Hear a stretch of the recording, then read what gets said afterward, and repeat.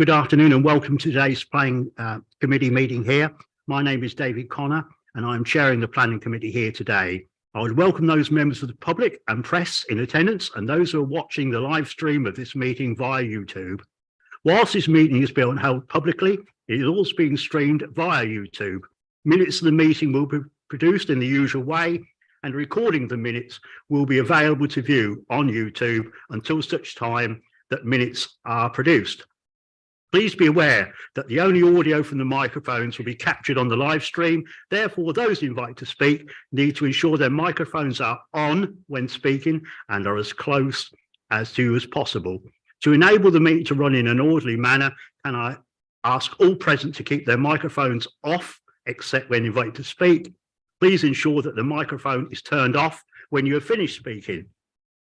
I'd like to ask everyone ensures their mobile phones are on silent or turned off for the duration of the meeting. Please be aware that the cameras will be on at all times during the meeting. With regard to the meeting, I must ask members of the public to refrain from interrupting. The only members of the public allowed to speak are those who have registered. Anyone who speaks must do so in a respectful and a polite manner. It is right there is meaningful discussion about the merits of applications, but we will not allow inappropriate language or personal attacks on councillors and their beliefs, on members of the public or on officers' professional advice. So thank you for that. So we now go to agenda item number 1, and I'd like to ask member services if we had any apologies for absence. Joe, please. Thank you, Chairman. All members are present at today's meeting. Thank you. Agenda item number 2, which is urgent items. Again, there are none. Agenda 3 is declarations of interest. Member services will now go to each councillor in turn, and can you please state if you have anything to declare in relation to any agenda item for discussion today. Thank you. Joe, please. Councillor Benny. Thank you, Joe. I'm a member of Chatteris Town Council, but there's nothing on the agenda today that clashes with that. As always, I state that I know Matthew Hall from Morton Hall. Matthew's done work for me, and also I've worked with him on the Growing Fenland project at Chatteris. Item 5, well, it's a very distant no. I actually went to school. Mark Stone was at school the same time as I was, and I know Gary Edgley, but I don't drink or socialise with them, so I feel there's no predetermination on that one. When I IFEX engineering about 20 years ago did make a set of stairs for me, but other than that, nothing else on there. And item 7 is an FDC application, and I will take no part in that one. And I have been lobbying on item 1 and item 12. Thank you. Councillor Connor. Yeah, thank you, Joe. I'm currently a March Town councillor, and I also represent Doddington Wilmington at this district council level. I do not take part in any planning discussions and voting thereon. I've been lobbied on applications number 4 and 12, and obviously I'm a Fenland district councillor with a Fenland district application on discussion today. Thank you. Councillor Cornwell. Thank you, Chairman. Yeah, I have been lobbied on the first item, item number 4 on the agenda, but that was actually prior to the publication, I think, of, well before the publication of this agenda. So I haven't got any predetermination or anything. I've got an open mind. Thank you. Councillor Mrs Davis.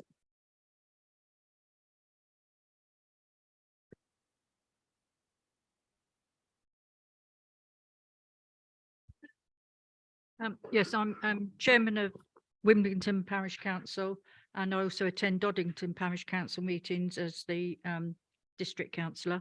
I take no part in any of the discussions nor voting on planning matters. I have been lobbied on item number 4 and 11. Thank you. Councillor Mrs French. Thank you. I'm a member of March Town Council, but take no part in any planning applications. I've been lobbied on item 4 by email, item 7 as a cabinet member, Fenland District Council. I wasn't aware of this application. I have an open mind on this, and also been lobbied on item 12. Thank you. Councillor Marks. Thank you. I'm a member of Mainey Parish Council, although I don't take no part in planning. On item number 5, IFEX is a company known to me as I'm a director of a business that deals with them, so I won't take part in that. And I've been lobbied on number 4 and number 11. Councillor Mrs Mayor.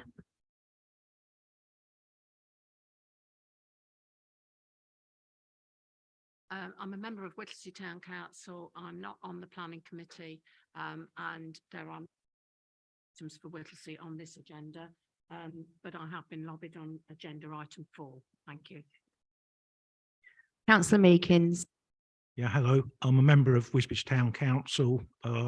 Take part in none of the planning issues there.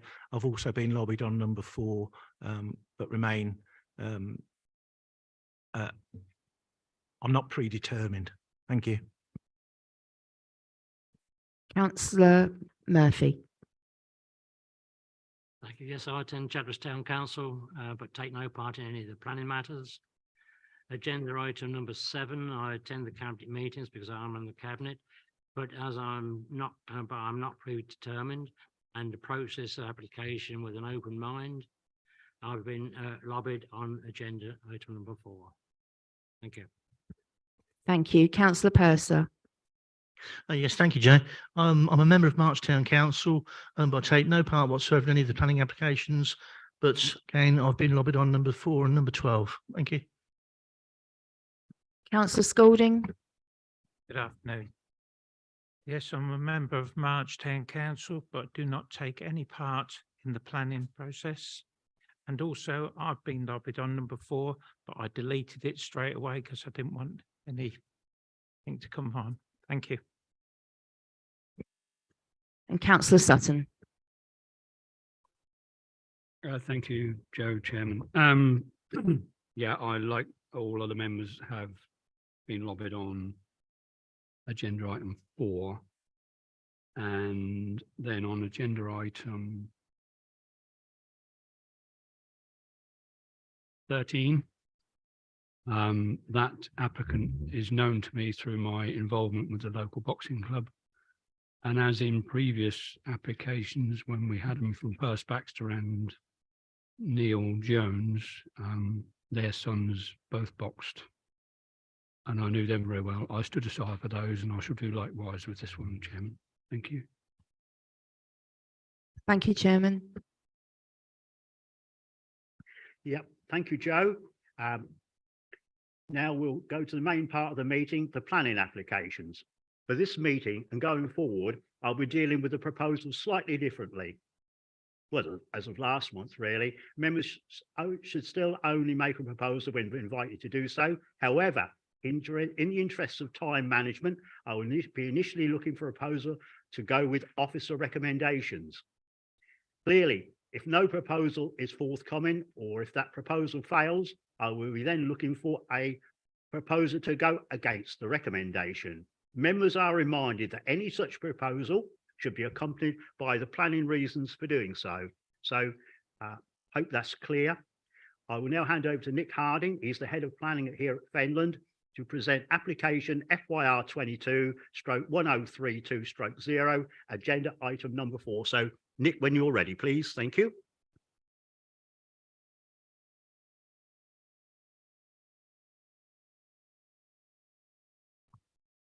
Thank you very much, Chairman. So the application before you is a development proposal for up to 125 dwellings with associated infrastructure, drainage and landscaping. All matters are reserved save for access. Next slide, please. So, as I said, it's an outline application. All matters reserved save for access.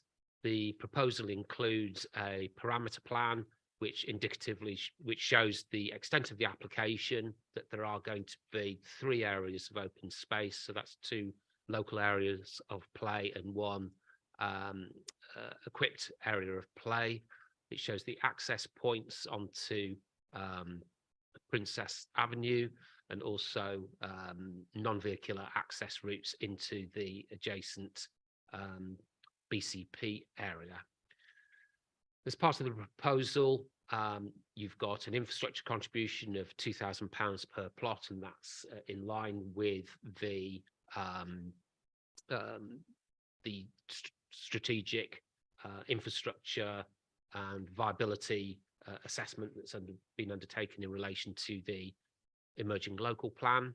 It provides for 20% affordable housing, and the proposal includes off-site highway improvements as per the MATS proposal at the junction of High Street and St Peter's Road. Next slide, please. So the extent of the application site is shown edged in red. The land to the left-hand side and to the sort of southwest, that's all forms part of the BCP area, and the BCP for this location has been approved. This development proposal has been assessed against the BCP and is in full compliance with the content of that adopted BCP. This is the parameter plan that I referred to earlier in the presentation. You can see access is being taken from Princess Avenue, and you've got the locations of the open space around the edge of the site, and you've got the areas of play shown by the stars within the site, and the yellow represents the areas where the dwellings are going to be located. And this is a plan which isn't for approval, it's just indicative of what the layout could look like. Within the site, you've got areas of land set aside for the management of surface water, and I'll say a little bit more about that later on. Here are some slides of the site. So this is taken from the access point at Princess Avenue, looking across the field that's proposed for development. This is the shot of the backs of the properties overlooking St Thomas's Cut, which is the drainage channel, with the site to the left-hand side. So that's the top slide. And the bottom two slides show Princess Avenue in the approach and exit from the application site, showing the relationship of the road to the existing development either side and the width. Thank you. And these are photographs looking across the site from the southeast to the northwest. That's the top slide. And the bottom slide is from the southwest, looking towards the site, and the extent of the site is sort of edged in that boxed area on that bottom slide. So this is the drainage strategy that's been submitted and has now got the approval of the lead local flood authority. As I've mentioned already, incorporated into the development is going to be a series of SUDS features, and those are eventually going to deposit the water into the existing watercourse, and then that will go onwards north from the application site. And the discharges from the site into that watercourse are going to be significantly less than takes place at the present time. So it is going to represent an improved situation over the current situation. You'll have seen from the update report and the report itself that residents have expressed concerns over surface water and surface water flooding and the maintenance of the watercourse. So in the immediate vicinity, the responsibility for the maintenance of the watercourse rests with a number of properties, and I could list those if you wished me to. And in terms of further north, again, that's going to be the responsibility of the relevant riparian owners. Clearly, the developer isn't responsible for maintenance that falls to those other people. So we couldn't reasonably refuse this application on the grounds that other people aren't fulfilling their statutory responsibilities for maintenance. And I think it comes back to this issue that at the end of the day, the flows going into that watercourse from this site post-development are going to be less than is currently the situation. So we are going to see betterment. Next slide, please. So we are recommending approval of the application. We've got no objections from any of the statutory consultees. By way of update, you'll have seen from the report that we've got an objection from Mr. Brand and another neighbour, both relating to surface water. There's also a response, particularly to Mr. Brand's points, by the lead local flood authority. And we received this morning representations from the county council indicating that they no longer have an objection to the proposed development, and Mr. Tuttle from County Council Highways is available if members have any questions in relation to transportation to and from the site.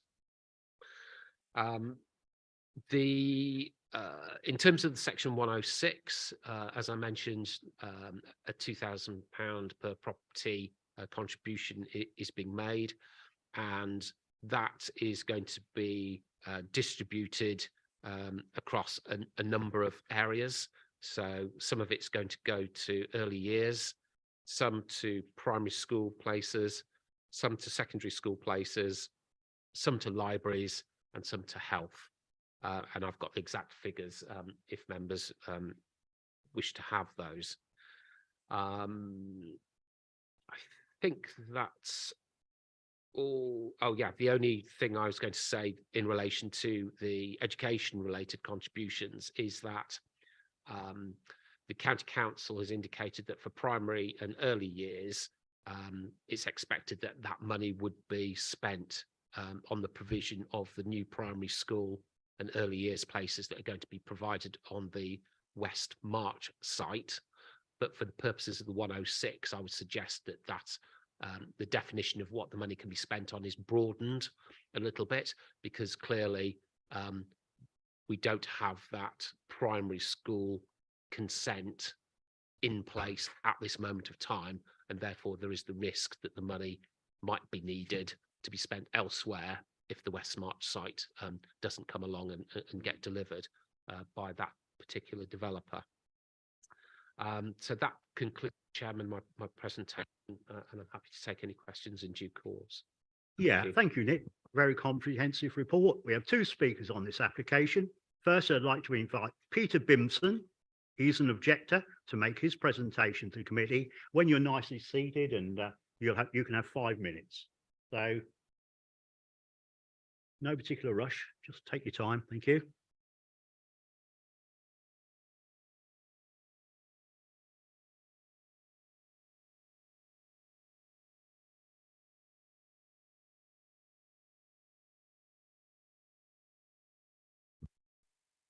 Hopefully that's working correctly. Yes. Thank you. Please start when you feel free. Thanks. Thank you. Good afternoon, and thank you for hearing my views with regards to this application. I am a resident of Princess Avenue, and I do own a property that borders St Thomas's Cut, which I think you've looked at just a few moments ago. I have previously written a letter of objection, which I understand you'll have sight of, and indeed that prompted a response from the applicant, which will also be available to you. And I would like to say I am grateful to the applicant for their response, because it did allay a number of my fears that were raised in my initial objection. In principle, I've got no great objection to a development of a site thereof. As a neighbour, obviously, I prefer there wasn't one, but that's no grounds for a refusal.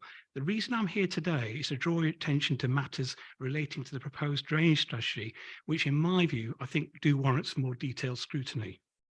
I've got no expertise in these matters, and I'm reliant on information gathered through the LLFA and also supplied to you by the applicant. Can I take you to slide 1 on the, oh, thank you. So this is just a repeat of an image you saw a few moments ago, but I've marked on their numbers 1 and 2 because they're the 2-point features that I'd like to talk about. The feature 1 is the location of St Thomas's Cut, which is an excavated drainage ditch that holds water and controls its discharge northwards and downstream off the site. I'll take you to slide 2. Yeah, come to that in a moment. And number 2 is the existing watercourse, which is fed by St Thomas's Cut, and ultimately this is the main route of discharge away from the proposed development and also the existing site.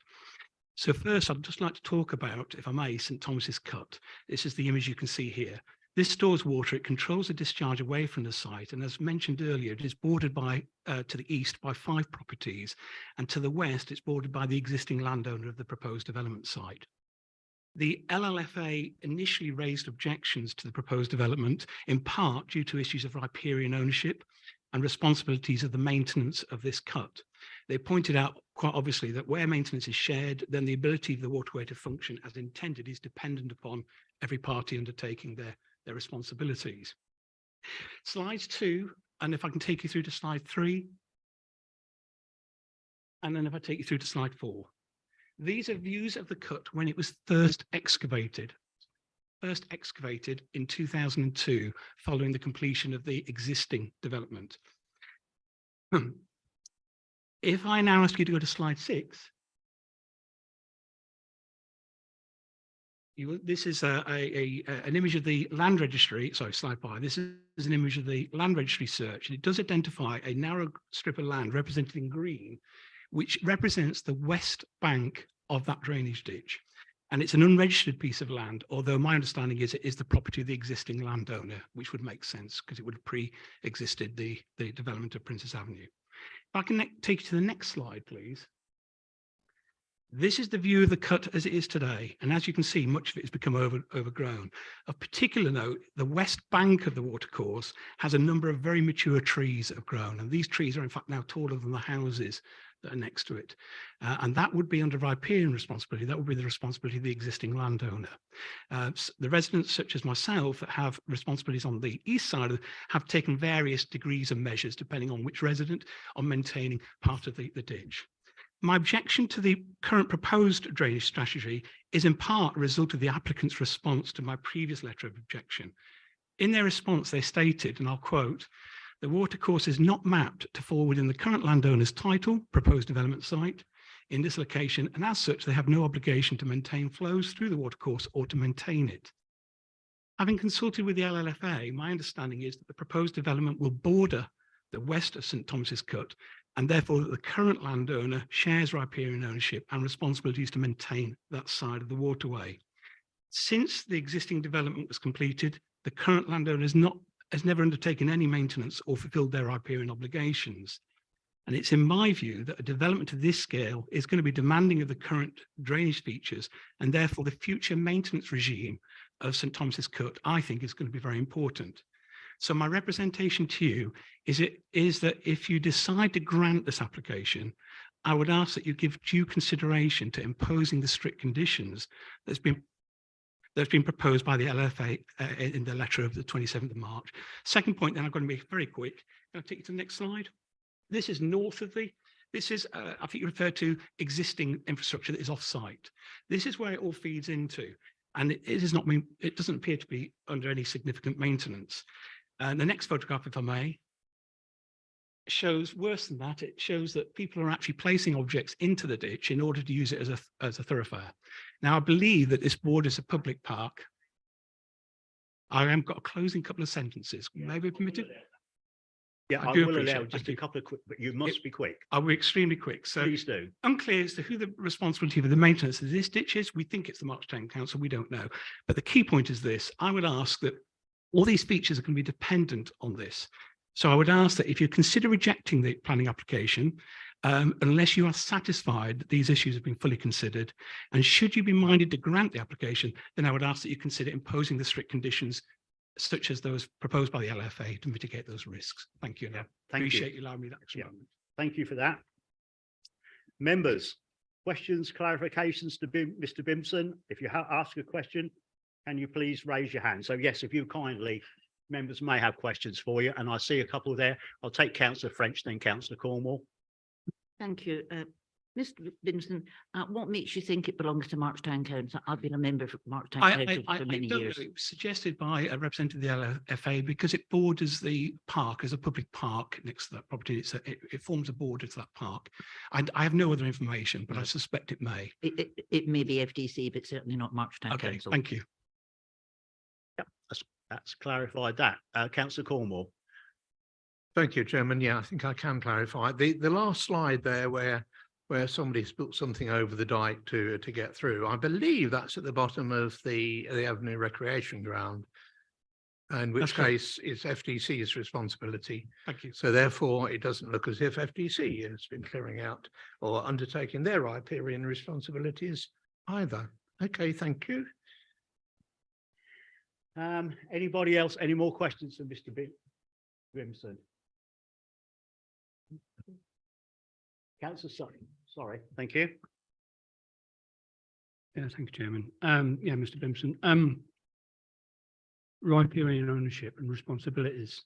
It's a bit of a dark area where residents don't really know from day one that they are responsible for it. When did you actually recognise that it was in part your responsibility? I am one of those residents. I'm one of those residents. I wasn't aware of riparian ownership until the matter of this application came up.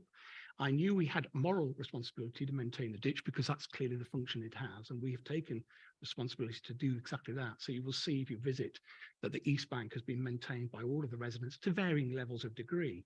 But I will readily accept I had no understanding of riparian ownership until this arose, which is why it's become important in my view when assessing this application, because it would appear the existing landowner may through ignorance or otherwise, I simply don't know, but they have not maintained their riparian responsibilities either. And it may be just through ignorance, but that seems to be the case. Thank you. Councillor Mayor, please. Yes, you say you weren't aware until this application came in. When you purchased your property, did your solicitor not explain all this to you? Because I've had a similar thing happen. When we bought our previous house, there is a riparian ditch at the bottom, and we were told by our solicitor that it was a riparian ditch and we had to maintain half up to the centre of the ditch. Thank you. I mean, I'll make 2 points. First is I'm not in any way disputing that I have responsibilities. There's no difficulty with that. I'm quite content with that. The second point, in answer to your question, is that no, we were not advised or aware. I purchased the house new from Halstead Homes. I revisited the paperwork and the deeds that I had from the sale. There was no mention of riparian ownership. And indeed, we were deterred from maintaining the ditch because the property, the developer placed a 6-foot fence on the boundary of our property, and to gain access to the other side, you had to go into the adjacent field, which is other person's property. So in my case, I actually lowered the fence and placed a gate so we can access it. But no, we were not advised, and I suspect that's true of most of my neighbours, if I'm honest. Thank you. Any more questions? I can't see any burning desire to do so. No, thank you very much. Thank you. Now I'd like to invite Simon Ather, he's the agent, to make his presentation to the committee. You also have 5 minutes when you're ready to start. Thank you.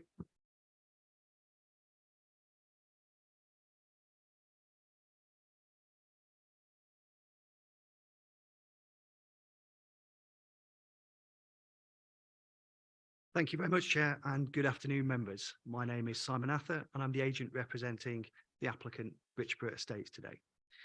I would like to start by thanking officers for their engagement and dialogue during the application process, and for the well-reasoned and justified committee report that is before you today. We've sought to positively engage with and respond to comments received throughout the application process, and have taken on board advice from the case officer and worked closely with consultees to overcome any issues that have been raised. I would now like to give you some background to Richborough Estates. Richborough are one of the country's most successful strategic land promoters who specialise in delivering residential developments alongside house builders and development partners. Richborough seek to take a proactive engagement with local councils, communities and stakeholders to create sustainable developments that respond positively to each local area. This outline application is seeking permission for the principle of development for up to 125 dwellings, with means of access from Princess Avenue. Matters of detail such as the layout, appearance, scale and landscaping are reserved for future consideration. Our application seeks to provide for 20% of the dwellings to be affordable, which equates to 25 in total. This would be split between 70% affordable rent and 30% shared ownership tenures, following agreement with the council's affordable housing officer. As you will note from your officer's report, This site has been allocated as part of the West of March strategic allocation in the adopted local plan. In addition, the West of March broad concept plan was approved by this committee in July 2021 and seeks to accommodate 2,000 new homes in addition to new schools, green infrastructure and a local centre. As you'll see in paragraph 9.1 of the report before you, our proposals are fully in accordance with the adopted BCP, with access being served off Princess Avenue. Officers have identified at paragraph 9.2 of the report the benefits of our proposals. The provision of housing on an allocated site, which has been tested against the MPPF, is considered to be sustainable. Our proposals would make a strong contribution towards the Council's future 5-year housing land supply, particularly through the provision of much needed affordable housing. We are proposing to deliver a package of Section 106 contributions as part of our application that is reflective of the Council's own viability assessment towards education, libraries, off-site formal open space and the provision of healthcare facilities, as Nick set out earlier. In relation to matters of highway improvements, we have agreed in principle with the County Highways Transport Team to deliver in full as part of our development an upgrade to the High Street and St Peter's Road junction to relieve existing problems with traffic congestion. And we consider this to be a significant benefit to our proposals. On site, our development would deliver a pedestrian and cycle link to the wider strategic allocation and its proposed services and facilities. There would be an extensive amount of on-site open space proposed with a play area and landscaping that would deliver a biodiversity net gain in excess of 10%. We've prepared detailed technical surface water drainage proposals that provide for significant amounts of sustainable urban drainage features across the site that would manage all of the surface water flows from the new development. We've carefully noted and responded to concerns raised by local residents on Princess Avenue, such as Mr. Bimson, in regard to the existing drainage ditch along the eastern boundary of our site. We believe our drainage proposals would lead to managed and considerably lower discharge rates into the cut than the existing runoff that can freely flow from the field into the cut at times of peak rainfall at present. We intend to work with existing local residents to secure their agreement as the riparian landowners to clear and maintain this ditch to ensure it is free from blockages and provides effective drainage for the existing housing and our proposed development. It should be noted that the LLFA have raised no objection to our proposals and are fully happy with our surface water drainage strategy. Just before I conclude, I would like to re-emphasise for clarity that members have only been asked to assess the principle of residential development to this stage, with means of access from Princess Avenue. Matters such as the appearance, scale and landscaping are to be considered at a future reserved matters stage. You will see from the report before you that the case officer and statutory consultees are satisfied that the illustrative layout put forward will meet the requirements of national and local planning policy in creating a high quality and sustainable development. I thank you very much for your time, and I would ask you to support your officer's recommendation to approve this planning application. Thank you. Thank you very much, Mr. Ather. Members, questions, clarifications to Mr. Ather, please. Councillor French. Thank you. Thank you. I'm a bit, excuse me, I'm a bit surprised that you're talking about the High Street in St Peter's. That is part of the MATS, and I have sat on that committee since 2017. That corner has already been agreed and the business case is ongoing at this time. So I'm not quite sure how you're getting involved in that. Thank you, Chair. If I can just clarify. So we're agreeing to deliver that upgrade scheme in full as part of our development. So effectively, rather than paying the County Council through a Section 106 agreement, we would deliver that junction upgrade directly ourselves prior to the occupation of 26 dwellings from the site. So in effect, rather than local taxpayers having to fund it, rather than the County Council funding it, we would be delivering that as part of our development proposals. So we think that's a real benefit because it would actually assist existing problems that we know there at the moment. Thank you for that, but I don't think you're correct. The St Peter's and the High Street is what we called medium term. It has been, it's going to business case now. Your development will not be completed until whatever year. That corner needs urgent attention within the very near future.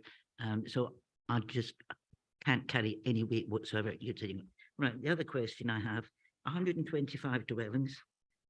You're probably talking about 300 to 500 people. And you have got the audacity to offer £5,044 to the National Health. They asked for 75,126.86, and you're offering 5,944. I think that's absolutely shocking. If I could respond to those 2 points, please, Chair. So just firstly, in terms of the junction, I'm sure that Nick or Jeff Tuttle can perhaps assist when we come back to that point on this. But in effect, this is an outline application. If this were to be approved, there's no reason why a reserve matters application couldn't come forward on the site within the next sort of 8 to 12 months. And then once the pre-commencement conditions are discharged, a developer could be on there delivering that site out within the next sort of 2 years. So effectively, those junction upgrade works could take place as a result of this development within a 2 to 3 year period, which I would hope you would agree is going to be considerably sooner than what was envisaged over the sort of medium term within the MATS work that's been undertaken to date and that business case. Just in terms of your second point, certainly note that in terms of the contribution that's been requested from NHS, and we've been working very closely with council officers over the obligations that have been sought. As you'll know more than I will, your council has adopted a viability position statement in respect of what is deemed to be a acceptable viable amount of obligations that development in this area can deliver. And that's not us who've put that forward. That's the council who've said that's at £2,000 a dwelling. So I certainly accept your point that more money has been requested by the NHS, but in terms of what we're proposing, and in terms of what the council's position is, that's at £2,000 per unit, and we're very happy to deliver that, and we're more than happy to continue talking to officers through the 106 process to look at that viability further. As we recognise that's important for yourselves as councillors, it's important for us as well as a developer. So we're happy to look at that, but that's very much on the back of what we've been responding to from the council's own viability study. I hope that helps. Thank you. Finished, Councillor French? Very good. Anybody else got any questions? Councillor Sutton, thank you. Yeah, thank you, Chairman. Yes, Mr. Arthur. I'm struggling to understand why Councillor French has got a problem with Section 106 money being spent on any road, let alone St. Peter's, because time and time again we're here complaining about not getting infrastructure benefits from developments. Residents are always on about us not getting a fair share. So I really don't understand why anyone would be complaining about you offering to do it. I certainly would welcome it. Whether it fits with timescales, that's another issue. But the offer, it has to be welcome. Why wouldn't it be? But going off from that, I'm sure you said in your presentation that you was willing to clear and maintain the cut. Now, I spent about 3 hours last night going through this application with a fine tooth comb because, flooding is a big issue in and around March and indeed in the wider area. And I noticed on there, and I think Mr. Bimpson did allude to it, that you or the company had initially refused to take ownership of that strip of land, and because you don't own it, I think I'm right in saying you were saying that you wouldn't maintain it. Now, I will struggle to support this application if that is the case, because clearly over a number of years that cut has been neglected. It remains to be seen whether the scheme put forward will actually reduce the amount into there, and whether that's capable of taking it. Probably not an issue at the cut, but further down is probably more of an issue. And I appreciate you've cut it down to 5 litres per second, but that's still a hell of a lot of water in a 4-inch pipe that's coming through there at a fair rate. So my request to you would be that you take ownership of that land, register it in your name, because it's at the minute it's unregistered, so there's no reason why you couldn't go along and register it. I'm sure the residents along that back row, they don't want it, and nor should they have it. You know, the riparian rules say half of the ditch of each side ownership. So I would like some assurance that you at least will go down that route and make sure that it's cleaned out in total at your cost and no cost to those residents at this minute. And make sure that in the management plan that is included. The other question I've got is around the 3.5 metre maintenance strip on the other ditches. Being very, very much involved as a farmer and a farm manager for many, many years, and a member of several IDBs in and around Fenland, the maintenance of these things is critical. And had these things been maintained the way they should have been, we probably wouldn't have had the problems we had in August 2014 and December of 2020. So that's, I haven't got any problem with the development. I think it's good that you've been working with officers and you know, fair play to the officers for working and bringing it to you know, a state where we are now. But there's just that one issue that I really am struggling with, and if you can't give me some sort of guarantee that you're going to go down that route, then I'm going to struggle to support it. Yeah, please feel free to answer Councillor Sutton's concerns. Thank you. Thank you, Councillor Sutton. They're all very valid points. I just want to cover, first of all, what I think is a really important point about the road junction improvements that we're proposing to the High Street and St Peter's Road, because I want members to be absolutely clear on this, is that we're actually proposing to deliver those works in full as part of our development. We're not looking to pay money into a pot that will disappear off to County Hall that you, as local elected representatives, won't see the benefit of for your residents. We're proposing to deliver those junction upgrades as part of our application. So that's something that Richborough always will prefer to do, is deliver the infrastructure ourselves where we can, because we know that makes a positive difference to our future residents, but also to existing residents in that community. So that's why we want to deliver that scheme, and we've been working with County Highways closely and your planning officers to make sure we secure and deliver that. So please let me, you know, reassure you on that point.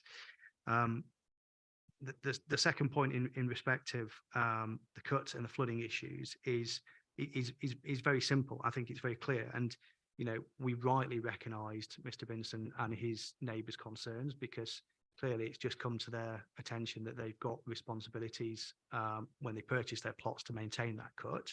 You know, we sympathise with that, and that's an issue that often comes up. So we're more than happy, and we have proposed to do this, is to get in touch with those residents and offer, as part of our development, to clear out and to maintain the cut to a point where it's clear and they're happy with.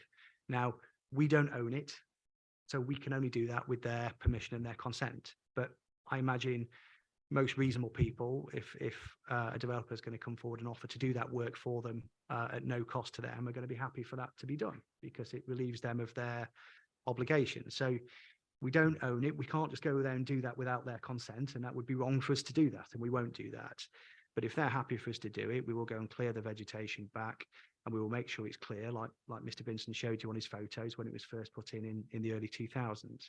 And I think it's a really important point to see is, and I don't know, Nick, if you've got the slide, you can put it with a surface water drainage strategy, please, if that's available to just put on the screen, because I think it's really important just to, as a point of clarification to yourself, Councillor Sutton, show what it is we're proposing in terms of the subs features. So I think it was back in the main presentation, if you've got that. Just again, I think. Here we go. So if you see all the areas that are in green, the bright green on the plan there, They're all the SUDS features, the drainage attenuation basins that we're proposing as part of our development to have for surface water attenuation, effectively storage of surface water at times of peak rainfall. Now, the existing drainage basin that you can see that's in the white next to the residence of Princess Avenue, that when that was done back in the 2000s was the only size of drainage basin that was put in to serve that development then. And I think it's clear just to see how far SUDS have come on in the last sort of 20 years in terms of what developers have been asked to provide to deal with surface water flooding on site themselves. So it makes a big difference in terms of being able to capture and store surface water from the new dwellings, from the land, that at the minute it's a greenfield field, it can just run off straight into that cut. And as we've seen from the photos, at times of peak rainfall can cause flooding. So we're proposing that the runoff rates and the flow will better the existing situation. And the LLFA are very happy with that. We've consulted with them, we've met with them, we've discussed this with local residents, and we appreciate they're going to have concerns, but all the technical work that we've done will deliver reduced runoff, surface water runoff from the scheme that will be controlled via a hydro break into that cut. So that and the maintenance will alleviate the existing situation and create betterment for the future. So I hope that sort of just helps reassure you, Councillor Sutton, and I know it will also be a concern for the members on that point. Do you want to come back on that, Councillor Sutton, before I get Councillor Davis in? Yeah, if you can just give me a little bit more of assurance about what you're going to do about the piece of land that as yet has not been registered. What I was asking is that you register that as yours, because it's at the minute is unregistered. Yeah. And then that gives you an obligation as a right, but at the minute, whoever owns that, and it appears to be no one, so no one's got an obligation to do that half of the ditch.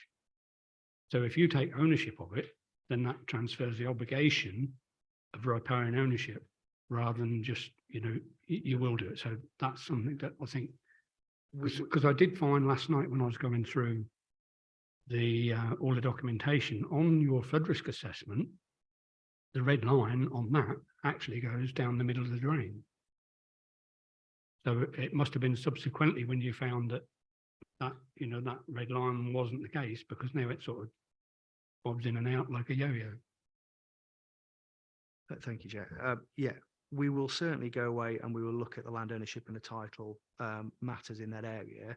And clearly, if we can register that land and we can take it into our ownership and put it forward as part of the management company, that the eventual developer will happen, then, as you say, that there'll be a riparian obligation on the management company that will manage the future development to maintain, cut back the vegetation and keep it clear flowing.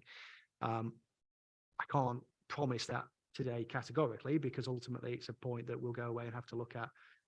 When you register land, there can be objections if other people come forward, but I can promise you we'll certainly go away and do our best to make sure that we try and acquire that piece of land, so we've got that maintenance obligation. But regardless of that, even if we can't acquire that land, we will certainly go to the existing residents and have that conversation with them about doing that maintenance. So one way or another, that's what we plan to do, because we recognise there's an issue there and we want to deal with it positively. So we'll go away and do that. Thank you. Thanks, Chairman. Councillor Davis, thank you. Yes, you've given us all sorts of assurances and guarantees. Can I turn now to affordables? Because this is an outline application. Are we going to get a guarantee from you that when it comes to reserve matters, that those 25 properties will still be 120? No, it's the affordables, 20%. Yeah. 20%. Yes. Because so often we sit here and when it comes to reserve matters, then the applicant comes back and says, well, it's not viable. So what we've done, we've been through very carefully with officers, and we had a meeting with the council's affordable housing officer to discuss and agree what the affordable need is in this area. And the feedback we had, it was very much a need for rented properties. There's a waiting list in March. We looked at the numbers on that, and we've increased the rented offer to 70% of those 25 accordingly to make sure that we're providing that. What Richborough do as a land promoter, the eventual house builder that comes forward, we work very carefully with them through the sale of the land to make sure that the obligations that we're putting forward within our section 106, which Richborough sign up to, commit the eventual developer to delivering that infrastructure that we've agreed now at the outline stage. Because we recognise to you, it's part of our reputation, it's part of our credibility to come forward and promise to deliver what we say that we're going to do. So, you know, we're happy that the scheme is viable in its current format at 20%. There's no reason I could see why that would be lowered at a later date, because that's based on the council's own viability assessment, as I said to Councillor French before. So very happy to commit to that. That'll be 20% with 70% affordable rented, and then the 30% shared ownership tenure. And clearly, if there was a future application down the line, once the House Bill's picked it up, you're well within your rights at that stage as a committee to say, no, we don't accept that. This was agreed, and that's what was put forward at the time. And clearly that'll be minuted in terms of what we're saying and what we've put forward. So we're putting forward the Section 106 agreement on that basis. I can't see any reason why there would need to be a change in position from the 20% that's been offered. Councillor Cornwall, thank you. Thank you very much. All right, so Thomas's Cut is in fact a medieval drain that linked to the original settlement, which is town end of March, and took the water, whatever it was. I'll use it water. It could have been anything in those days, down towards the river. And even now, St Thomas's Cut actually does feed into the river ultimately. So has Middle Level actually been engaged with you on some of the calculations and so on of the flow from the development? You may have balancing systems in place, as you've shown us on the map. It still may be an increase in water that's actually coming off that field into the system. And that, in fact, will have two purposes, or two things. First of all, it has to go through a very restricted drain that's actually under the cricket fields, I believe, which is a much smaller drain, actually, than the existing St Thomas's Cut. How it got that small, I don't know. That's all lost in the mists of time. But actually, the amount of water going out into the river is likely to increase, I suspect, somewhere along the line. And I just wondered if mid-level commissioners are happy to take those extra flows. Thank you, Chair. Thank you, Councillor Cornwall, for that question. So first point is actually flows will decrease from the site going into the cut. And the LLFA have agreed with that position, because the idea is, following SUDS principles, you attenuate and you store on site.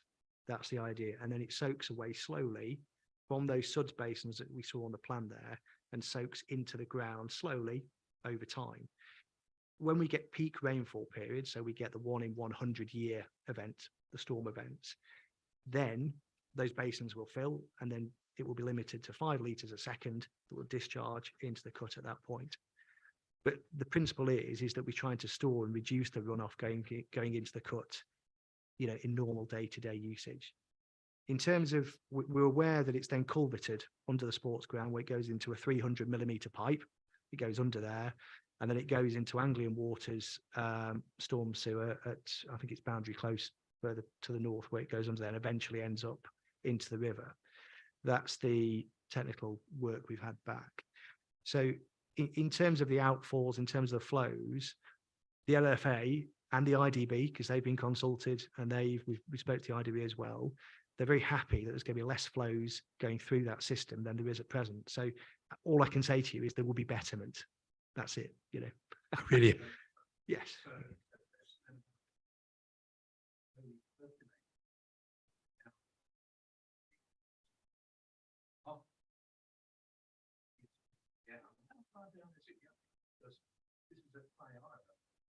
And eventually it will finish off somewhere on the lower level, and will then fall into drainage Inevitably, yes, because you're right. It's the amount of permeability of the ground, and it's how high the water table is at that point. And clearly, in the winter months, the water table is higher. In the summer months, it's lower. So the idea is you store it so it releases slowly over time, and that's the idea. These SUD schemes that have been put in place, you know, I genuinely think are fantastic. They generally do work.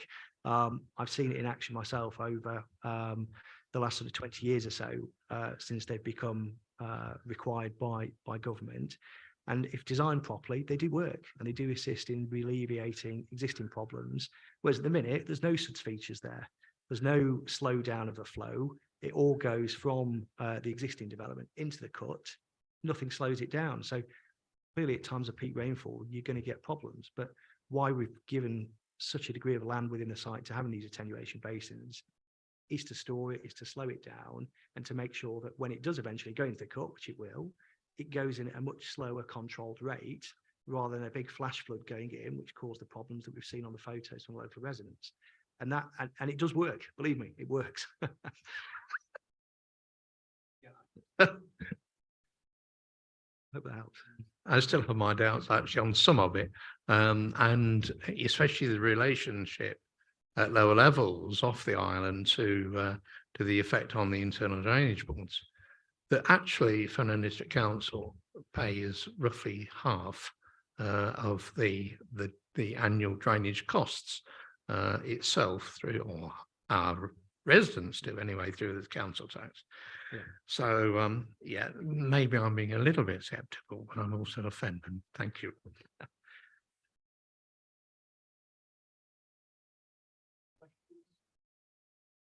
Well, I think I'll come in then, okay? As always, it'd be rather remiss if I didn't ask this.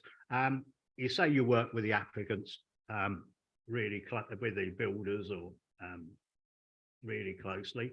If this application is successful, I have a strong opinion that a pre-commencement condition during the construction phase and also obviously the building phase of it, there's a road sweep and a wheel wash should be on site at all times. I know we can't absolutely condition a pre-commencement, but Councillor French and I have had several battles with builders over depositing mud on the road.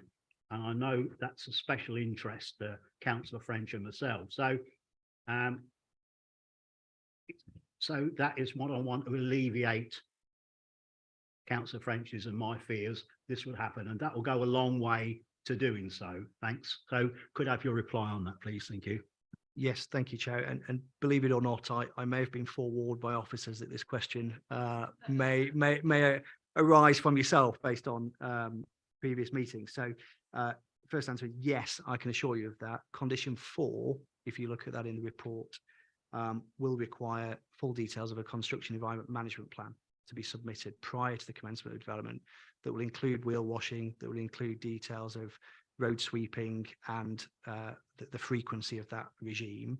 And it is down for yourself as local members and officers at that point when reviewing the details of the condition to determine whether you want that frequency to be increased and ultimately how you want that to be controlled. But yeah, it's pretty, it's common practice now for any reputable developer to be making sure that the highway is cleaned after lorries have been in and out on a daily basis, because I've been there. I know it causes issues with mud on the road. So yes, I can assure you that will be dealt with fully. Why I question developers doing that, because we've had lots and lots of problems on the A605 with two various companies, and I've been sort of instrumental in trying to get that into some sort of order. We did actually get some sweepers, but it was a very, very slow start, as Councillor Mayor will obviously agree there. So, and it was sort of took a lot of my time up to try and get this happen. So that is a question that I always ask and will continue to ask through this meeting, and hopefully others to come. One never knows, but thank you for that. Thank you. Councillor Meekins, thank you. Thank you. I'm not sure whether it's a question for the agent or possibly one for officers. So if I can ask it, and yep, please do take advice. Councillor Sutton informed us that the land on one side of the cut is unregistered at the moment. Is that correct? Yeah. Yes.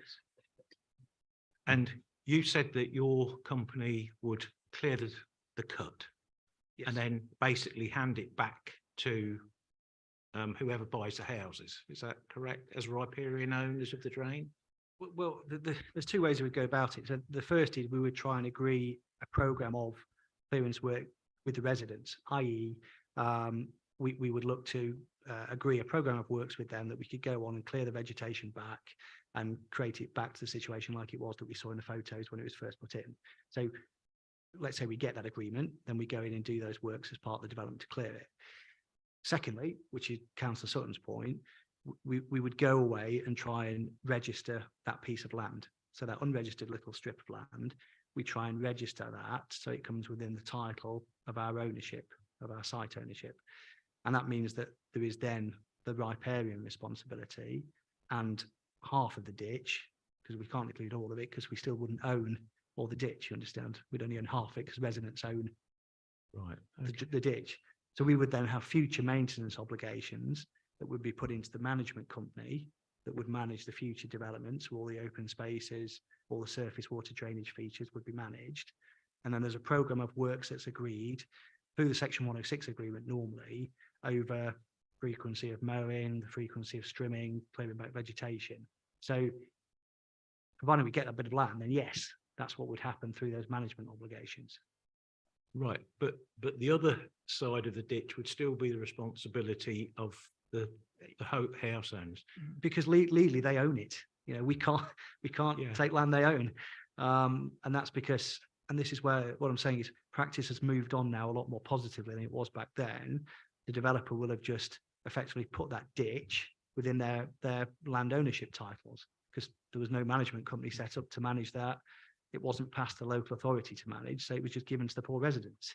You know, so things have moved on now, and best practice is that you put it into a management company, so all the residents collectively fund the ongoing maintenance and management of drainage features. So could the existing people come into that deal? Because it didn't look a very wide drain to me to be trying to clean half of it out. I mean, I think the reality is they probably can't come into the new arrangement because they still own, you know, they've still got legal obligations that they own it, and we can't right the wrongs of the past, you know, in that respect, as much as we'd love to, or we can only do our best to try and manage and alleviate the situation that's there. And, you know, if one resident, for example, didn't want to give up that bit of land, then how do you maintain that one bit around their plot? So we've got to think practically what's possible here to do as well.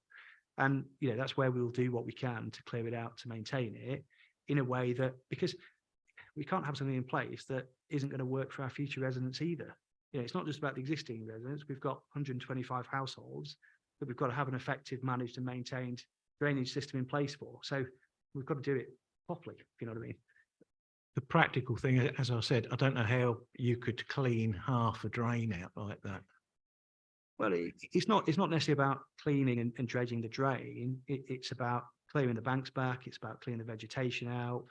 The LLFA and the IDB have both got responsibilities in terms of enforcement capability to require landowners to do that. Clearly, as we've seen from the photos, that's probably not happening as well as it should.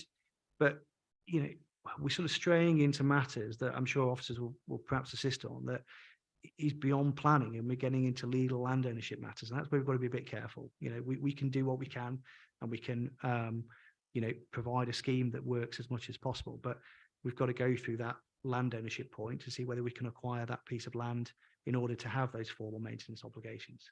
Okay, thank you very much. Thank you. I'm going to bring in Councillor Murphy now, sitting patiently there. Thank you very much.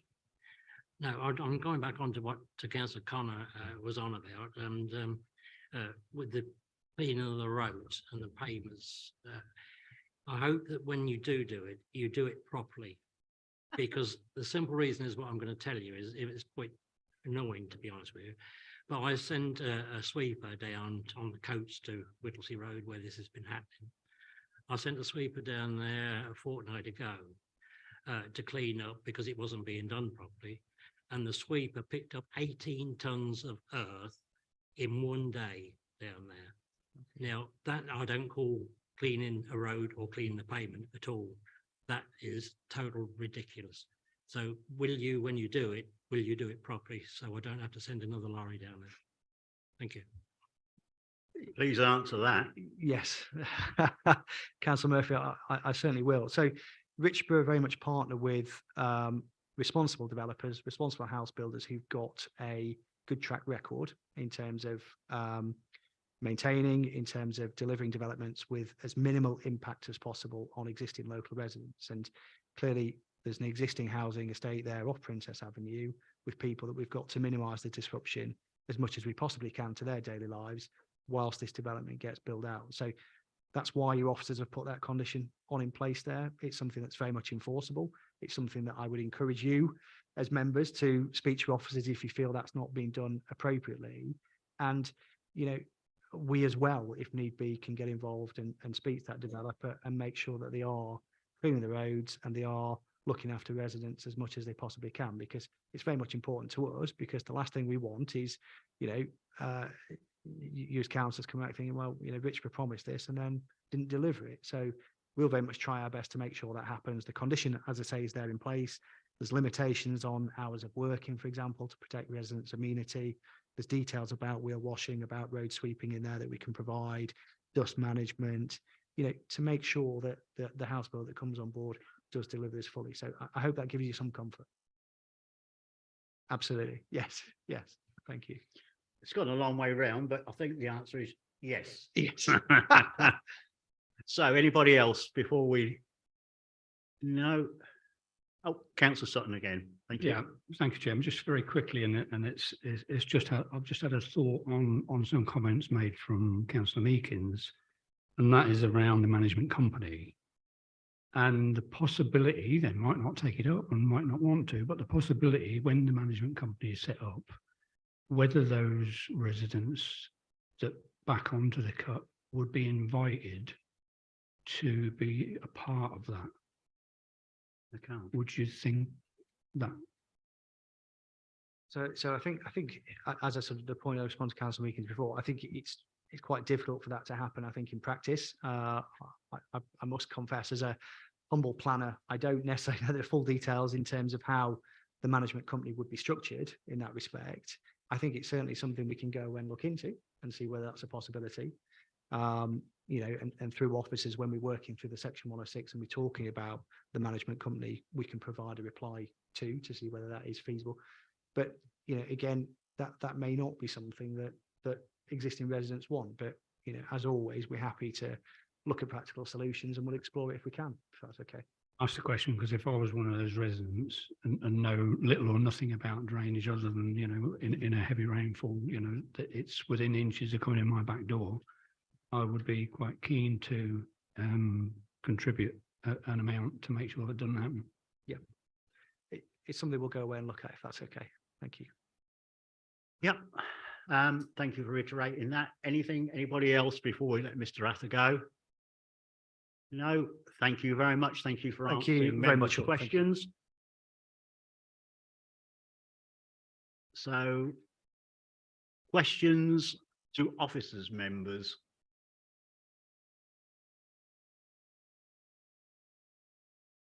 Okay. No, I'm going to leave my discussions until debate rather than questions. I think we've had a lot of questions answered. Yep. I'll leave it until debate. That's your prerogative, Councillor French. Anything else at all? No questions to officers, anybody?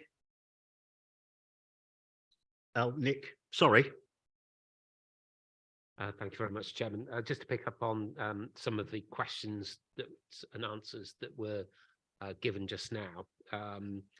In terms of the Section 106 situation, the agents gave a good summary of what the situation is that the Section 106 ask from the various organisations is the size of a cake, but the viability position of development in Fenland is only a third of that cake or a quarter of that cake. So that's all we can realistically ask for is our, what we can still ask for and still make the development viable. And that's the way that we've operated for many, many years. Yes, there has been a change slightly to the £2,000 per property situation that we have today, but that's come off the back of the latest viability advice that we've got when we were preparing the first draft of the local plan.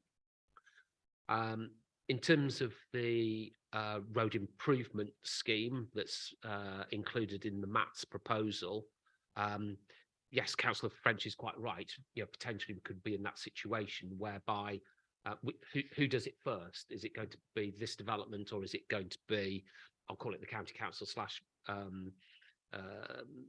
combined authority? So if it happens to be the combined authority gets to do it first, then what we would have in the 106 is that ability for a contribution to be made that ordinarily the developer would have spent on delivering the MAT scheme to refund the county council slash CPCA that's forward funded that improvement that was due to be provided by the developer. So that's the way that we can deal with that. So it wouldn't, that situation wouldn't slow down the delivery of the MAT scheme at all. Next one is the maintenance of the cut, and that's been sort of discussed in the questioning quite a bit, is that as has been explained, the developer does not have any direct legal responsibilities for doing it. And the fact that they're going to try and do that out of goodwill is something that we can't require as part of the planning consent. At the end of the day, there's a group of owners out there who should be maintaining the ditch, and they shouldn't potentially be seen as holding new development to ransom because they're not fulfilling their legal responsibilities for maintenance. As was touched upon, we did consult the IDB on the application proposal, but didn't receive a response. But you heard from the agent to say that they had had some background discussions with the IDB. So there's no concern there from an objection in principle from the IDB. And if IDB consent is required for a discharge, then that's a separate legal process to planning. And finally, from the planning permission perspective, we can't require an applicant to go and acquire this additional slither of land that sits on top of the bank of the cut. We can't require them to maintain land that's not theirs, and we can't require them to invite third parties to join forces in one way or another in terms of maintenance, because that's nothing to do with planning. Okay, thank you very much, Chairman. So before we move into debate, is there got any questions, clarifications for Nick? Councillor Meekins, thank you. It's about the ditch. I just wondered who is responsible for policing, if you like, that riparian owners are keeping those ditches clear? Because from the photos we saw, people aren't keeping them clear. I just wondered. Yeah, okay, thank you. So I think you got the answer to that. So anybody got any more just clarifications, just explanations from officers of just what they've said? Councillor Cornwall, I'm glad I said it now. Thank you. Yes, in view of the photograph of the state of St Thomas's cut at the end of our own recreation field, the Avenue Rec, I wonder could Fenland District Council actually play its part and clear that out? Perhaps we could pass on a request somewhere on the line. Councillor Mayor, thank you. Sorry, I'm sitting here listening because I've had all the experience of riparian ownership, and it's not easy, and not a lot of people know about it, and that's the problem. And unless it's explained to people properly, then they get away with it. We had a developer actually say, oh, we're going to fill that ditch in and bring our boundary to your boundary. No, you're not. So what happened in the end, and I didn't bring this up and speak to Mr. Ather about it, but an engineer from a drainage board actually devised a scheme for them, for the developer, and they cleaned the ditch from their side because our side was clear. They arranged a proper piping of that ditch and put inspection chambers in it and put a fence up down where the middle of the ditch was. And that was the end of it all.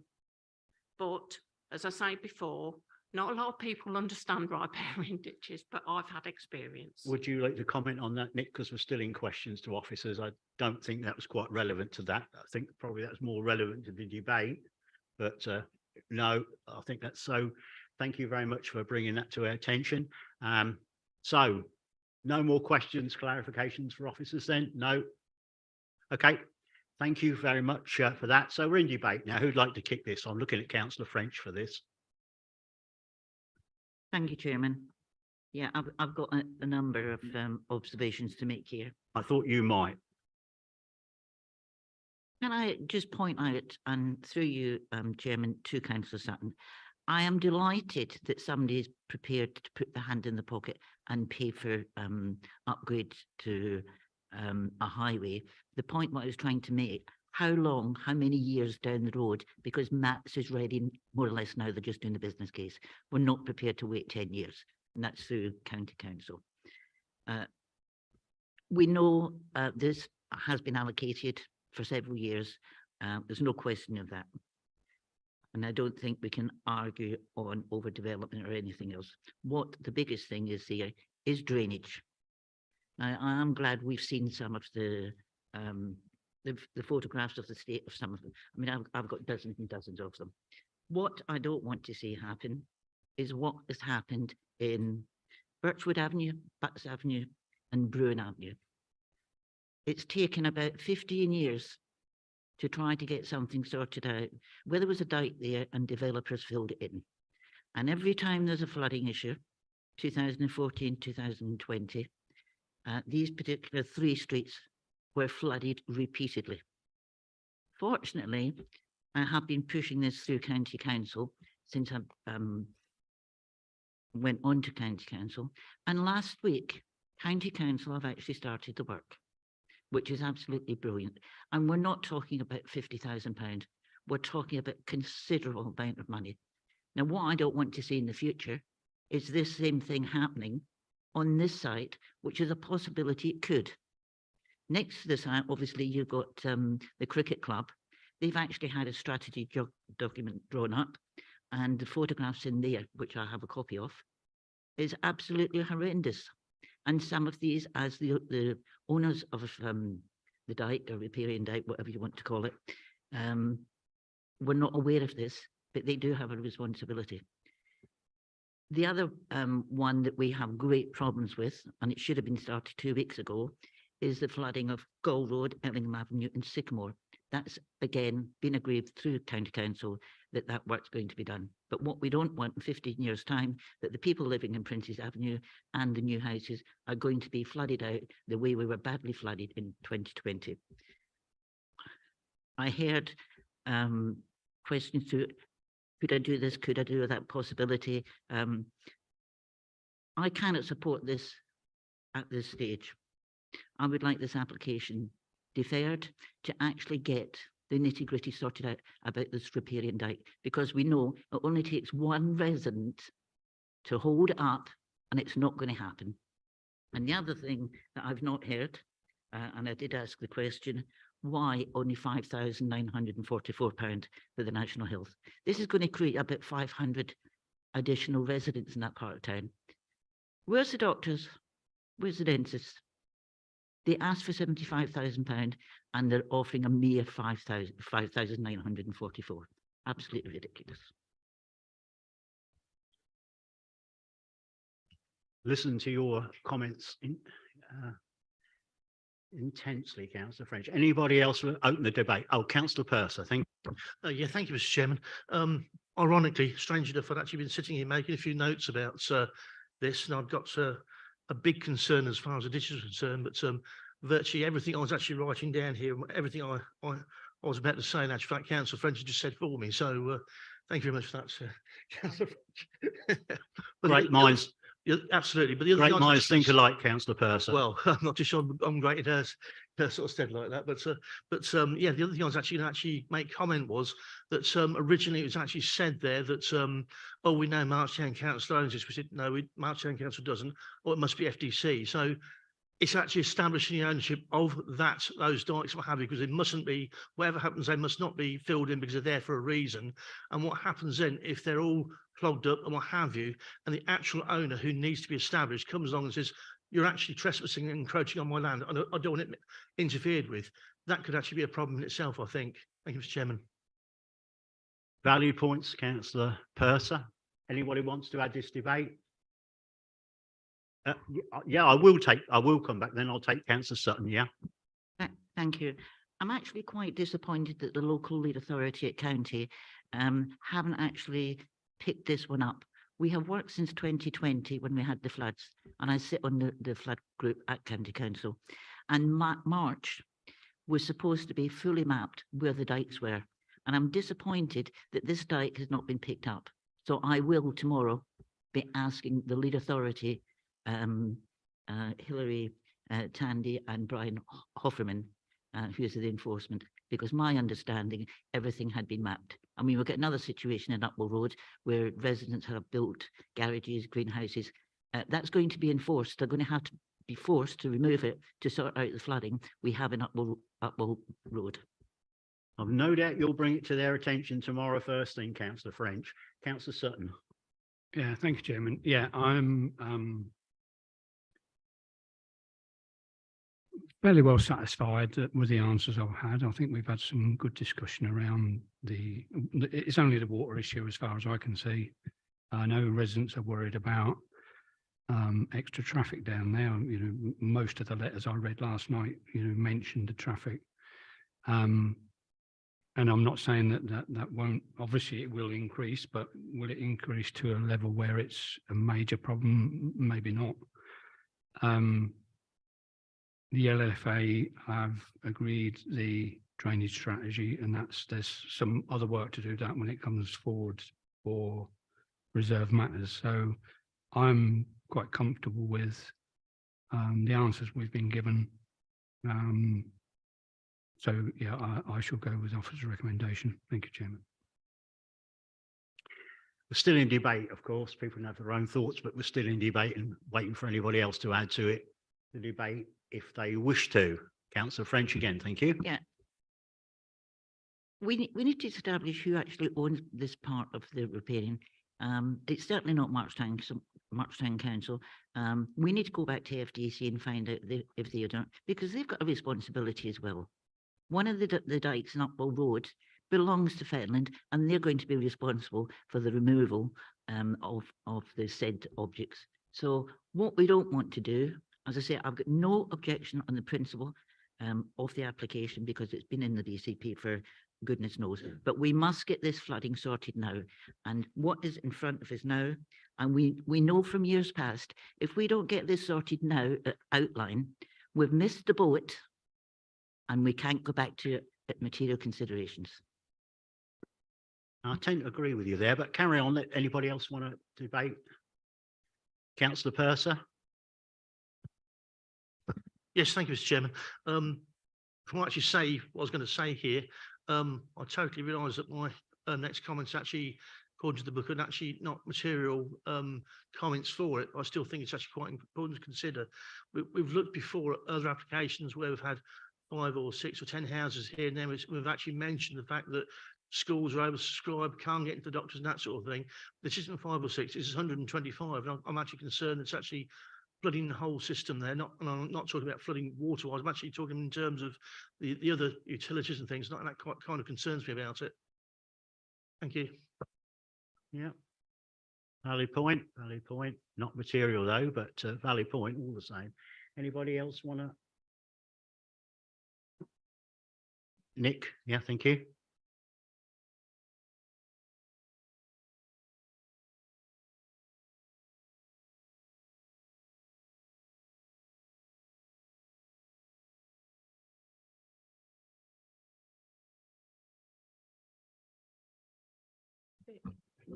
Thank you very much, Chairman. I've now forgotten what I was going to say. Two things really. In terms of the Section 106 situation, we are where we are. There is only so much money available that the developer is able to contribute if the development is going to go ahead. And that's a point of principle that this council has agreed and determined applications previously at this committee, the £2,000 per house rule, so to speak, on developments south of the A47, and actually no pounds at all for development north of the A47. So that's established. So it's not the applicant's choice of how much money is going to the NHS side of things. What we have done as officers is said, well, how much has been asked by whoever or whatever, and then just given them a pro rata amount given the size of the pot available. If this committee says, I don't want it to go to secondary school education, I want to bump up the pot for NHS, then that's within your gift to do, if you wish.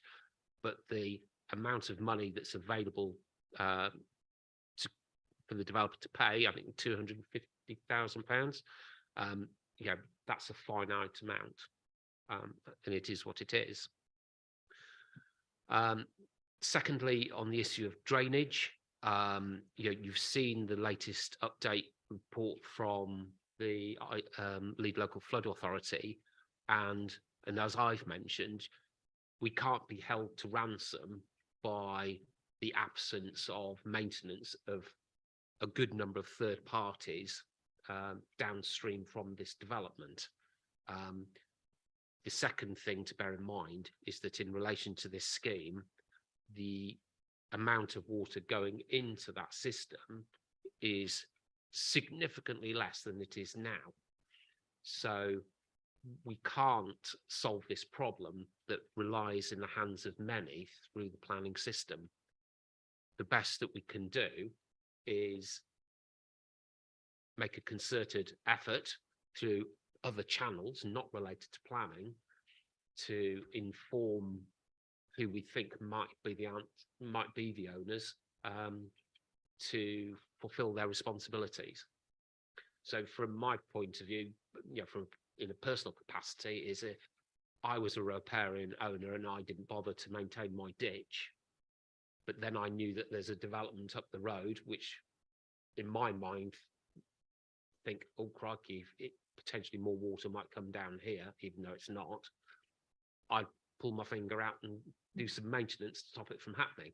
But I fully appreciate that there's this long chain of folk that all have to act as one to actually make a difference. But we can't stymie and have new development held to ransom by the lack of action by third parties. That wouldn't be appropriate, Chairman. Thank you. Right, we're still in debate. I mean, Nick's come in a bit earlier and perhaps that's saved a little bit of time further along the line, but anybody else got any more to add to it? Councillor Cornwall, thank you. Yeah, the more that I look at this, the more I think that perhaps there is a longer term solution somewhere in there, and that may well be that because this links on to the broad concept plan and so on, for the rest, and I don't know if I'm right or wrong, but I mean I assume that water from all the other development in March West is actually going the other way. At least I hope it is not coming this way anyway. It'll be hell if it does. Then I just wonder why the water here can't go that way, in other words to the west as well, to get rid of it quite naturally, in fact down towards another area. So I have a thought here that that maybe the whole thing should be looked at just a little bit more carefully before a proper decision actually is taken. That's all. I'm not terribly happy with the current situation, to be perfectly honest with you, but hey, we are where we are. But if there's a way that we can get our flood experts to actually look at it again and understand the problem a little bit better, which I suspect it's not really being there, I mean, I've actually been involved in the 2014 flood down there, and it wasn't good. And I didn't realise quite what the cause was. And it wasn't until I read something else that I realised what the cause was. And I'm thinking, oh my God, there's a big area there that is not helped by the fact that the water all goes that way. And why doesn't it go off the natural island as quick as it can? So I think I'd rather see this put back a bit and given another look at the whole situation and its relationship with the broad concept plan for that area, and its relationship, you know, how it feeds in or how it could feed in and so on, so that we know that we finish up with the best result that we can actually get from all the developers in that particular patch. So yeah, I'm still undecided. Still in, oh, Councillor Sutton. Yeah, thank you, Chairman.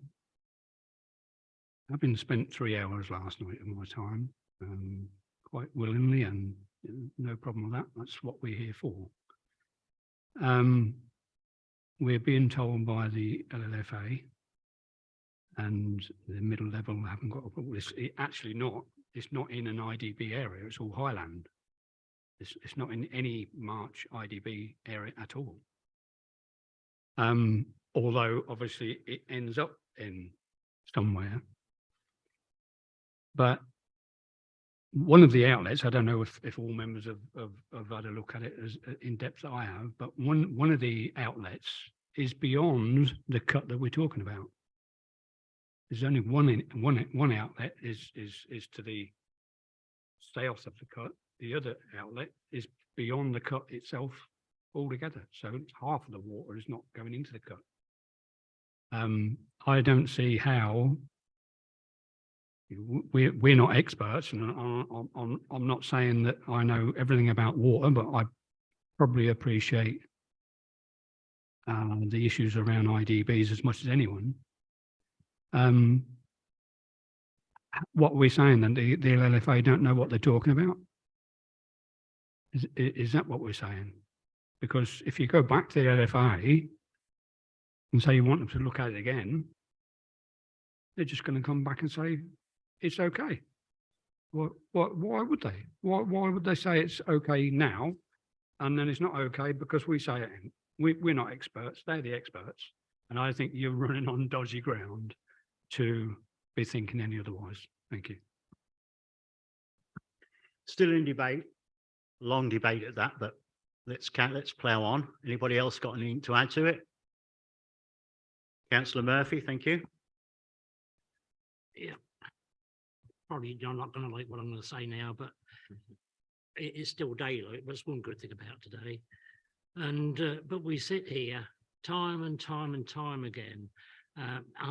I'm saying we don't get this, we don't get that, we don't get the other. I've sat here for an hour and a half now listening to it all. You're getting this, you're getting that. They're being promised. I know they're promised, but they're getting that.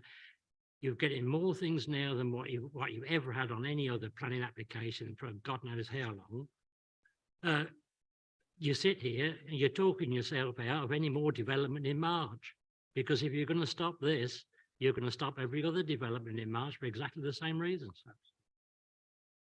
So I'll go with the officer's recommendations in this one. Yeah, Councillor French, we're still in debate. Thank you. Through you, Mr. Chairman, Councillor Murphy, we're not trying to stop any development in March. No, we're not. This really needs to be looked at in flooding. And I am very concerned that I sit on that flood float county council, and I was informed more than 9 months ago that the whole of mapping of all the dikes and ditches across the whole of March were completed. This came to light a few weeks ago. It certainly has not. So I want some answers from county council why. I'd like to pick up also what Nick said with regard to section 106's. County council education have got a statutory duty to supply schools for education. Planning applications do not have a statutory duty to supply the money. Let's make that crystal clear. With the amount of growth in March, it's high time the officers start looking at more money into the national health, because that is what people are against, the lack of investment into the national health. I still say I will not support this application. I would prefer it deferred. It doesn't have to be deferred for long, but it needs clarification on the ownership, and especially the ownership of FTCs.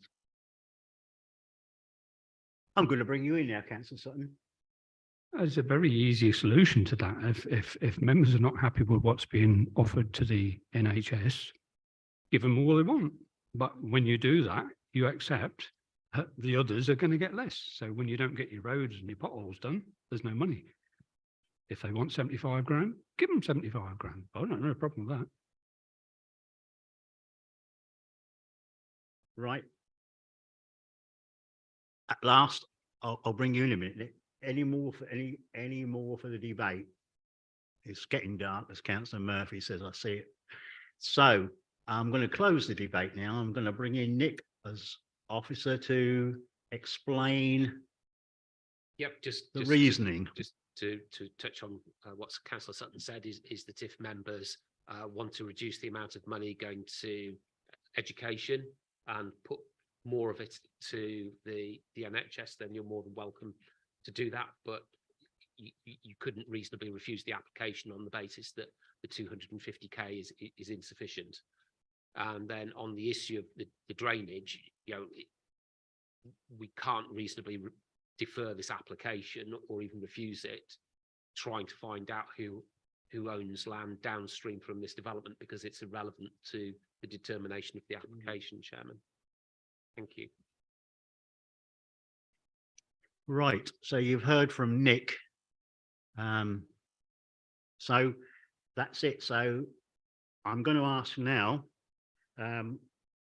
invite members to debate. I'm going to do the debate soon. I'm just going to ask members now if they'd like to make a proposal on this application. So I'm looking for a proposal now. Sorry. If I may, Chairman, just to Okay. Bring some clarity to what the recommendation is, because obviously we've had the representation this morning from the County Council, which cleared that objection that they had. So the proposal is to grant planning permission with a section 106 with delegated authority to officers to fine-tune the conditions as needed in relation to the matter of highways, and also the fine details of the section 106. Thank you, Chairman. Okay, so we'll go back then. As mentioned previously, I've been initially looking for a proposal to go with officer recommendation to grant this planning permission. Have I got a proposer? Councillor Sutton, seconded by Councillor Murphy. All right. Chairman, before we go ahead, my proposal will include that we share up the cake to what the NHS require, and that will satisfy Councillor French, we hope. And the rest be divided however officers feel fit. Thank you. So we've got a proposal to go with officer recommendation to approve this application with that caveat proposed by Councillor Sutton, seconded by Councillor Murphy. Can I have a show of hands on that one, please?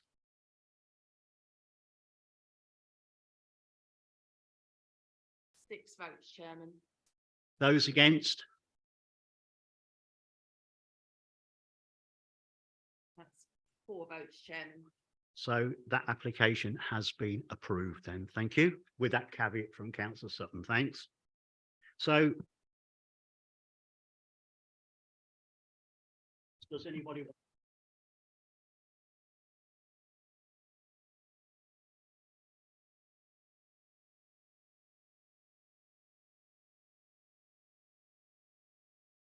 I think Joe's got that one. So again, I'm going to say, do you want 10 minutes quickly? We need, if we do, you want to crack on? Another one.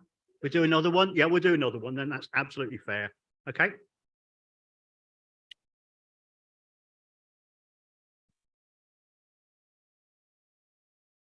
So we're going to do another one. So I'll now hand over to David, Development Manager here, to present agenda item number 5, FYR 22 1156 David, would you like to do number 5, please? Thank you.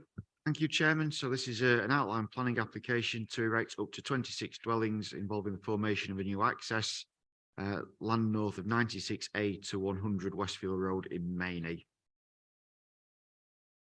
The application site is shown in red on the location plan and aerial photo. The site is a greenfield located at the edge of Mainey with the open countryside beyond. To the northwest boundary of the site is the Darcy Low drain. In-depth development exists to the east, but gradually becomes more linear as sort of Westfield Road runs to the west as the village transitions into countryside. And members may recall that an identical application was refused at committee in June last year. So as indicated, the application is outlined with all matters reserved for the erection of up to 26 dwellings. The plan submitted is therefore indicative only. Access is shown from Westfield Road through an existing development site with an attenuation feature in the northwestern area of the site shown in blue. Development taking place at the front of the site was predominantly granted permission in 2007 and was on the site of a former agricultural operation. And trees at the front of the site are protected by tree preservation order. So photos on the screen show views of the site looking from the northwest, including the drain in the sort of lower left image. The lower right photo shows a view from the west, sort of looking across to the site. The access to the site from Westfield Road is shown here through the existing development, and this is shown in the two images. So to move on to the summary, previously the application was refused on 3 grounds: the lack of ecology, the lack of a Section 106 agreement, and also on character. An ecology survey is submitted with this application, and so addresses that issue.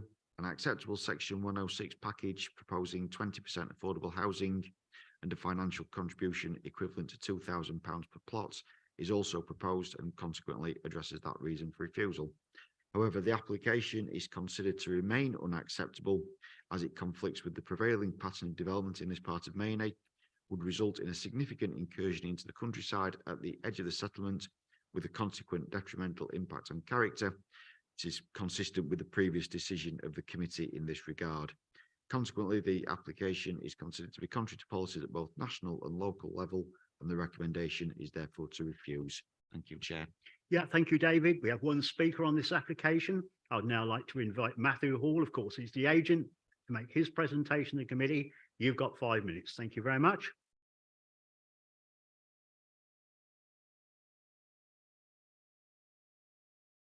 Thank you, Mr. Chairman, members, for letting me speak. Members, as David has said, will remember this application when it was refused in June 2022 for the same proposal with 3 reasons for refusal. Since this time, the applicant has provided an ecology survey and submitted a head of terms Section 106 agreement for the site. 2 of the reasons, as David said, have been removed for refusal. Mainey is a growth village within the local plan, and where the dwellings are to be set are all in flood zone 1. There are no technical objections to this application. The proposal conserves all the trees on site. Along the front of the entire site, there is a footpath continuing through to Mainey. One of the key previous reasons for refusal, and was raised as a concern with members, was the lack of affordable housing and a head of terms with the previous application carried out by others. The submitted heads of terms was agreed with Mr. Harding in September 2022, and this reason for refusal has been removed. Could I have the map that I submitted on the screen, please? Thank you. You can see, looking at the map, the red area is obviously the site we're looking at. But since this time, and that was refused, the area hatched in blue, another scheme that was also recommended for refusal in flood zone 1, just like this site, was approved by members last year against officer recommendation. That extends back to Darcy Load, flood zone 1, just like this site, footpath across the entire site. And you can see, looking at the map there, between the site we're looking at in red and the one that was approved by members in blue, there's various other residential developments that have been there quite some time, some recent ones that are set back from Westfields Road. Could also have the map on the screen. I think it was the Google one that David was looking at, please. Thank you. Thank you. When you look at obviously this map here, where the area to the south that was a former grain store, as members will know, that was also approved. That was a brownfield site many years ago for a number of dwellings in excess of, I think it was 25, 30 dwellings. And there's been various approvals down Fallow Corner Drove. So you can see when you look at that map, this area is quite well built up. Two of the previous reasons for refusal have been removed. The dwellings are all in flood zone 1. Mainly is a growth village. We've submitted a draft head of terms, which we agreed with Mr. Harding in an email exchange. There are no technical objections to this application. We consider it abuts the built up form of Mainey. And since the previous application was refused, the application that I've shown there in blue was approved by members, which also extends to the back of Darcy Load. Thank you. Yeah, thank you, Mr. Hall. Members, questions, clarifications to Mr. Hall?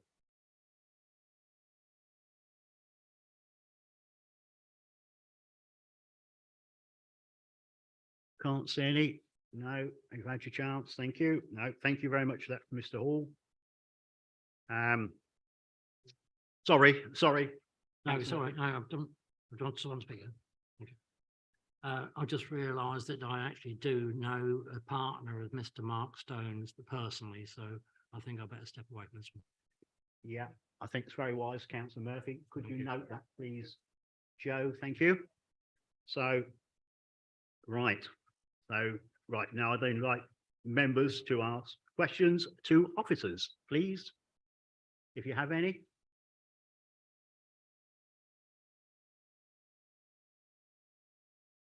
No? No. Right, so now I thank everybody. I'd now like to invite members to debate the item in respect of the material planning considerations, of course, relevant to the application. If you'd like to speak, please raise your hand. So we're in debate, guys. Councillor Benny, thank you.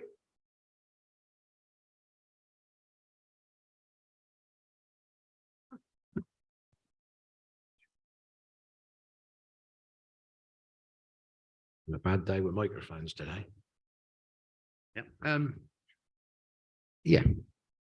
I remember very clearly when this came before, members were not happy with the ecology of the 106 agreement. We just sat and debated 106 agreements in the previous application for an hour and a half and drainage, but this one's in flood zone 1. We've got 20% affordables on offer in here. We've got a £2,000 per unit contribution. And I think that the emerging local plan with this, putting it in black and white of £2,000 a unit, is bringing in more money than I've seen on this committee for a long time, because it's a policy. Looks like agents are accepting that. This is what we want. This application will bring much needed homes and affordable renters and shared ownership schemes to Mainey. Mainey is a growth village. We've spent a lot of money setting the car park up, which hopefully will be open soon. And Mainey needs the growth. It's lost a shop in the last few months. And this is what brings sustainability to a village and housing. And to say this is in the open countryside when you've got Glebe Close one side, and we passed another house on the corner as you enter Mainey by Pearls Bridge. To me, this is just filling in a piece of land that's crying out to be filled in, and it provides good local need for the area. I don't consider this is building in the open countryside. I'm pleased the ecology report has been submitted, and I think that, I very much welcome the S106 contributions that the applicant has agreed to supply, and I think this all round is a very good application before us, and I will be supporting it today. Thank you, Councillor Benny. Anybody else? It's still in debate, guys. Don't see any burning desire to add to that. No. Oh, councillor Sutton, thank you. Yeah, yeah, they've solved two of the objections, but they haven't addressed the other one because it's unaddressable. Unlike some other applications, we didn't say anything about this. You know, the reason for refusal. We all agreed at that time that it was out in the countryside, and I don't see how that's changed. I remember the area in blue that we passed, and I did say at that time I voted against that one as well for the same reasons. And I do remember distinctly Councillor Davis saying about the difference between that one and the one we're now looking at is that it's a lot closer to the village. And to be fair, I think she's right. I think officers got this one right. I can't see, you know, it is exactly the same reason as it was before. I don't see how the committee can go flip-flopping like they have done recently. You know, one minute we support something, one minute we don't. You know, it's either in the countryside or it isn't, and this clearly is. So I will be supporting officer recommendation. Okay, councillor Benny. Thank you, Chairman. Yeah, but as much as Councillor Sutton voted against it last time, I voted for it. And this committee has got different makeups and different members. And every week we get different people set on the committee and we get different answers. And if we want consistency, if we pass the other one in Westfield Road, we should be looking to be consistent with this one. The fact that Councillor Sutton didn't vote for it last time doesn't make him any more right or wrong than me right or wrong for voting for it. It's a committee decision that the committee will look at today, and the committee will make the decision today. And if it's got different members or people feel that there is a different view that they could vote differently, either way, this will be decided by a committee today, and I'll still stand by what I say. Good application and brings good community need. Okay. Still debate, and then I'll bring Nick in just if I can't see anybody of burning desire to. So no. Oh, I will, Councillor Cornwall. You a Maney lad, so there we go. Well, in my dim and distant past, Chairman, yes. Yeah, I think actually I understand where the recommendations are coming from, and actually I would perhaps go along that line if they hadn't already approved the other development. But I think if you've approved a development, and I know we all say, yeah, well, one stands on its own, each stands on its own and all the rest of it. But I mean, they're so close together. And I really don't see why one should get approval and the other not, to be quite honest. I mean, you know, it seems to be sensible to me somewhere along the line. And I do try and use common sense, as you know. Okay. Don't see nobody else wants to add to the debate, so I'm going to close the debate now, and I'm going to bring Nick in for the officer. Any thoughts? Yep, thank you very much, Chairman. We're down to one reason for refusal, and that refusal is the same as it was on the last application. So you have to determine this application on the basis of what is different now compared to back then. So the agent has referred to the development that was approved contrary to officer recommendation just up the road. So you've got to have in your thoughts as to whether or not that represents a significant enough change in circumstances to render the reason for refusal on this scheme as no longer appropriate. So you can't simply say, oh, well, we approved the other one, so that's different. You've got to identify, well, why does it make a difference? The second point I'd like to raise is that in your member code of conduct in relation to planning matters, the fact that there's been a significant change in the membership of the planning committee doesn't justify inconsistency between current and past planning decisions. Yeah, what you've got to do is, if you've got two identical applications in two identical circumstances, whilst this committee might not like the decision of the previous committee, you have to lump it in effect. So just please bear those two matters in mind when considering a proposal and your votes. Thank you very much, Chairman. Thank you for clarification on that point, Nick. Right, no one's got any questions for Nick or anything else before I ask. So no, right. So I'll be looking for initially again for a proposer to go with officer recommendation to refuse this planning application. Have I got a proposer to do that? That's Councillor Sutton. Have I got a seconder for that? Okay, Councillor Davis. So we've got a proposition to go with officers to go against this application. It's proposed by Councillor Sutton, seconded by Councillor Davis. To refuse it, yeah, to go against it, to refuse it, yeah, that application. Could we have a show of hands on that, please? 4 votes, Chairman. Those against? 5 votes, Chairman. So that's fallen. So we're looking for another proposal here. Councillor Benny. Thank you, Chairman. Yeah, I'd propose that we Reasons, thank you. go against officer's recommendation and approve this application. I feel that the 2 of the 3 with the ecology and the S106 have been resolved. And I feel that since this application or this site was refused prior, we've had another application come in that changes the definition in terms of where members perceive the boundary of Mainly to be, and therefore this can be approved. So I suppose there's a reason there. Have I got a second for Councillor Benny's proposal? Councillor Scolding. So we've got a proposal on the table now to go against officer's recommendation to approve this application proposed by Councillor Benny, seconded by Councillor Scolding. Is that with delegated authority for conditions and the 106? Yeah, and also I didn't want to say to the applicant, but again, I want the road sweepers pre-commencement conditions as well, because 20 houses can make as big a mess as 10 or 45 or 200. So I'm sorry to carry on with that, guys, but that's how I feel about it, and that's what I suggest. So thank you for that. So with that, so could we have a show of hands on that proposal, please?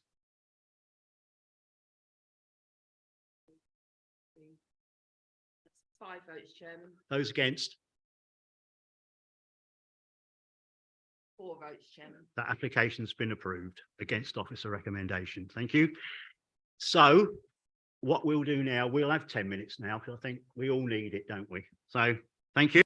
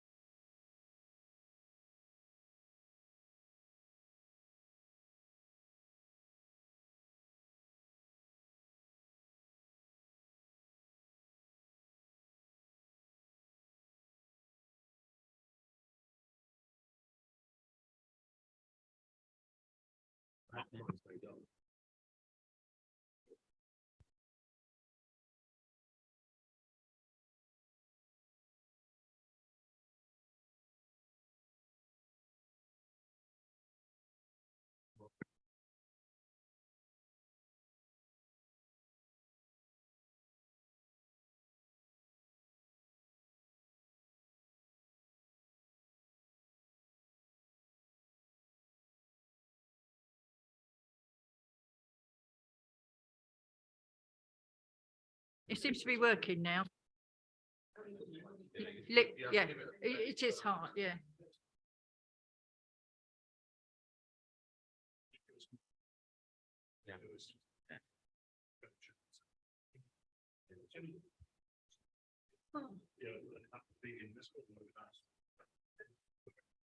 How's campaigning going? Don't know, don't know really. We've got, David and I in the last 8 years have never been challenged. We've just, nobody stood against us. This time we've got two Labour and a Liberal. So we don't know. It's testing the water really, isn't it? Yeah. So,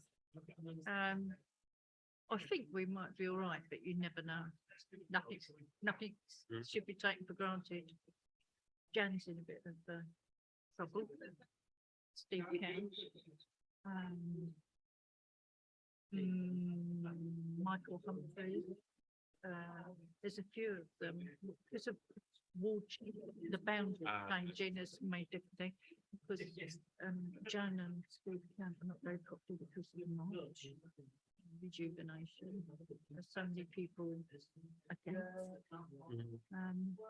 and they're getting the blame for it. So yeah, so it's you look around here. How many of us are people? Probably. So if I speak into it like this, yeah, that's fine. I'm used to being broadcast. No, I'm fairly good at that. So if I bring this closer to my mouth, it gets exponentially louder. So there's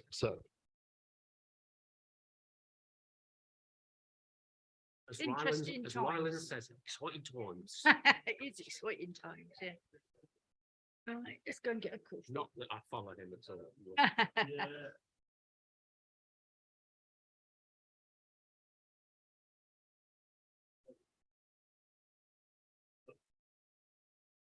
Half a ton of rubbish here.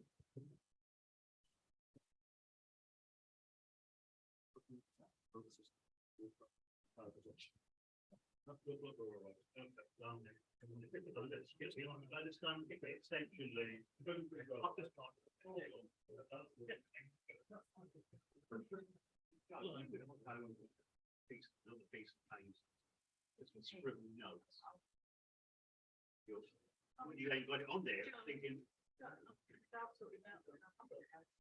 I'm all right. Yeah, thank you, Joe.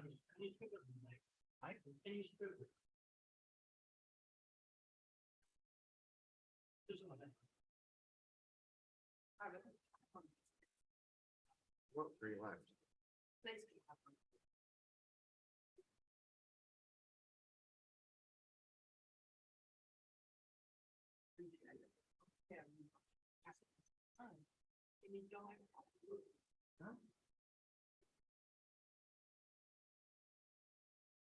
I don't like.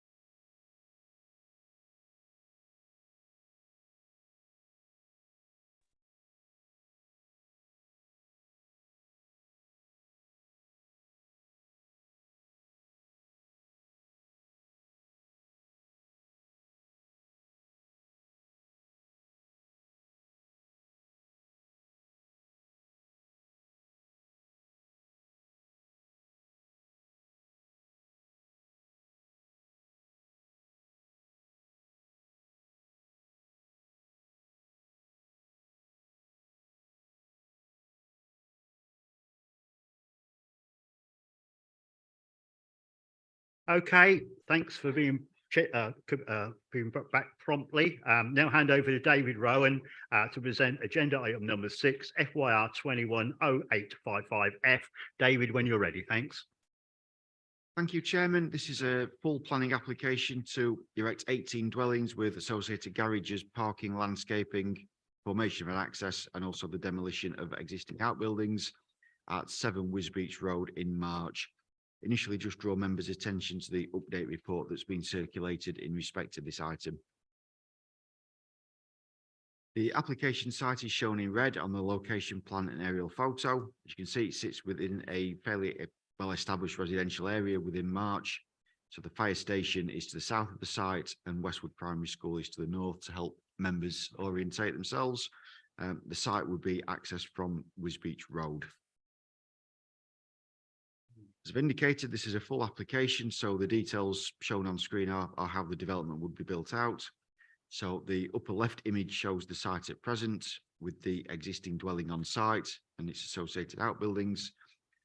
The upper right image then shows the proposed layout with the existing house retained and the 18 new dwellings arranged around the access road from Wisbeach Road. The access road utilises the existing access to the site.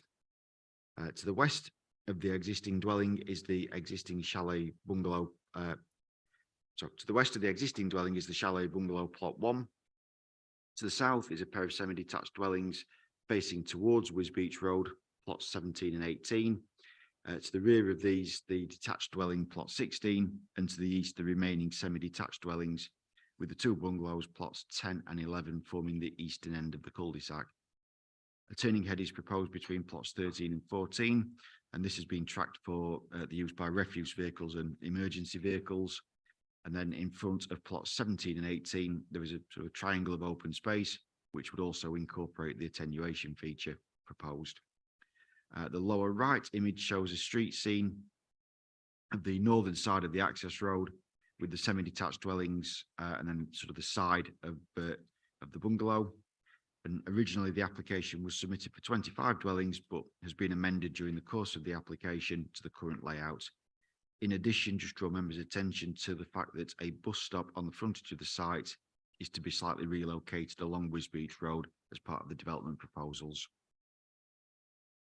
So the bungalow elevations here are shown in slightly more detail. This is the chalet style dwelling for plot 1, and then the detached house type.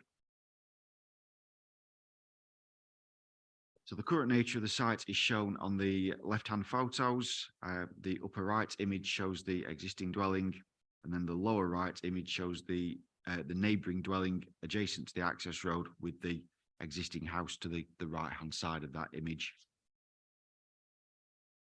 The upper left image here shows the current access into the site and therefore the route of the proposed access road in a bit more detail. The upper right image shows a view of the site looking towards 17A Wisbeach Road, one of the neighbouring properties. The lower left shows the outbuilding of the neighbouring property to the east, which has permission to be converted to a dwelling. And then the lower right is another image showing a view towards the approximate siting of plot 1, the chalet bungalow, with again the existing dwelling just on the very right-hand edge of that image. So to summarise, the application has been through a viability assessment, which has concluded that the development would not be able to deliver any Section 106 contributions. The site is located within an established residential area within March and has previously had planning permission for the erection of 13 dwellings. The principle of development is therefore in accordance with the relevant planning policies. The layout of the site is considered to be acceptable, with adequate relationships between the proposed dwellings and existing surrounding properties, and also between the dwellings themselves. There are no outstanding technical objections, and consequently the officer recommendation is to grant the application. Thank you, Chair. Yeah, thank you, David. We have one speaker on this application. I'd now like to invite Peter Humphrey, of course, he's the agent, to make his presentation to me. You've got 5 minutes, Mr. Humphrey. Thank you. Thank you, Mr. Chairman. I'd like to welcome everyone to Wisbeach Boathouse once again. Pleased you could make it over. Mr. Chairman, this is non-controversial. We made amendments with Gavin Taylor. This was 4 planning officers ago, and since then, everything has been acceptable. The only thing I would like to make a point of is that the application has taken 86 weeks for a 12-week application. I know we have to negotiate. I know the planners are busy. We've then got to wait until we get the approval and clear conditions, which might be another 12 weeks before we can start. Other than that, Mr. Chairman, I'm very pleased with the report, but just felt I needed to make the point. Thank you. Yep. Yeah, I'd like to invite members to put questions to Mr. Humphrey, clarifications. Councillor Benny first, thank you. Thank you. Good afternoon, Peter. Why is there no 106 on this? We've sat and debated on 2 applications. The first one was 106 contributions. It's only £2,000 a unit. And the previous application, the one in Maney, that was refused because it didn't have a 106. It's come back with a 106 on its free go. Why have we not got a 106 agreement? And I know you'll say it's viability, but that's just numbers. So why are we not getting any money out of this? I think if you sat here, you wouldn't offer a 106, Councillor Benny. If the council haven't asked for one, we certainly don't offer one. But you're right, in the first place, the viability shows that we can't offer anything. I think on the number of houses we've got here, it's a poor show that we don't get any money out of it. I really do. Were you not asked for a 106 on this? Not that I'm aware of. Could I direct a question to officers, Mr. Chairman? Okay. I mean, that'd be a very good question to ask. While I've got my light on, yeah, I'm like Councillor Benny. It's outrageous. If you've not been asked for one, obviously that'll be teased out questions for officers, no doubt. But how in March, when there's 106 in Maney, I just don't see how any 106 is not payable at all. It doesn't seem right to me. Well, it isn't right. But I'll just be quiet there, I think. Anybody else want to make any comments to Mr. Humphreys? Councillor French. Thank you, thank you, Peter. Have you got any money that you could supply section 106? No. I think there'll be some in his back pocket or in the sofa. Ian just said that. Yeah, I think so. I think we could probably tease some out of him, I think. Yes, he's smiling, so he's not unhappy with that. That's entirely up to you, Mr. Chairman, but the application stands in front of you as it is, without any contributions. But it's in your gift to say, actually, I could, isn't it? That's why you're here before us this afternoon. It is if the client instructs me to do so, Mr. Chairman. Okay.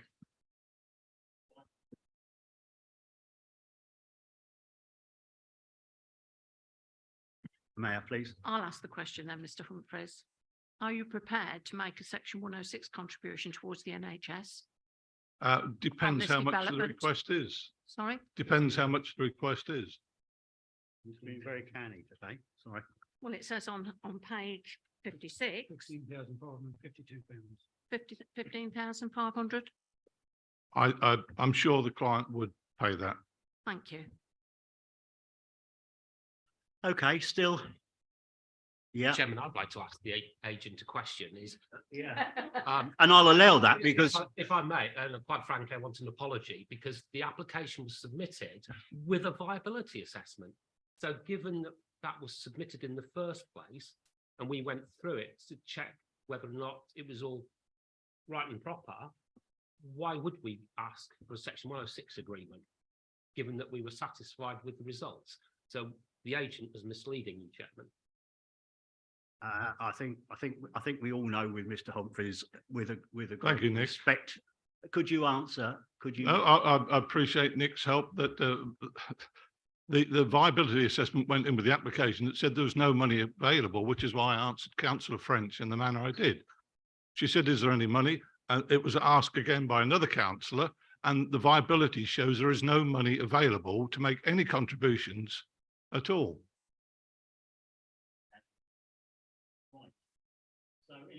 So I think that's clear. Mr. Humphreys has made it absolutely clear. Anybody want any more questions for Mr. Humphrey, really, before we leave him? Yes, Chairman, is he going to apologise or not? Because he did say we didn't ask. Yeah. Oh, I mean, obviously, I'm sorry to be a bit picky and pedantic, but you're- you can't stand there Yeah, yeah. as an agent not being truthful No. to committee. okay, obviously I can't make him apologise, but I shall ask him nicely. My Is an apologies. apology. My apologies to the Chief Planning Officer. Okay, you accept that. Right. Thank you, Councillor. Thank you, Mr. Humphrey. Thank you. Right. Questions to officers. I'm sure there'll be a few, or hopefully there will. No, doesn't look like there is. Oh, Councillor Benny, thank you. Well, it's sort of half been asked, but I was going to ask, why did we not ask for some money on a 106? I can see with the viability report submitted, but you know, the mathematics of it all is £2,000 a unit, and that covers March. So why are we not asking for this money from developers that bring it forward? This is community money which should be put in the pot. Through you, Chairman, Yeah, as set out in the report at section 515, Senior Planning Obligations Officer, the applicant has provided several appraisals as part of their viability submission with various levels of section 106 provision and sensitivity analysis, which have been reviewed by officers against the local plan and civil viability report. Officers accept that on this occasion, due to viability, the proposal is not able to deliver affordable housing nor any section 106 contributions. So I think as Mr. Humphreys has alluded to, viability information has been submitted, that has been assessed, and the conclusion of that is that the application for development cannot deliver any section 106 contributions. Yeah, no, that's fine. That's a good answer. Thank you very much. But it does seem wrong, as Councillor Connor just said, we get money from Maney, but we don't get any from March. Yeah, we do. You've got a question for officers, Councillor Cornwall? Yes, Chairman, I wonder whether we could learn from this then. So if an applicant comes and proves that there's no money available, we actually go back to them and said, are you absolutely 100% certain? Because it looks as though in some instances there is money available. So therefore, perhaps there's something wrong with our viability checks. Good point. Good point. Councillor Mayor? Yeah, going on to paragraph 515 on the report, as it says, that was stated on the 5th of May last year. That's 50 weeks ago. Things could have changed in that time. Right. Still questions to officers. You'd like to come in there, David? Yeah, thank you, Chair. To pick up Councillor Mayor's point about things may have changed since sort of May last year. Yeah, ultimately build costs have gone up significantly. So I don't think there'd be any real change in the viability situation.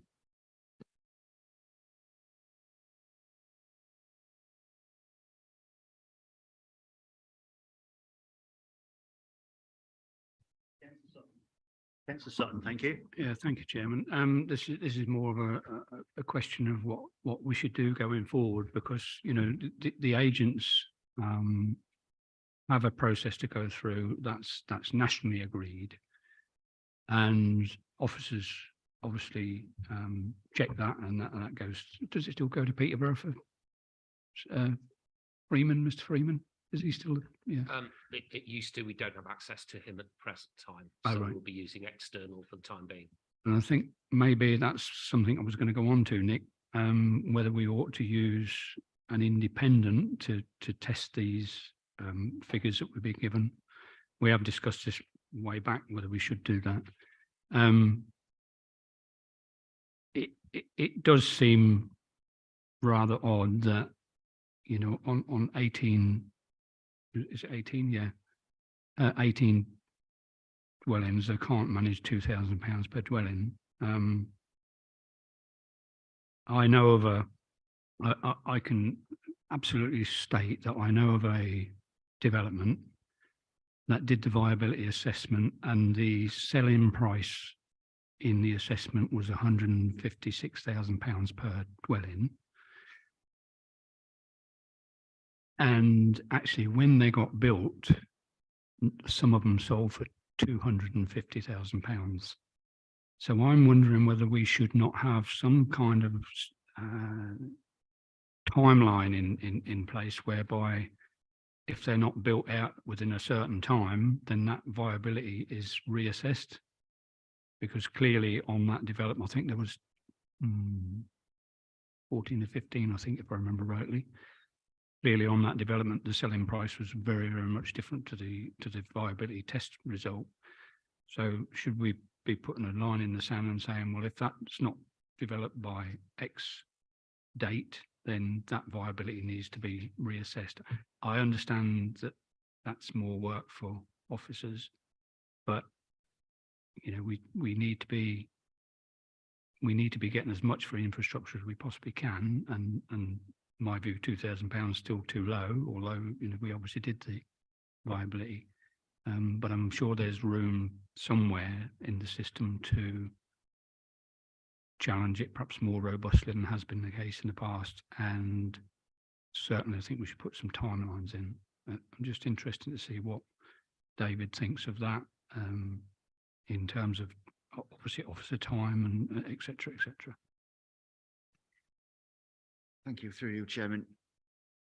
I mean, essentially the review of build cost, the review of sale values is what's done as part of the viability assessment. So if the sale value that's being quoted for a certain property is well below sort of market value, that is the kind of issue that should be getting picked up on as part of the review.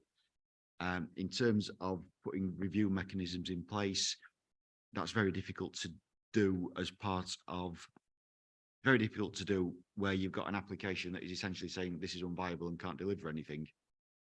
Because essentially, why would the council, and indeed why would the applicants enter into an agreement to review something that's already been assessed as being kind of unviable? A review mechanism can be incorporated where you have actually got a viability, where you have actually got a Section 106 agreement, which may have demonstrated that only, I don't know, 10% affordable housing could be delivered. And then you may wish to review that 5 years down the line, potentially on larger schemes, to see whether 15% or 20%. But here we've actually got a situation where from the kind of get-go, it's been demonstrated to the satisfaction of the expert officer that actually the development is not viable. Did you want to come back on that? Okay, so Councillor Scolding firstly has got a question for officers, then Councillor Cornwall. Thank you.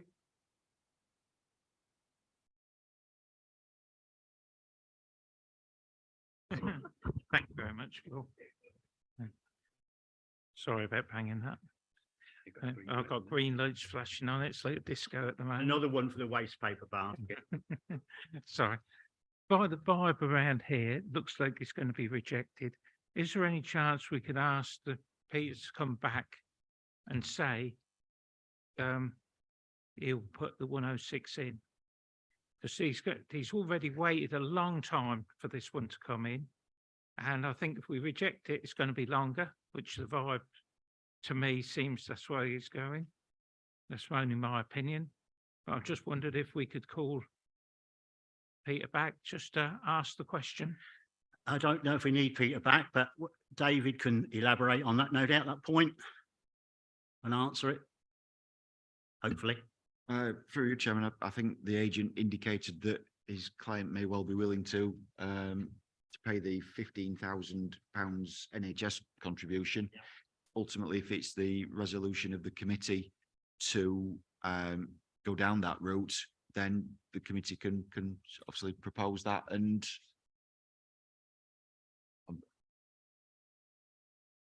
I'll let David finish first, then I'll bring Steve in. I would have thought that the committee can, or a member can potentially propose that. That's the resolution of the committee. Presumably that would be with the usual caveat that if a Section 106 agreement is not progressed within a certain period of time, then there's potentially a refusal. Okay.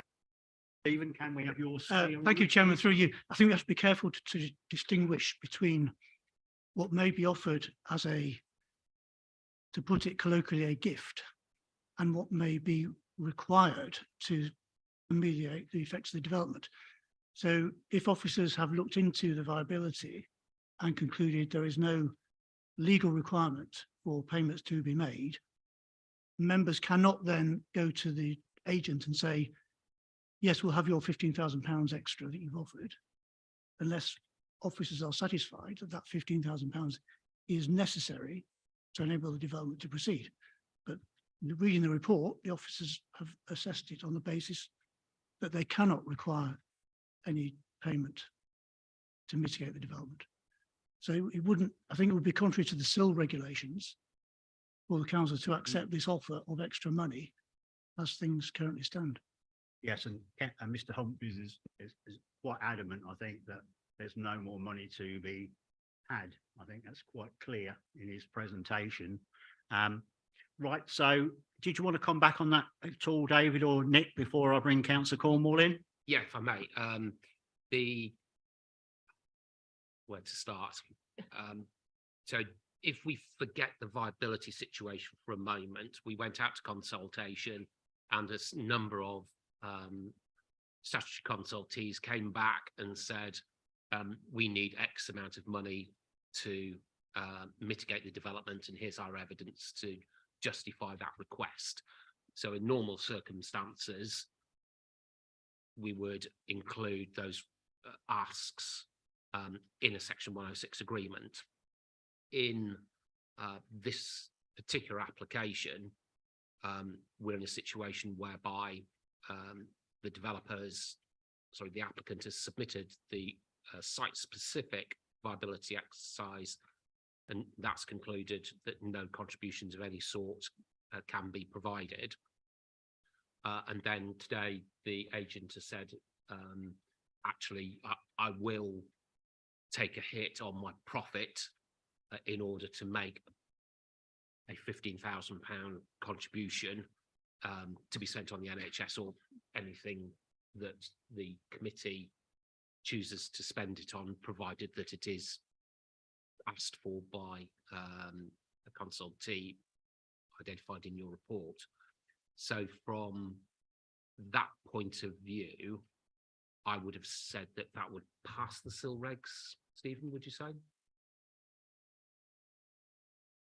Yes, I agree. If what's been said is that, notwithstanding that the scheme isn't viable and therefore no payments can be justified, the applicant offers to pay a contribution towards a necessary mitigation, and we regard it as such, then it probably can be accepted. Okay. Yeah, thanks for that clarification. Did you want to come back, Councillor Scolding? Okay, so we have Councillor Cornwall, then Councillor French. Thank you.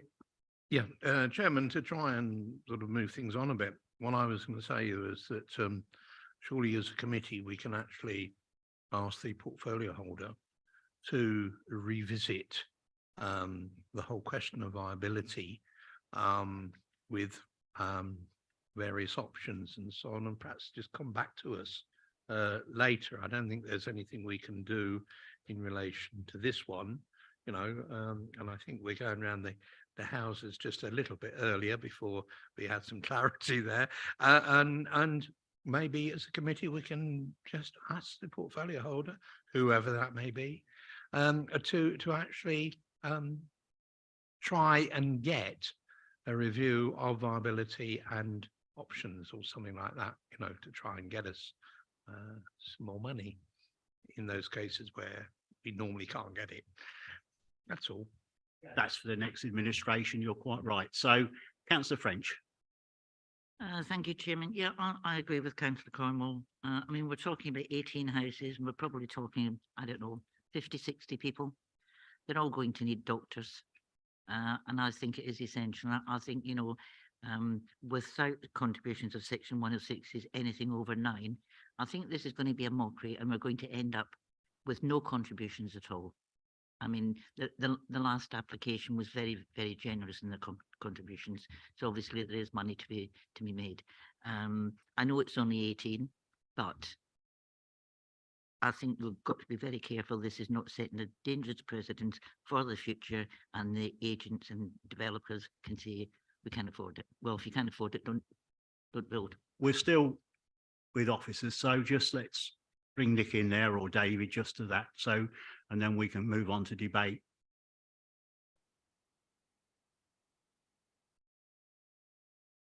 So, or he said it, I just wanted to follow up. They've got nothing to say. Okay, so any more questions to officers? No? Right, so debate the application, please, in the material grounds of it all. Who's going to kick it off? Councillor Sutton, thank you. Yeah, I'll kick it off, Chairman. Yeah, I have got no problem with the development in itself. I share members' concerns about the viability.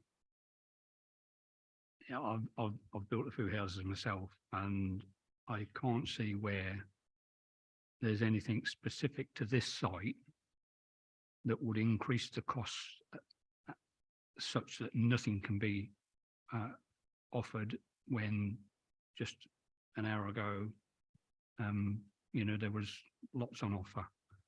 It remains to be seen whether that will be delivered, but, you know, Mr. Humphreys, Councillor Mayor, asked a direct question. Would you find that 15,552? And he replied in the affirmative that he thinks his client would do that. So I think it'd be remiss of us to not at least try to get that for the, you know, the doctor surgeries. Quite how we word the agreement, I guess, you know, it will be approved subject to either a unilateral agreement or a 106 agreement. Unilateral will probably be quicker. Absolutely. You know, Mr. Humphreys did say in a roundabout way how disappointed he was at the length of time it's taken, and we all know that the planning department is in not the best health through various reasons.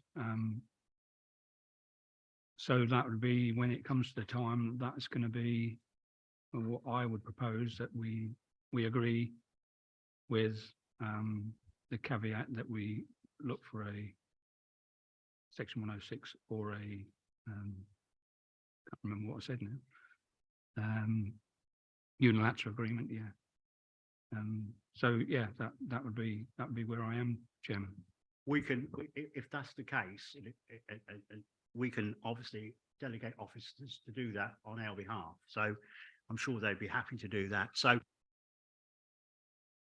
anybody else want to add to this debate? Councillor Sutton's kicked it off. No, I'll say, if that's a proposal, I'll second it. Ain't a proposal, but I'm happy. So nobody's gonna add to that debate. So I'm going to close it now. Officers, would you like to come in before I ask for a proposal, please?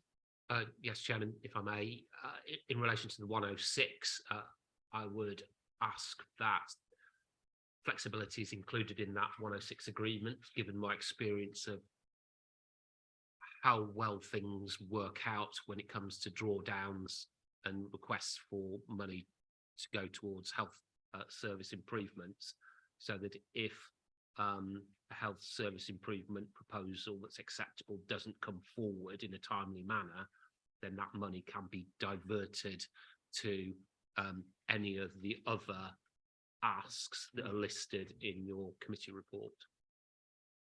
Yeah, that's good. That's great. Okay. Anything else to add before I make this get asked for a proposer? No, right. So I think I've basically got to go with officer recommendation to approve this application with that caveat, verbally agreed by Mr. Humphreys, of £15,552. It's proposed by Councillor Sutton and it's seconded by Councillor French. Can I have a show of hands on that one, please? That's a unanimous decision, Chairman. So thank you very much. That application has been approved. Thank you. May I just comment on what we've just approved. I hope that sends out a very strong message in the future that we're not just going to sit back and take development without providing some kind of infrastructure contributions.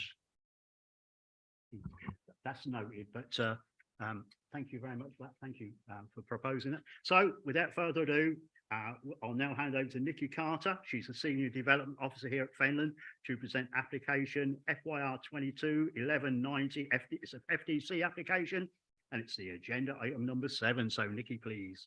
Thank you. Thank you, Chair. Agenda item 7 is an outline application for one dwelling with matters committed in relation to access only. Whilst not material to the determination of the application, it should be noted that applicant and landowner is Fenland District Council. The application site is indicated in red on the location plan and aerial photograph. The site is located to the north of the dental surgery at 84 Upwell Road, south of the 2-storey terrace dwellings on Smith's Drive, and is currently a parking area. Sorry, Nikki. Sorry for interrupting. Councillor Sutton's indicated that he can't hear it. So I do apologise for that. Please carry on. Sorry about that. That's okay. A footpath runs along the western side of the site, providing pedestrian access between Upwell Road and Smith's Drive, and the northern part of the site is a right-of-way to the rear of the Smith's Drive terraces. An indicative site layout is shown here, noting that only access is being committed.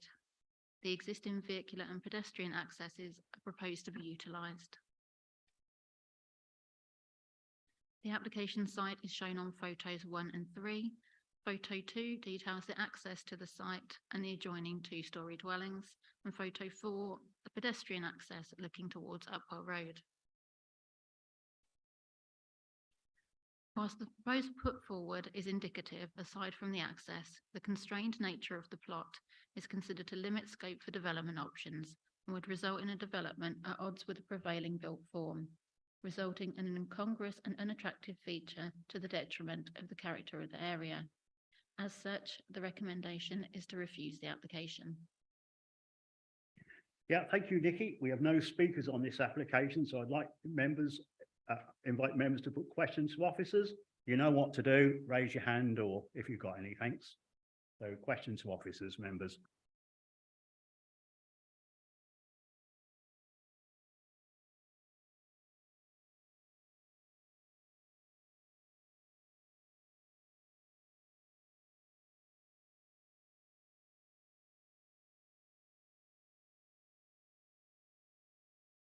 Councillor Cornwall, thank you.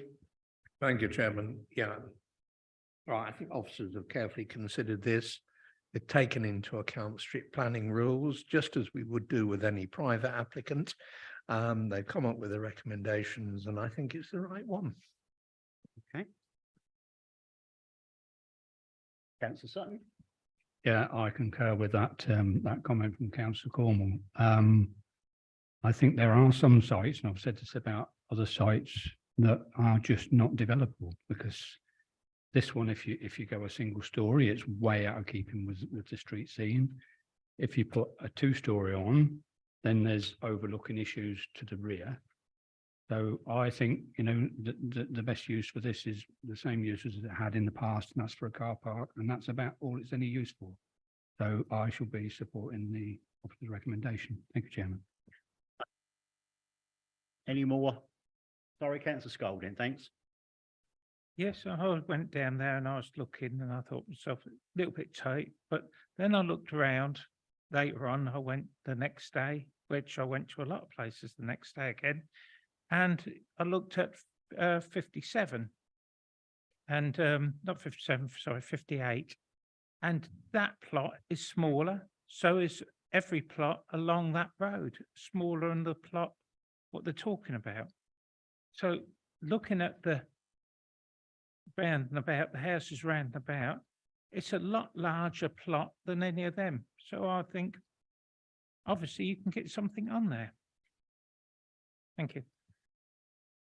Thank you, Councillor Scolding. Anybody else at all? Still in debate, of course. Councillor Cornwall. Thank you. Yeah, I mean, surely the point here is that it's a single story and everything around it is more than a single. I don't think it's just necessarily the plot size at all.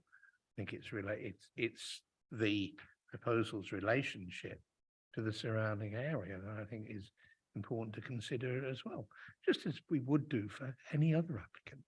Just because it's a Fenland application doesn't make it any special or anything. It's just a normal application, Chairman. So again, I think officers have got it right. Okay. Councillor Scully, you'd like to come back shortly? Yes, I would. I'm not doing it because it's county council or Fenland council, whatever council. After today's meeting, a lot of you'll be happy that I'm not standing next up. But no, on its own merit, I think the car park where it stands is a big space and something can go there. Thank you. Yeah. Still in debate. Anybody else would like to? I think- Councillor Sutton, your I think revenue. Councillor Golding's right. It is big enough. I don't think that's not in question. I think the question is the street scene. With a bungalow, as I said earlier, it doesn't fit in. I mean, it's way out of keeping. And if you go for a two-story, then there's other issues. So it's just one of those. It's one of those plots that are almost impossible to. And we've had others about where we've said the same. So, you know, it shouldn't be any different because it's FTC. We should be making decisions based on land use and not ownership. And that's what I'm doing. I think officers have got it exactly right. Okay. Councillor Marks. Thank you. A little confused about street scene, obviously where it stands, but from memory, 80Q is a bungalow that can be seen there as well as you drive down by the car park. And that's in the back, or that was put in the back recently. There, that one. That was put in the back. Is it 80Q? I think it's Q. Right? I've got, is it N? Oh, right, I've got my glasses. That one, that looks like a Q to me, but anyway, that's a bungalow that's been put behind a building. And I can't see, in thinking about it, the dentist, I actually sit in the dentist chair looking out through that window across when you go to the dentist. I can't see it's going to change anything to do with the street scene at all. I think it's a good idea. But Chairman, I can't really see where the logic is that it clearly is a single story between a built up two-story area. So it's clearly out of sync with the rest. And to compare it with the one to the rear of whatever number it is nowhere near it. It is, you know, you're comparing what you're seeing in the street scene. I think, no, I better not say. No, please do. No. Provided it's respectful enough. It would be respectful, but it probably would hit a nerve. To suggest that bungalow is going to go in there and not affect the street scene is perverse. It is just ridiculous. Okay. Well, still in debate. It's getting a good debate, rather heated somewhat. So right. So Councillor Murphy. Yeah, it is. Just like that. Yeah, thanks very much, Mr. Chairman. Well, I did stand there and I did say when we was at the meeting, I said, there's plenty of room to get a place in there. And I stood there and I kept looking at it and looking at it. And then I started to think, I don't know, it should be left as a car park as it is now. There were 6 cars parked in there. You put a bungalow in there, which will be out of kilter with everything else. If you put a bungalow in there, that'll be the finish of that. The 6 cars will then be parked on the road and more chaos will pursue. So I think at the end of the day, when I stood there, I kept on yes, no, yes, no, yes, no. And I think the answer that I finished up with was no. Okay. Still in debate. Anybody wants to add to it before I close it? No, thank you very much. Right, officers, would you like to sum up? Thank you. Just to clarify that this would be seen in the context of the 2-storey dwellings on Smith's Drive and the 2-storey property of 84 Rockwell Road. Also, the site opposite has got planning permission for a 2-storey dwelling.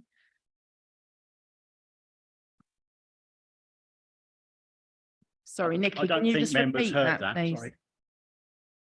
Apologies. So the site would be seen in the context of the two-storey dwellings on Smith's Drive and the two-storey property of 84 Upwell Road.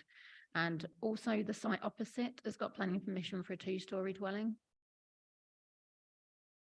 Okay, everybody heard that, didn't they? Oh, okay.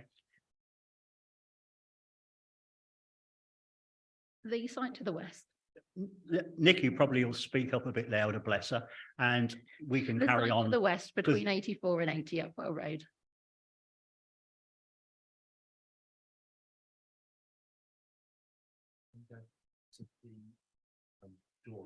Yeah, if we're going to clarify anything, we can go back to drawing, can't we? If we're still in officers. I'm.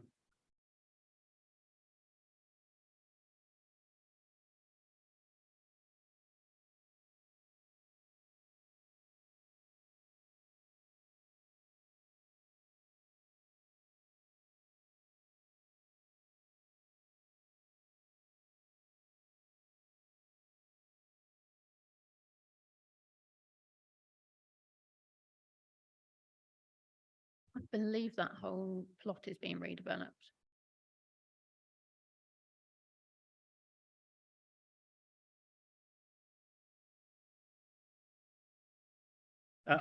To officers, yeah. It obviously puts a different scope on it because obviously, as council has already said regarding car parking, if you're going to lose that car parking as well, that to me puts a different take on the whole area. Sorry, I think we should have been told that.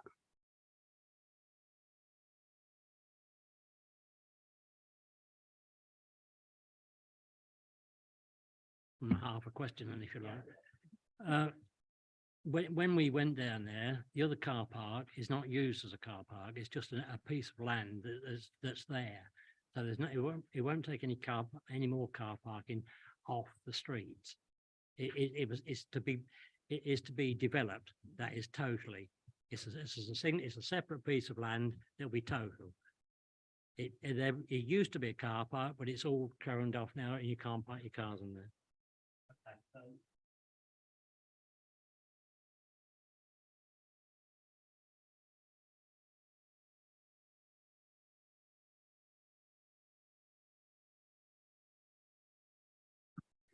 Through you, Chairman. Ultimately, the application in front of you is not being recommended for refusal on the basis of a loss of car parking. So I think that's probably important to clarify in the first place. To pick up the point that Nikki has raised in respect of the two-storey development on the site to the west of the application site, that is a two-storey dwelling, and therefore, if anything, reinforces the two-storey character of Smith's Drive in this location. So, and indeed would actually have the effect of obscuring 80A, the bungalow that I think Councillor Marks referred to earlier, further from the street scene of Smith's Drive. So if anything, that actually reinforces the reason for refusal in front of you.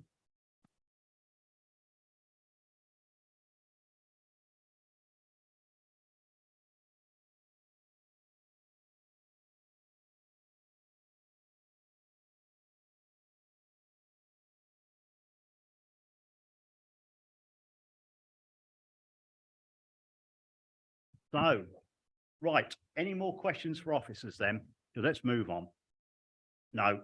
Okay, so I'm looking, so basically now we're looking on, I'll be initially looking for a proposer to go with officer recommendation to refuse this application. Have I got one? Councillor Mayor? Councillor Mayor? Okay. Seconder is Councillor Woodwell, Councillor Cornwall. So we've got a proposal to go with office recommendation to refuse this application proposed by Councillor Mayor, seconded by Councillor Cornwall. Can I have a show of hands on that proposal, please?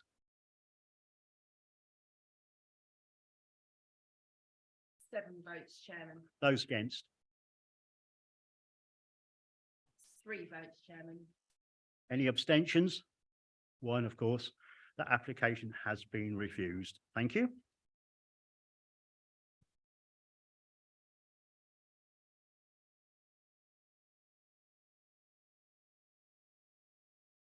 We'll move on swiftly if that's okay. And we'll now hand over to Nikki Carter to present application FYR 230113. It's a PIP application, agenda item number 8. So Nikki, when you're ready, thanks. Thank you, Chair. Firstly, may I draw members' attention to an update report which has been circulated. Agenda item 8 is a permission in principle application for up to 9 dwellings. The application site is indicated in red on the location plan and aerial photo. The site is situated on the north side of Primrose Hill, adjoining the dwellings on Turnpike Close, which are considered to create the edge of the built form of Doddington. It consists of approximately 0.99 hectares of open field, set behind a grass verge with narrow footpath, ditch and boundary of vegetation and trees. The majority of the site sits beyond the speed limit change from 40 to 60 miles per hour as the village is exited and is located partially within flood zones 2 and 3.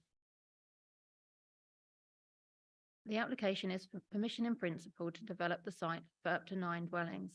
This stage of the application process requires consideration of the location, use and amount of development only.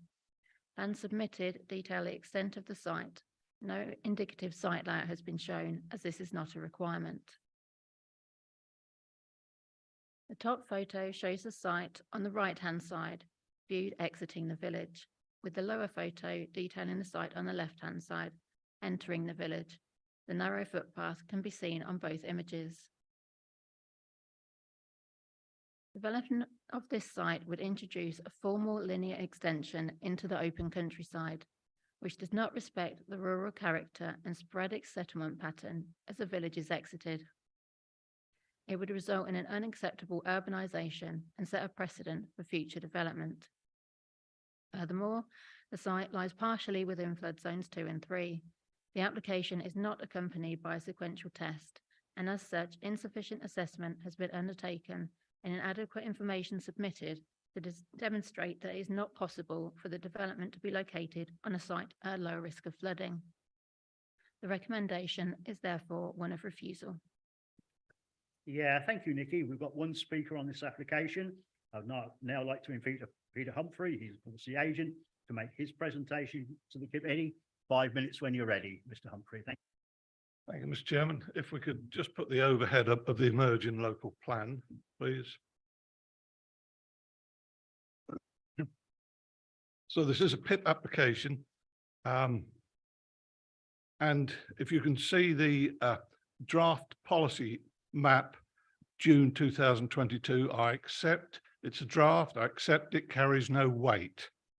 What it does show though, Mr. Chairman, our site is edged in blue. It shows the thinking of the policy makers who are planning officers, that they could see that the village could extend in this manner with the red shaded area in the corner of this site. So whilst it carries no weight, it does show their thinking. So environment, the EA have no objections providing flood mitigation measures are incorporated and a sequential and exception test to be complete at technical stage. It's all about location and land use. Doddington is a growth village. This land is clearly adjacent to the existing developed footprint, which is in accordance with LP 12A, which allows development adjacent to existing villages. The site access will be within the 40-mile-an-hour speed limit.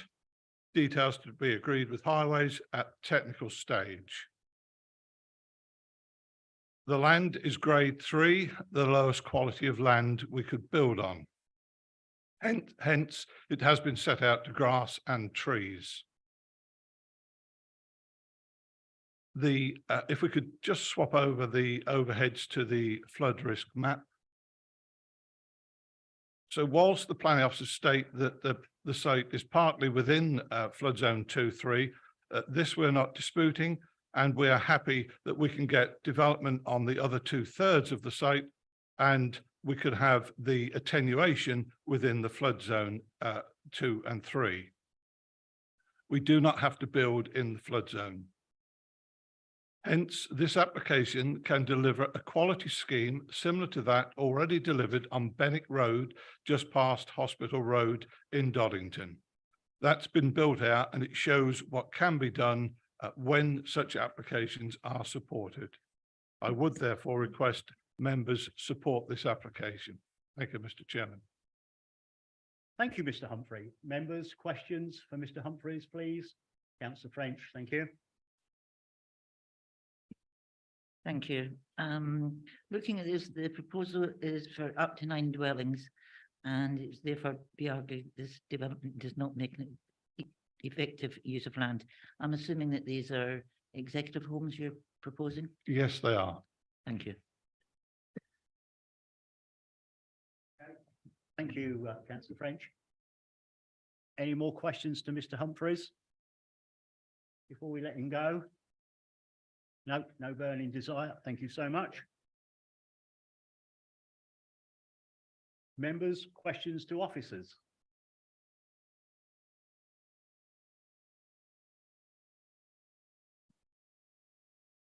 Oh, okay. Yeah, just highlight to members that the plan that the agent showed you was not the correct plan. So no part of the application site is within the settlement boundary as per the consultation that took place on the draft plan. Maybe we should bear that in mind. Councillor Cornwall, thank you. Yeah, I thought I heard somebody say that this was actually in the 60-mile-an-hour limit of the highway. Is that right? It's not in 40 I think at all. Nick will clarify It's that. on 60, David isn't it? will, Nikki will. The site, the speed limit changes alongside the sites, and the majority of the site is within the 60-mile-an-hour. But because of the type of application, they haven't actually clarified at this stage where the access will be. However, highways have indicated that on the basis of the information that they've got, they can't be sure that a safe access could be achieved. Yeah. Right. Any more questions to officers before I offer it for debate? No, right. Guys, we're in debate. Who'd like to kick this off?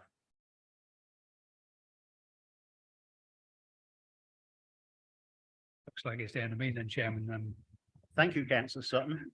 You're itching to say something, really. I can see that the application does have some merits in various ways, but I think with the local plan in its infancy, there's still much better areas in Doddington that can be brought forward at this stage. So I think, given it's a bit of a balancing for me because born and bred in Doddington and can't say as I'm overly keen on the way it's expanded the way it has, but that has brought its benefits as we've spoke about before, because to get the services you need the people to be using it. But I think on this occasion, I think on balance, I would go with the officer's recommendation, and I also note that Doddington Parish Council are dead against it, so that in my planning balance, that's that's tipped it to perhaps would have been someone else had Doddington been of a different mind. I probably would have been of a different mind, but that's where I am. Thank you. Thank you, Councillor Sutton. Councillor Cornwall. Yeah, I must admit it's a long while since I've seen such a long response from a parish council, to be quite honest. I think they've obviously looked very carefully at it, and they don't seem to be like happy bunnies, do they? And I think, we should take notice of them. At the end of the day, they are a consultee, and they've really given us a darn good response here. So I think, yeah, we should recognise what they've said. Yep. Okay. Anybody else want to add to the debate before I bring officers in? Councillor Benny, thanks. Well, to balance the debate up, I'll give you another point of view. I don't think many people agree with me, but whatever. I mean, this piece of land, if you go out down Benwick Road in Doddington, we've had development down there. And on the opposite side of the road to this, we passed, I forget, I think it was 9 houses or 8 houses. We passed some houses. Wasn't opposite it, but it was the other side of the road on the bend. Yeah. I mean, that one had an officer's recommendation to refuse it. I look at it and I personally, you know, I see both sides of the argument on this one, and I do, but I really feel that, yeah, it does have merit in some ways. And to say it's in a boundary, we don't have any boundaries at the moment. And Councillor Sutton has said bringing boundaries in will kill the villages. And we haven't got boundaries that set hard and fast boundaries as to where the village starts and where it stops. I looked at this when I was reading through the reports, and I thought, yeah, I see this has merit. Whether it needs to come back at a later stage when the new local plan is there, but I would also like to see a little more details, or maybe a change of the speed sign where it comes in, so you're not coming in on 60 miles an hour, or put the entrance to the site within the 40-mile-an-hour part. But it does carry some merit, this, and it would bring 9 very nice executive homes to the area. And I've said many times before that I like to see nice big houses where you come into a village. I look at White Road in East Street. That's those bungalows that have been built along there absolutely set the scene for the village when you come into it. So would that do Doddington any harm? We passed other houses further along on the opposite side of the road. I think this has got merit, this one. Yeah, I'm going to come in here. I disagree with Councillor Benny's comments on this one. The parish council is certainly out of the village footprint. That's most certainly. It's in a 60-mile-an-hour road. That's also a certainty. Very rarely have I seen a parish council go so vehemently against it. So, as Councillor Cornwall has intimated, and Councillor Sutton, I think we should go along with this. And just to clarify with Councillor Benny, the other ones we passed, the 9, it was on the other side of the road, and it was a lot nearer in the village than this one was. So for me, I think the officers have got this exactly right, and I shall be supporting the officers in their recommendation to refuse this. Thank you. And just to remind you, before I go, we're still in debate. It's the French. Thank you. I just think it's disappointing when we have a PP that we don't have sufficient information. I think if probably we could make a better discussion on this if we did know where the access was, etc., and whatever goes with it. I totally agree with affordable executive homes. You know, we're going to have a reservoir built. We're going to have executive people moving into the area. I think now is the time to be looking at it. But it's just lack of information on a PP. Thank you, Councillor French. Anybody want to add to this debate? You certainly can, Councillor David. My concern is actually the speed limit. The 60-mile-an-hour comes along for part of the site, and then just as you get to the village gates, then it changes to the 40-mile-an-hour. If you put executive houses on, we're talking 2, 3, sometimes even 4 vehicles, and they're coming onto that road at the change of speed. So people will be braking and coming in, and you've got all these cars coming out. So I think it's in the wrong place. And I worry that highways have actually said they haven't got enough information to even know whether they've got enough of a visibility display. So I can't go with the application as it is. No. Right, still in debate. No one's to add to that. So debate's finished. Officers, clarifications, final points of view? Nothing. So Again, I'm going to ask that we go with officer recommendation to refuse this application. Have I got a proposer for that? Councillor Cornwall, seconded by Councillor Davis, to refuse this application. Davis, okay. Can I have a vote on that proposition, please, to refuse this application? That's 10 votes, Chairman. Those against? 2. Right, so the application has been refused by 10 to 2. Thank you. Excuse me, Chairman. No, me. Sorry, I've just noticed on item number 9, I again deal with the applicant, so I'll step out of this one.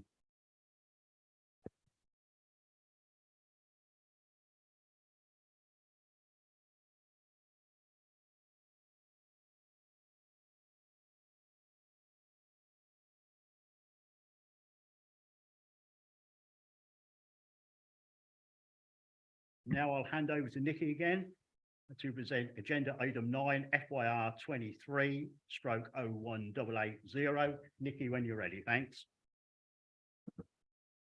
Thank you, Chair. Agenda item 9 is an outline application for one dwelling with all matters reserved for future consideration. It's a resubmission of an application refused last year, and there have been no amendments to the scheme or changes in circumstances since this time. Firstly, may I draw members' attention to an update report which has been circulated. There have also been 2 further objections received since the update was published, raising issues in relation to the suitability of the existing road and footpath infrastructure for further development, lack of public transport, loss of privacy, erosion of green space and loss of paddock land, the cumulative impact of developments and setting a precedent for further development, flooding and the need for affordable housing. It is also noted that those in support of the application do not reside in the vicinity of the site. The application site is indicated in red on the location plan and aerial photo. The site is located on the southern side of Eastwood End and consists of paddock land, hard standing and a tarmac access between 30 and 30A Eastwood End. The indicative site layout is shown here, with the proposed dwelling set back behind the existing frontage properties. Photo 1 shows the access between existing dwellings. Photo 2, the rear of 30 Eastwood End. And photos 3 and 4, the existing hard standing and outbuilding beyond. The form of development proposed would represent a substandard backland layout to the detriment of the prevailing linear built form and character of the area. It would detract from the amenities of adjoining occupiers and would establish an unacceptable precedent for future development in the area. The recommendation is therefore to refuse the application, consistent with the previous decision of the council regarding development at this site. Yeah, thank you once again, Nikki. We have no speakers on this application, so I'd now like to invite members to put questions to officers. Asking a question, Nick Meekins, please. Thank you.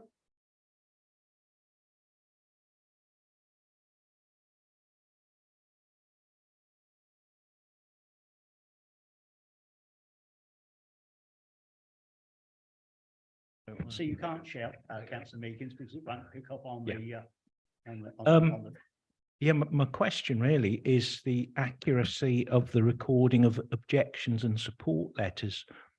It says that there were 19 letters of objection, etc. And the figures given tally to 19, and then it says supporters 27 letters of support. Well, I've just added those up, and the number on there is 40. Now, is it 27 supporters letters or is it 40? Because that's a significant difference. Please come in and allay Councillor Meekins's fears. There's 43 then. Through you, Chairman. I'm assuming that the 27 letters of support is the accurate number, and then there's been probably a little bit of a mathematical or typographical error in terms of then the kind of the split of where those letters are from. So I'm guessing that, for example, we've got in there that 16 of the letters were from March, 16 in Chatteris. I'm guessing that one of those is possibly 6. Okay, thank you. Okay, still questions to officers at all? No more questions to officers? No, thank you very much. So, right. Now, thank you, everybody. I'd now like to invite members to debate the item in respect of the material planning considerations relevant to the application. If you'd like to speak, please raise your hand. So we're in debate, guys. Thank you.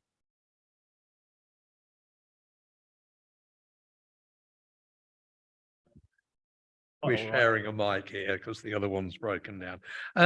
So this application is exactly the same as the application that came in before and was refused. Is that right? Yes, that's correct. Right. Okay, thank you. Anybody want to add to this debate? Councillor Davies. I think, I don't know if members are aware, but there's a pending application for the opposite side of that field. So I think it's behind 12C. Yeah, I'm not sure. I think it's 12C, is it? So it's behind 12 and 12A. Yeah, so it's all, it will set the precedent, just as Nikki said in her report. It's a very good point, Councillor Davies. Anybody else want to add to debate? Councillor Sutton, thank you. Just to confirm numbers, Chairman, there's been some more objections very recently. And that the total now is 51, objections 23 and supporting 28. So that's the up-to-date figure on the access. Okay.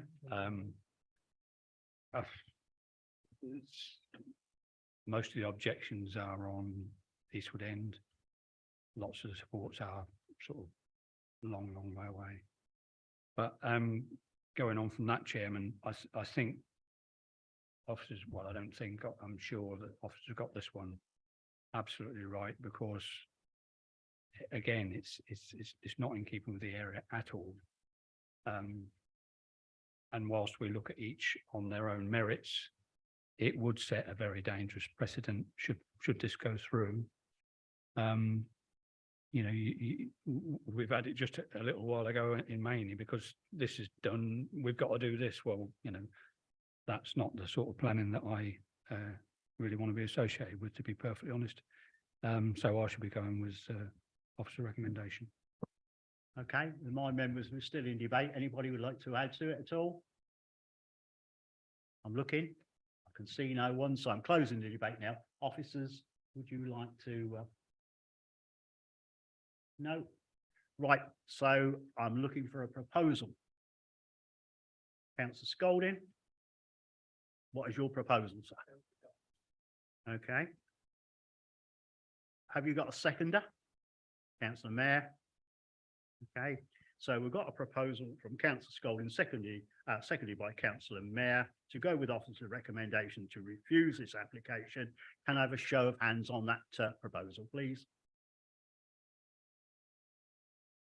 Looks that's unanimous. That's 11 votes, Chairman, and Councillor Marks took no part. Okay, that application has been refused then. Thank you. Does everybody still want to keep going? Yeah. Yeah. Okay. So we'll now move over to Nikki once again to present application FYR 22049330, agenda item number 10. So Nikki, thank you. Thank you, Chair. Agenda item 10 is an outline application for up to 2 single-storey dwellings, with all matters reserved for future consideration. The application site is indicated in red on the location plan and aerial photo.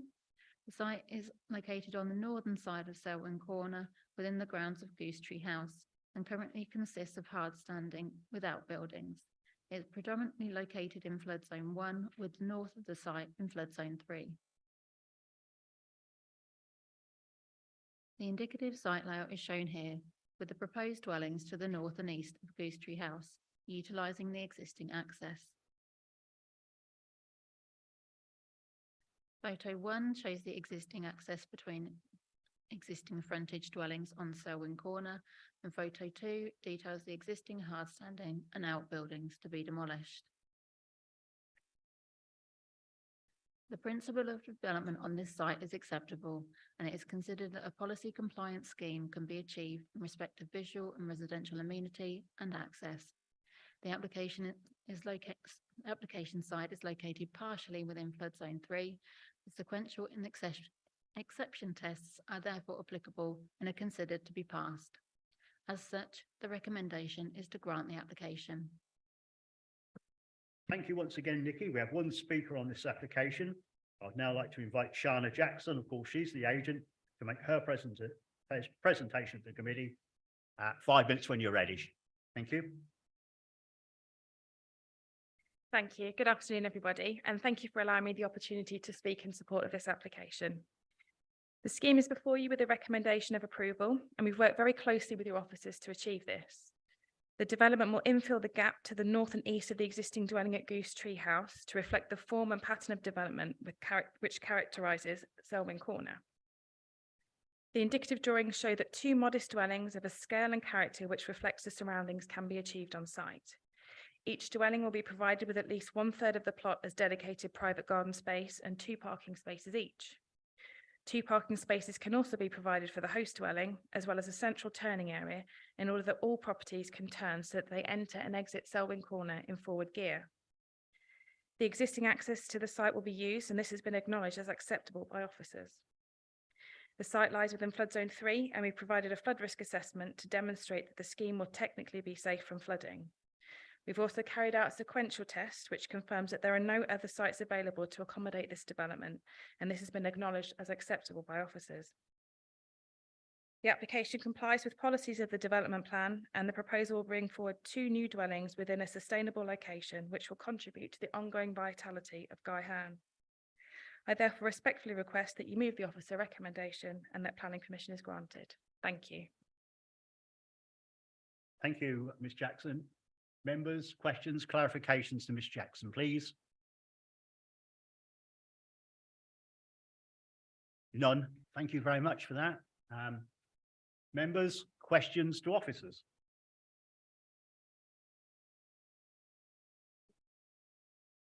Councillor Cornwall, thank you. Yeah, the access looks very, very narrow. Is it, does it meet standards for access?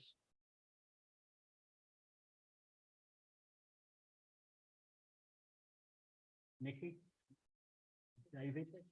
Oh, right. Okay, thanks. Being as impatient as usual, aren't I? It worked. Thank you, through you, Chairman. Just draw Councillor Cornwall's attention to 5.4 of the officer report, the comments from the Highway Authority, basically not raising any concerns or objections to the application from that perspective. So there's nothing from the Highway Authority that would substantiate that there's any concerns regarding that. Yeah, fine, but my question is about the actual access, which isn't on a road. The actual bit off the road, the access to the property may be okay. I'm on about the bit that goes alongside the existing structure to actually get to the site, which is not highway. Hey. David or Nikki will probably answer that for you. Through you, Chairman, if members wish to sort of continue with the debate, we will have a look and provide an actual measurement from the plans. So the dimensions shown is 3.475 metres. 0.62. Thank you, Councillor Sutton.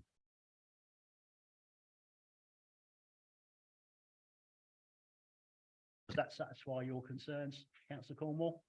Or would you like another to come back? No, we'll leave it like that at the moment. And okay. So we're still in questions to officers. Anybody else? No. Councillor Scolding, did you indicate you want to speak? Thank you. Yeah, it does look a bit cosy, as you would call it, but that is the nature of everything around it. So I can't see a problem myself. Thank you. Okay. Good point, good point. Anybody else want to add to the debate? Councillor Benny, thanks. Yeah, thank you. Bit out of character for me, but we just turned the previous application down for backland development. And this is backland on several people's. This to me really seems crammed. The application looks really crammed in there, and the other places it's backing onto everybody's land. It just seems very, very cramped on there. It looks like overdevelopment to me. Is that a question to officers? Because we're still in questions to officers. Oh, sorry, I thought what you just said we were in debate. No, I said before we go into debate. Oh, sorry. In that case, then I'll wait until that comes around. Okay. You've got an indicator you want to speak, Councillor Cornwall. Is this for debate or is it for officers? It was part of a debate, Chairman, No, because well, that's what you announced. Did I? I Yes. do apologise. I'm wrong for once. Anyway, chairman's allowed to be wrong sometimes, aren't they? So we're going to open it up for debate now then. Councillor Benny and then Councillor Cornwall. Thanks. Yeah, I repeat what I just said. It just seems that, we turned the previous application down for backland development and this seems to back onto everybody else's land and other buildings. It just seems very, very cramped in there. How would I feel if that was being dumped on me? Wouldn't be very favourable, I'm afraid. Okay. Councillor Cornwall. Good afternoon. Yes, really, this was my interpretation when I went down there and thought, well, this is just a little bit small and enclosed and all the rest of it, and very narrow entrance as well. But actually, when you do get into Selwyn Corner, the whole built area follows that system. And it seems to have been developed piecemeal over a long time by the look of things. It's a typical little fen settlement, actually. And when I asked at the visit, I was told, well, it meets all our amenity standards and all the rest of it. There's parking, there's all this. I thought, well, yeah, okay, fine. So maybe because of where it is and the way the area is actually set out, then perhaps it is acceptable. Certainly wouldn't be attractive for me, but it could be attractive to someone, I suppose. So on that basis, I think I could support it, even though probably I would be looking for something far more spacious in normal circumstances. Okay, still in debate. Does Councillor Sutton? Thank you, Chairman.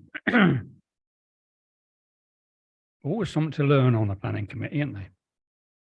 So I've never heard the development being referred to as cosy before. So, but it does really sum up the area quite well. It is cosy, and I think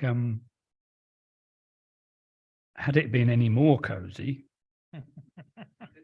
I think I probably would have been struggling to support it. But we was assured on the planning visits that it meets the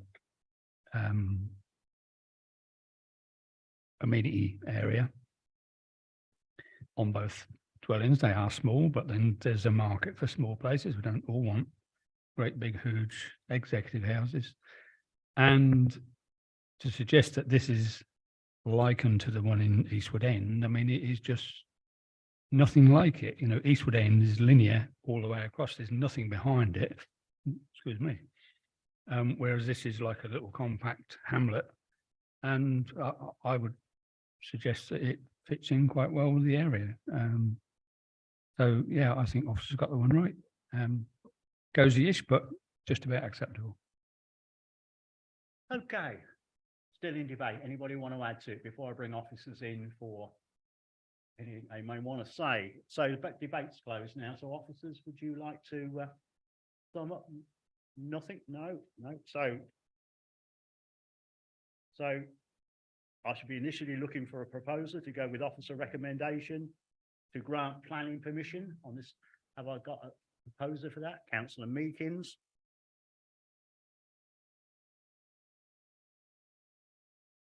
Have I got a seconder for that one? Councillor Scolding. So we've got a proposal to go with officer recommendation to grant that planning application by Councillor Meakin, proposed by Councillor Meakin, seconded by Councillor Scolding.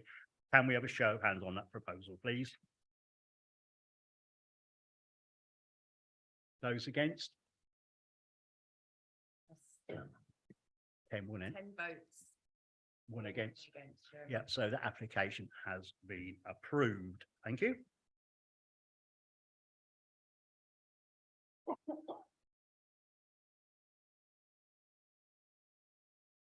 So does anybody want a 5-minute break now, or shall we crack on? Okay, anybody else agree? Let's just, can we just concentrate on what's happening? Does anybody want a break now for 5 minutes? Councillor Meakin suggests he does. Can we? Yeah, let's have one for 5 minutes, but let's try and be back on time. It's just after 4:30, so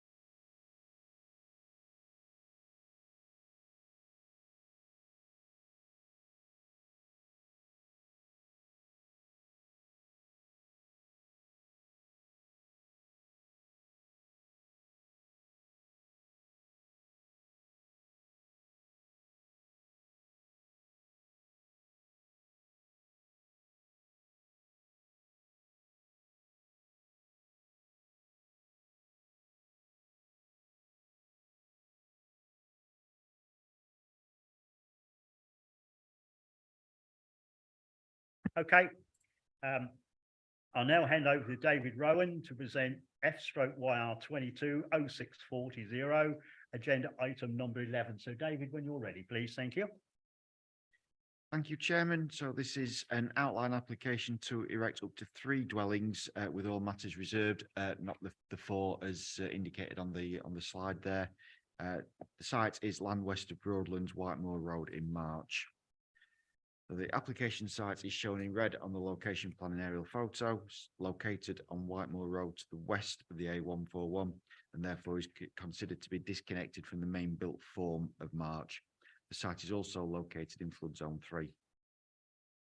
The application seeks outline permission to erect up to 3 dwellings. All matters are reserved for future consideration, so the plans on display are purely illustrative. Photographs of the site are on display on the upper row. As recognised in the report, the site is partially of a brownfield nature, and then the lower photos illustrate the character of Whitemoor Road in the vicinity of the application site. So to summarise, the site is considered an elsewhere location within policy LP3 of the local plan, and the development does not fit any of the exemptions within LP12 to allow dwellings in this location. The principle of the development in this location is therefore considered to be unacceptable. The development of the site for residential purposes would have an urbanising effect on an area which marks the transition between sporadic development on Whitemoor Road and more open countryside beyond. Such a detrimental character impact would also be contrary to policy. In addition, the site is located in flood zone 3 and as such needs to pass the sequential test. As the site is in an elsewhere location, the adopted approach of the council is that the area of search should be district wide. The submitted sequential test only addresses sites within March.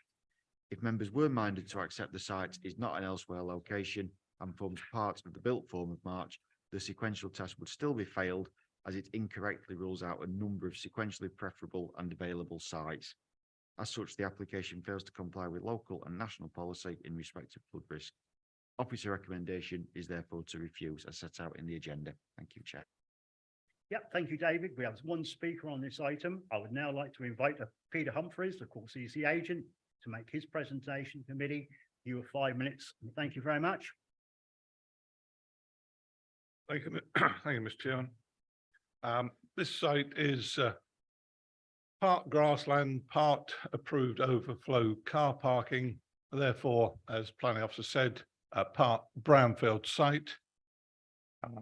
The site is well related to the town of March. Indeed, if you look at the 2014 local plan, you'll see it is next to the built form.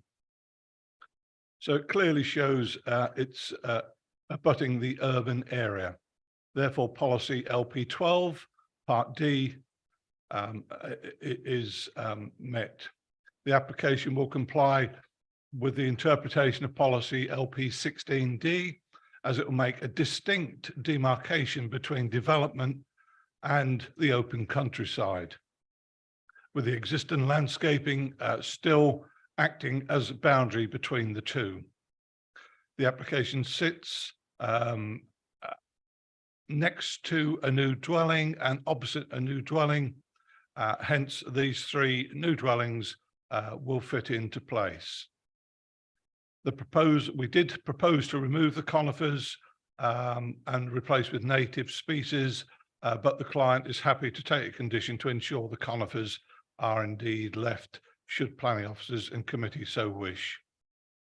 I would therefore request, Mr. Chairman, that the site is acceptable and look for your support.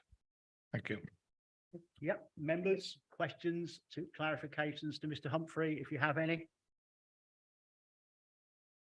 No, thank you so much. Thank you. Members, questions to officers. No burning desire, I can see. Right.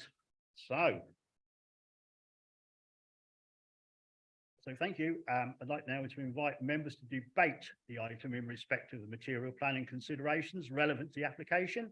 If you'd like to speak, please raise your hand. So we're in debate. Who's going to kick it off?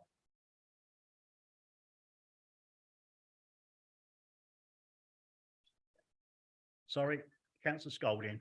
Thank you. Thank you for doing that. Thank you very much. Thank you very much. Myself, I can't see any problem with it, only the sequential test.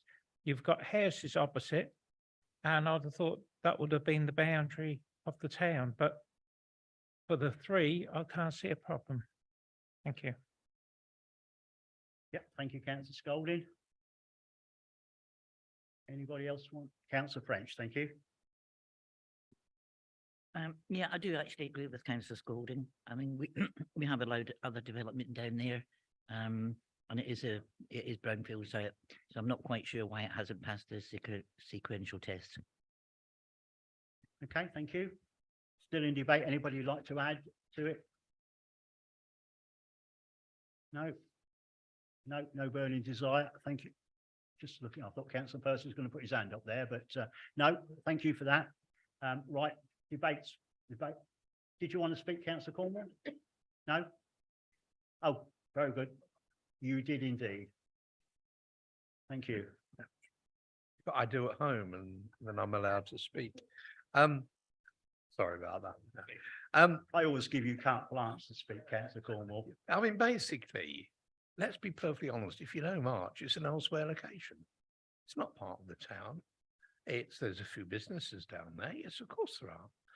But most of the businesses are down there because they're in the best place down there and not part of the town centre itself. So, yeah, as far as I'm concerned, it's an elsewhere location. Another point of view, thank you. Right, still in debate. Anybody else want to continue it before I close it? No, thank you. The debate's closed. Officers, have you got anything to add to that in response? No, thank you. So I'll be initially looking for a proposer to go with officer recommendation to refuse this planning committee, this application. Anybody would like to propose that we go with officer's recommendation to refuse it? Councillor Mayor.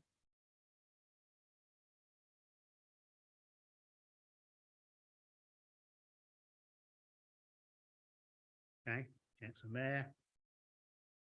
Have you got a second to Councillor Mayor? Councillor Cornwall, thank you. Yeah, noted, Councillor Cornwall. Right, so we've got a proposal to go with officer's recommendation to refuse this application, proposed by Councillor Mayor, seconded by Councillor Cornwall. Could we have a show of hands on that proposition, please?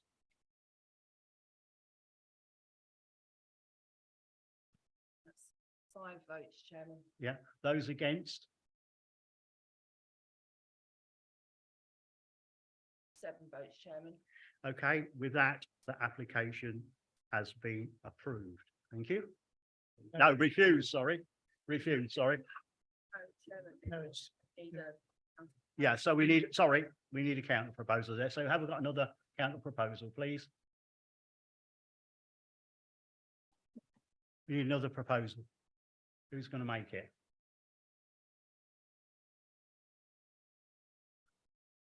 Just. Okay, go on. Yeah, I do actually consider it part of March. I live in West, just round the corner from that, and I certainly am part of March. It might be under Wester, but I'm still part of March. I recommend my proposal to approve the application. Okay. We need some reasons why you think. Yeah, okay, that's fine. Absolutely. Chairman, in respect to the reasons, obviously, one of the key ones has to be how has the sequential test been passed? I've just had a quick skim read of the applicant's submission, and it appears that the search has been restricted to plots that have been available for sale, which it falls short of what the requirement is in our own floodwater SPD. I might be wrong though, and in which case I do owe Mr. Humphrey an apology. Is that what he's done? Well, yeah. Well, we're just waiting with a bated breath for Councillor French, aided by Councillors Benny's reasons for going against officer recommendation. Chairman, I do owe Mr. Humphrey an apology. He did use. You're most welcome. Okay. But sites have been included which in the list and have been discounted, and we fundamentally disagree with those sites that have been dismissed in Mr. Humphrey's sequential test. Okay.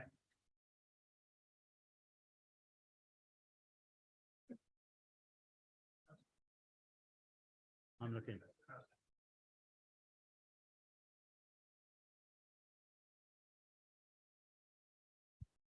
LP 16D does D makes a positive contribution to the local distinctive character of the area, enhances its local setting, responds to and improves the character of the local build environment, blah, blah, blah. You got 12?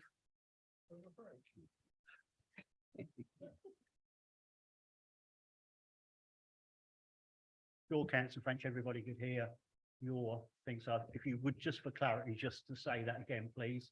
LP 16D makes a positive contribution to the local distinctiveness of the character of the area, enhances its local setting, responds to and improves the character of the local build environment, provides resilience to climate change, and the rest.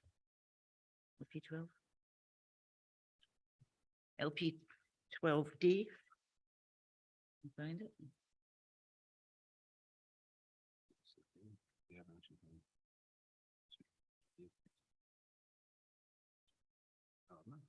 Yeah, Part D, I do consider it is part of March. You don't want me to read the whole section D out, do you? You read it out. You don't think it's in a Oh, it's an still, elsewhere location? That's it's what still, most people are saying, it's still aren't they? part of March. That's fine. That'll save you reading it all out. Clarify. And also you need to worry about the sequential test. Why you don't think it needs a sequential test. I think that's the prime concern. I don't want to throw spanners in the works, but I think that's imperative that you address that.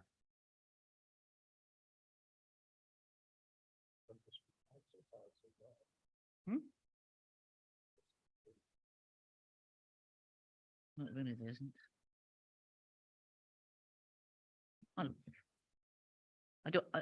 I just believe that it's the right site. Sites in March are very, very hard to find for this type of development. And I believe it accords with policy 16 and 12.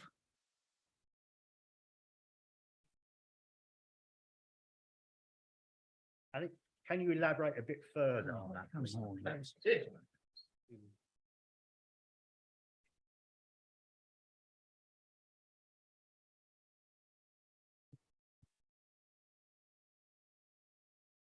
When you got something?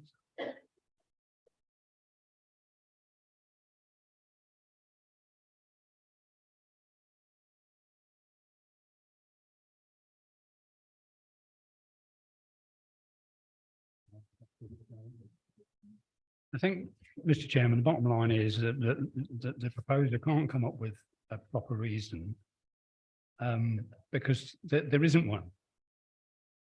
Well, with, you know, Councillor Sutton, with respect, they are trying to find one, which they're quite entitled to do. Well, the first recommendation was overturned. Yep. Absolutely. So we're doing your counter one, aren't we? We're finding reasons why you need to go against, why you're going against officer recommendation.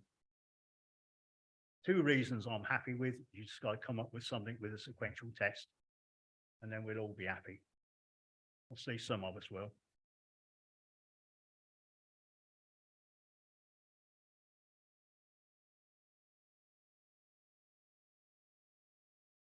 So are you not satisfied with the 2 reasons? 12 and 16?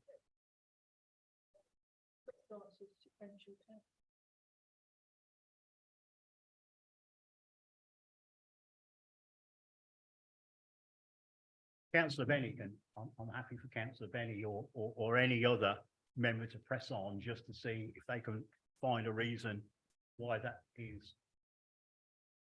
I don't know who's to come up with this reason. Yeah, but we're just trying to move on now, aren't we?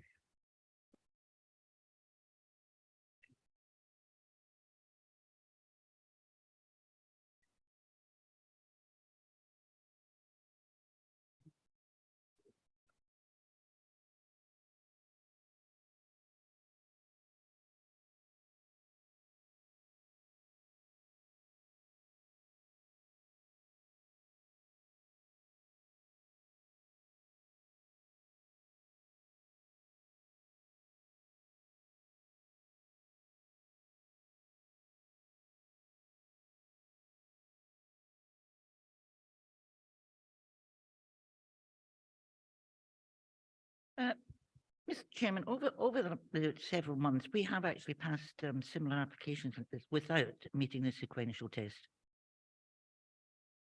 You know, we did have a vote on recommendations for the officers' recommendations. It failed. So the proposal now is what I've stated, LP 12 and 16. And I don't believe there's anybody else suitable for this type of development within March. I mean, there's lots of big sites. And that's it. Well,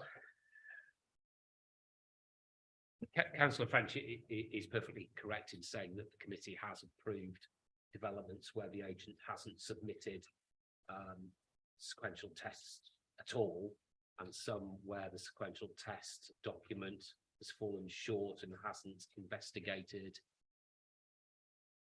true fact of the matter, that there are consents available where the development could go at lesser flood risk. And we've identified on the list supplied by the agent that some of those sites are actually available and are suitable alternatives for the proposed development. If committee disagrees with that, then my advice is that it's perhaps not a robust reason and could potentially open us up to challenge. If at the end of the day committee chooses to not agree with that advice, then it can make that decision. But it's my duty to flag where I think the reasons to refuse all grant permissions is willing to advise you of that fact. And obviously you'll be making that vote having had the advice from officers. okay. You've heard the advice. We have done it before, and we are where we are. Is there any update on the sequential test? If not, we'll have to press on. Right. Okay. So you've heard officers' advice. We've tried to get round it. So you'll need a seconder, Councillor French. Sorry. Absolutely. Go on.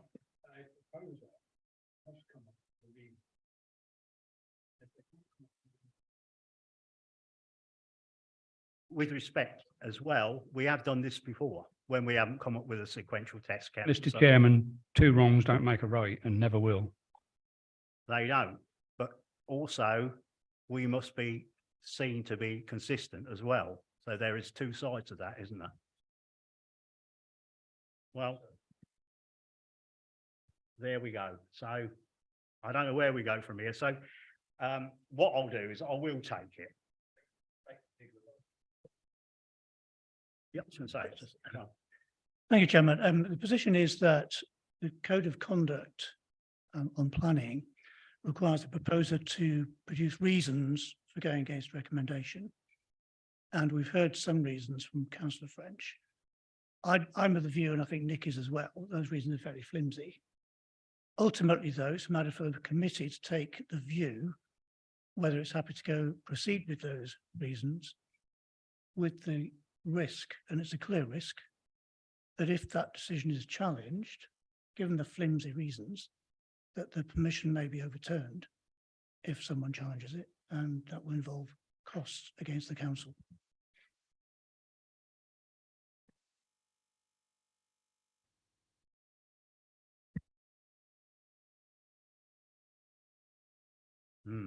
So I've heard with councillor Meakins.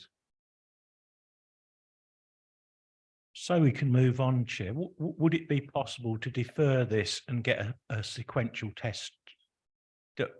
Oh, sorry. I thought that was the issue. Failed it. Sorry, beg your If pardon. it was that simple, councillor Meakins, I would have said that a long while ago, but it isn't that simple.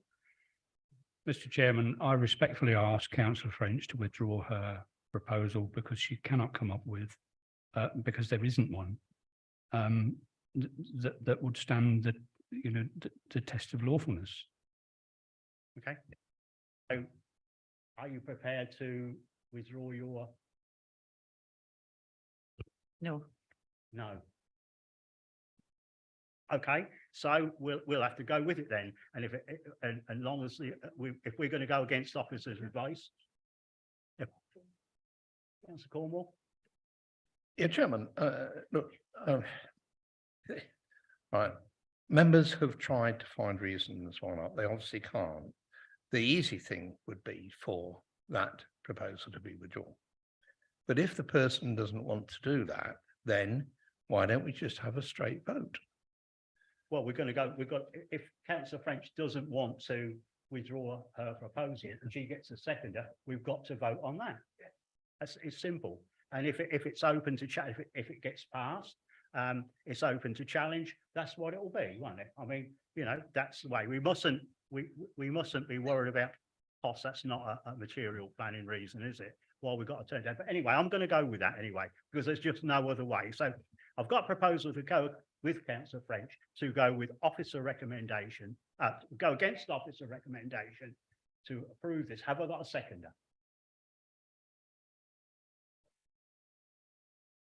Councillor Benny. Right, let's move on now.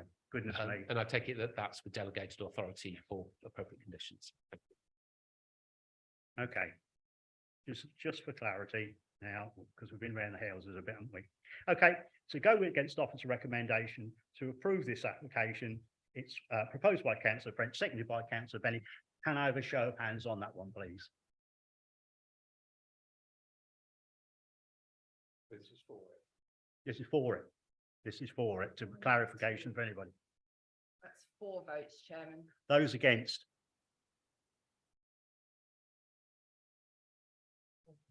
Four. How are you voting? Oh, sorry. No, I vote no. I'll keep my hand down. Sorry, you're confusing me now. 3, 4, 5, 6 votes, Chairman. Mr. Chairman, Mr. Chairman, can I ask, we had a vote to go with officers' recommendations and it failed. It did. So we've now got another proposal. Yep. And that's failed. So which path are we taking? We just go back with another recommendation. Because Easy. they're both failed as well. So I'm clear to say both of those failed. So we need to go. I don't know where we're going to get rid of this one because. But anyway, so I'm going to look for another proposal now because that's the only way to do it. Repropose that we go. That's what I said. This is what I'm going to do. So I'm looking for a proposal. Councillor Sutton. What are you proposing, Councillor Sutton? Recommendation, Chairman. Okay. And have you got a second for that?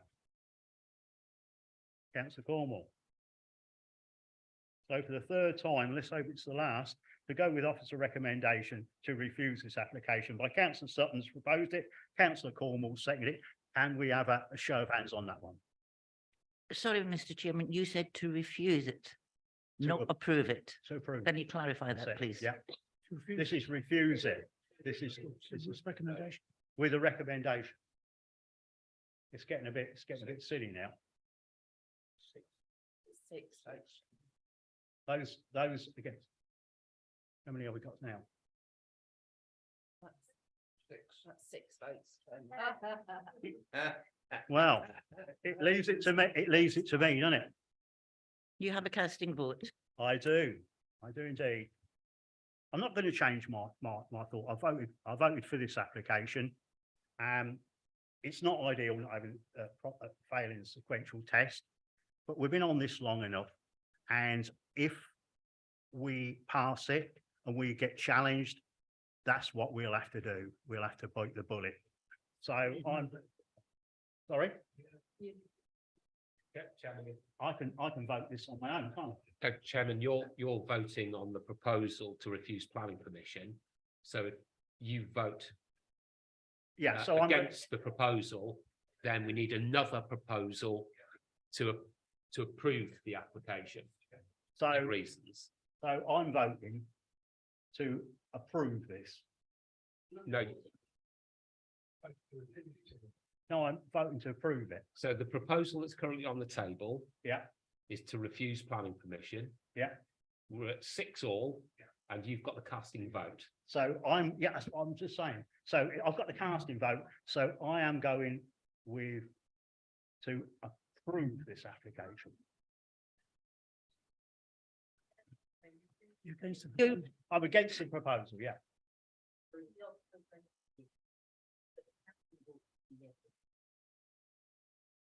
Well, I'm going against. No, no and- for officer recommendation. That's what I'm going, yeah. And then we, Sorry, back right up. I'm going against officer recommendation. So it's now 7-6. Now we need a new proposal. Then we need a new proposal. Now we need a new proposal. So now, so we've got to go again this time. It's clear that we've got to go again, isn't it? It's been a bit of a mess, I have to say, but right, so we're looking for a new proposal. Same as before. Same as before, that's fine. So we need a seconder, same as before. So it's up to me again, isn't it? And you vote on it. You We vote. yeah, we've got to go to the vote again, haven't we? Of course we have. Right, let's go to the vote then. Now, if it's the same before, Then members might change their mind. Chairman, the proposal is the same as it was before. Yeah. Go against officer recommendation. Planning committee. that's right. That's right. So for the same reasons, so we just go to the votes, Chairman. Right, let's go to the vote then on that proposal. Those in favour of approving. The application. The application against officer's recommendation, Charlie. 6 votes. Those against? Well, there you go. I don't know why we've gone round these houses for, and so it's been a bit of a silly time. So I'm going to go against officer's recommendation to get this approved. For approval. Okay, that's me. And just as a caveat, if we get challenged, we'll have to. So that application has been approved against officer recommendation. Right, that was hard, wasn't it?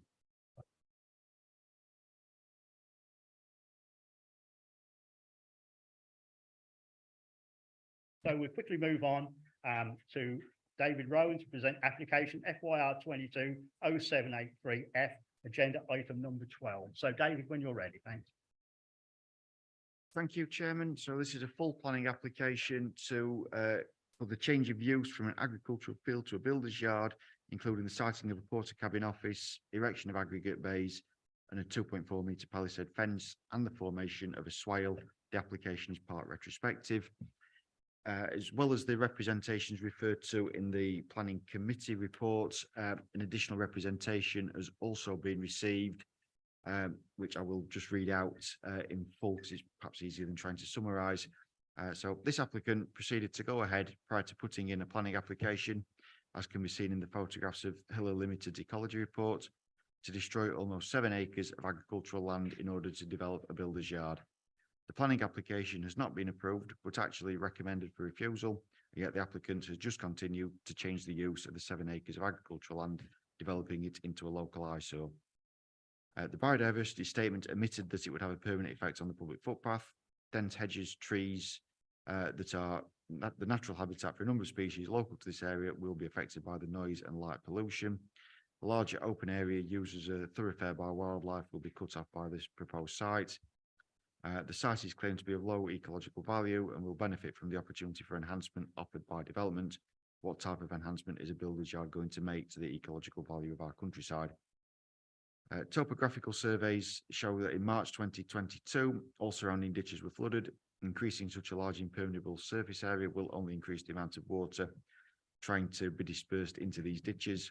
The increased possibilities of flooding nearby residential dwellings will be under threat, especially my home where we've lived for over 32 years, which is a Grade 2 listed building and was flooded for the first time in 2020. The site plan shows that the proposed development almost doubles the size of the present light industrial estate. It protrudes into the agricultural countryside, views as seen from the A141 and at least 2 public footpaths, and is actually only one small area is actually adjacent to the light industrial estate. There are 11 parking spaces, 8 parking spaces for other vehicles, therefore propose additional vehicle movements at the junction with the A141 with the narrow eastward end will be on average 38 per day, an increase in this already hazardous junction. On the health impact statement, the applicant states on page 16 that this proposal will allow one location for all in future development. Does that mean the applicant intends to extend the builder's yard further into our countryside? 7 concrete bays consisting of 3 built-up sides of precast concrete sides and then filled with building materials will be adjacent to the scenic countryside. That's from a resident of Eastwood End. So to move on to the presentation, the application site is shown in red on the location plan and aerial photo. It sits to the north of the established Eastwood End industrial estate on what was formerly a greenfield site. To the immediate west of the site is a bridleway, which forms part of the Woodman's Way. Access to the site would be via the existing access road running through the industrial estate. And it's considered that from the aerial photo, you can see there's quite a defined northern edge to the existing industrial estate.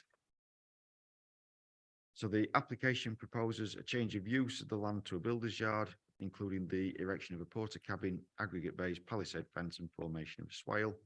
The site plan illustrates the proposed layout of the site with the aggregate bays to the left side of the site, the swale in the northeastern corner, and the porter cabin located adjacent to the access in the south of the site. As indicated earlier, work has already commenced on the site, and members should also be aware that a previous application to use the site for B8 purposes was refused planning permission in 2018. So the various components of the application are shown in more detail.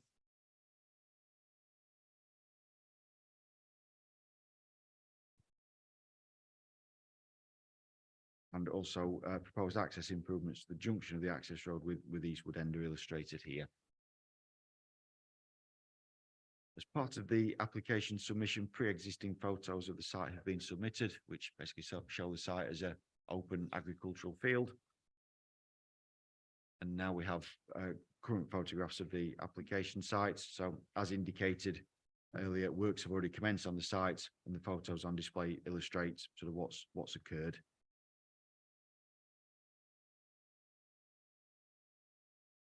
So in summary, the development is considered to be an unacceptable encroachment into the open countryside to the detriment of the character and appearance of this.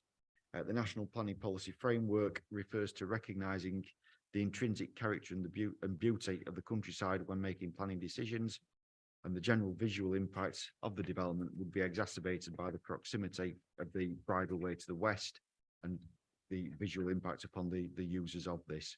The recommendation is therefore to refuse permission as set out within the agenda. Thank you, Chair. Yep, thank you, David. We have 2 speakers on this item. I'd like to invite Victor Evelyn. He's a supporter to make his presentation to the committee. When you're nicely seated, you can have 5 minutes, Mr. Evelyn. Take your time.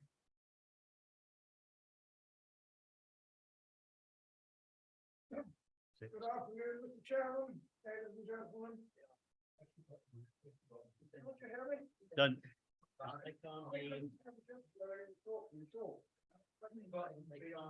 Yeah. You want me to be on? Yeah, you need to be on YouTube. Yeah, with your Right. thoughts. I said I would speak in favour of the applicant because I probably know more about this site than anyone. It was part of Eastwood's farm, which I farmed for many years. And eventually Fenland decided it would be a nice place for them to build a grain store. The reasons being that it was central to their members and the soil type is ideal because it has a very good bearing capacity. The application was approved. This was before the Isle of Ely Way was constructed. And Fenland used the old railway line as access so they could get to the Mainey Road. Eventually, when the Isle of Ely Way was constructed, several people came to me saying, could they buy some land for a small industrial use? I went to Fenland, and the industrial development officer thought it was a very good idea. And he said it's an ideal site to have industry that you would not want alongside residential accommodation. And consequently, over the years, several plots have been sold. I felt that we ought to have a decent tree planting scheme to screen the site. And I employed a firm of landscape architects to design it. And there's quite a lot of trees were planted. The ones immediately adjacent to the site, it's a wide mixture of native trees. I was interesting to listen to some of the officers say that the footpath was looking at an industrial, it couldn't look at an industrial area. The footpath is the other side of these trees. You can't see anything through them, the footpath. But that was just, I was a bit surprised. The refusal for planning permission at an earlier date, I did know a little bit about, because Mr. Lefevre of Data Shredders came to me and he said he'd been refused. Could I help or give advice? And I asked 3 councillors to come down and talk to me. I forget their names now, but one was the head of the industrial development part of the council. And when they heard what Mr. Lefevre actually wanted to do, they thought it was quite a good idea. And they said the reason for refusal was the application was for lorry parking, and the site would contain 200 lorries, and they didn't want 200 lorries, and it had been refused on that basis, which seemed perfectly logical because no one wants 200 lorries parked there. And the council at that meeting said if another application was put in, it would be looked at probably very differently to the first one. But Mr. Lefevre decided he had enough of planning, and he decided to leave things as they were. I personally cannot see that this is an open agricultural site. It's just to the north of the industrial area at present. It's surrounded by trees on 2 sides and an industrial estate on the other side. So it certainly can't be called open countryside, in my humble opinion, sir. I said my little bit. I think it's a logical extension of the existing industrial area. I personally have got no financial interest at the present time, except that I own the access road, which is more of a liability than an asset.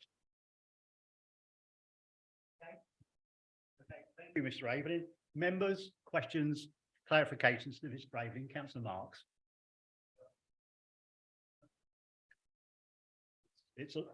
It's indeed a lottery this afternoon. It is indeed.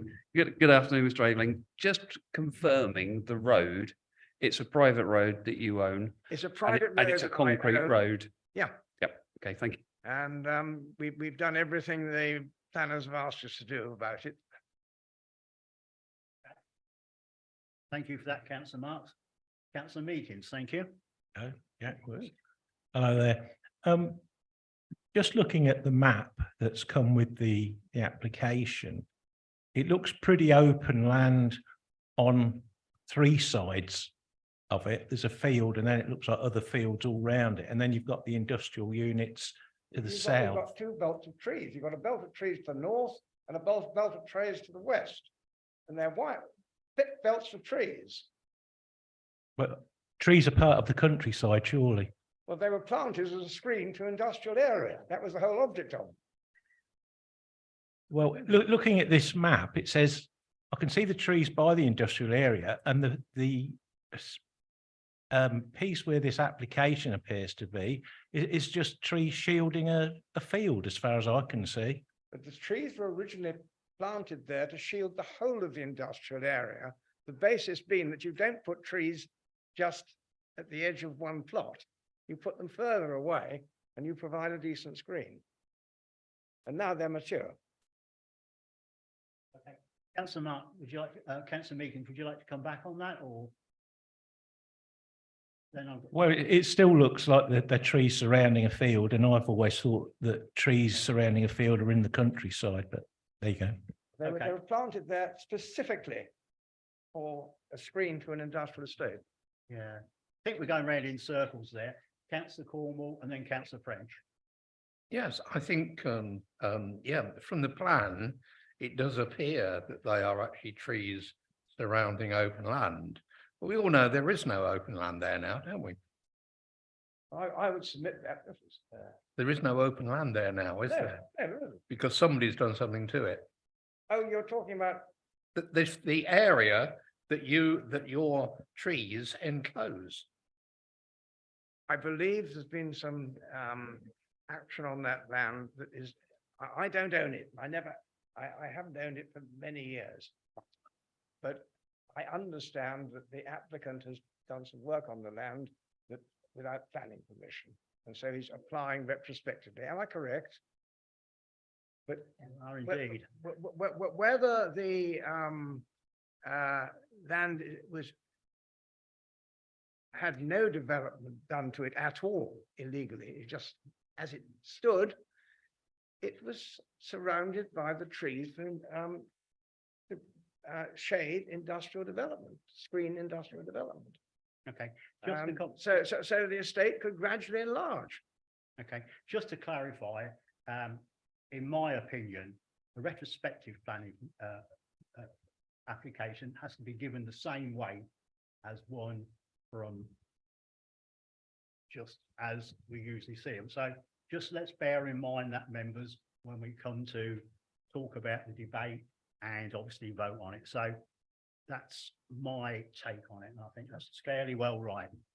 Right, so I'm going to take Councillor French and then Councillor Scolding. Mr. Evelyn, can you remember what year these trees were planted? About 1990. Thank you. It was So they're late pretty- 80s or early 90s. Pretty mature. And I had a firm design them, a landscape architects, and we were doing a planning application around the golf club at one time. And the local authority felt we were using a strange bunch of people from Surrey who wouldn't know the Fen. And Mrs. Fleming then told them that she just presented that particular firm with a European prize for being some of the best landscape gardeners in Europe. So is that the end of your questions, Councillor French, or would you like to carry on? No, Councillor Scolding then.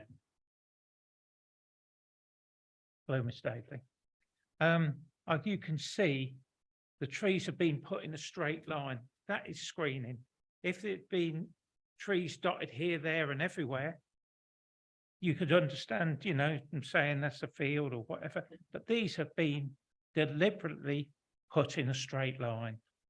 So I can see where you're coming from. Thank you. There's a statement.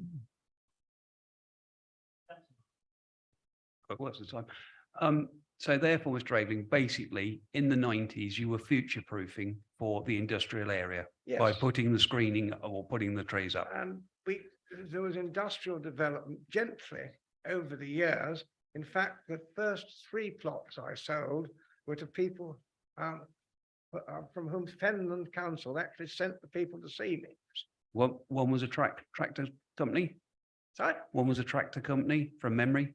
There was a Don't start getting me muddled up, because I just remember that there were we had Robert Lefevre there. tractors.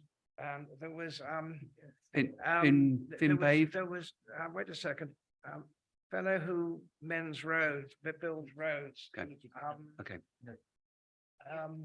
I think we're testing gentleman's memory too much, and so Mr. Aveling's memory. I'm in my mid-80s. I do No, repeat old age. well, I'm not. I wouldn't even suggest that, Mr. Aveling, but I don't think you need to worry about that too much. Right. So, any more questions for Mr. Aveling? No. Thank you very much. Thank you for your tolerance, thank you Mr. for Chairman. answering the questions. So, invite. Chairman, I've just realised something I didn't know earlier, that Mr. Aveling is owner of part of the application site, and given we just said he was owner of the owner of the road. Well, that's in the red line.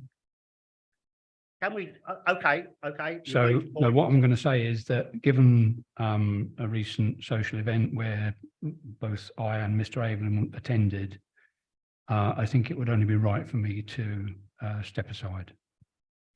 Yeah, that's a good decision, but I'm sure Mr. Evelyn said he hasn't owned any of that land for many years. And I'm sure he just said he owns the road, which is a liability to him.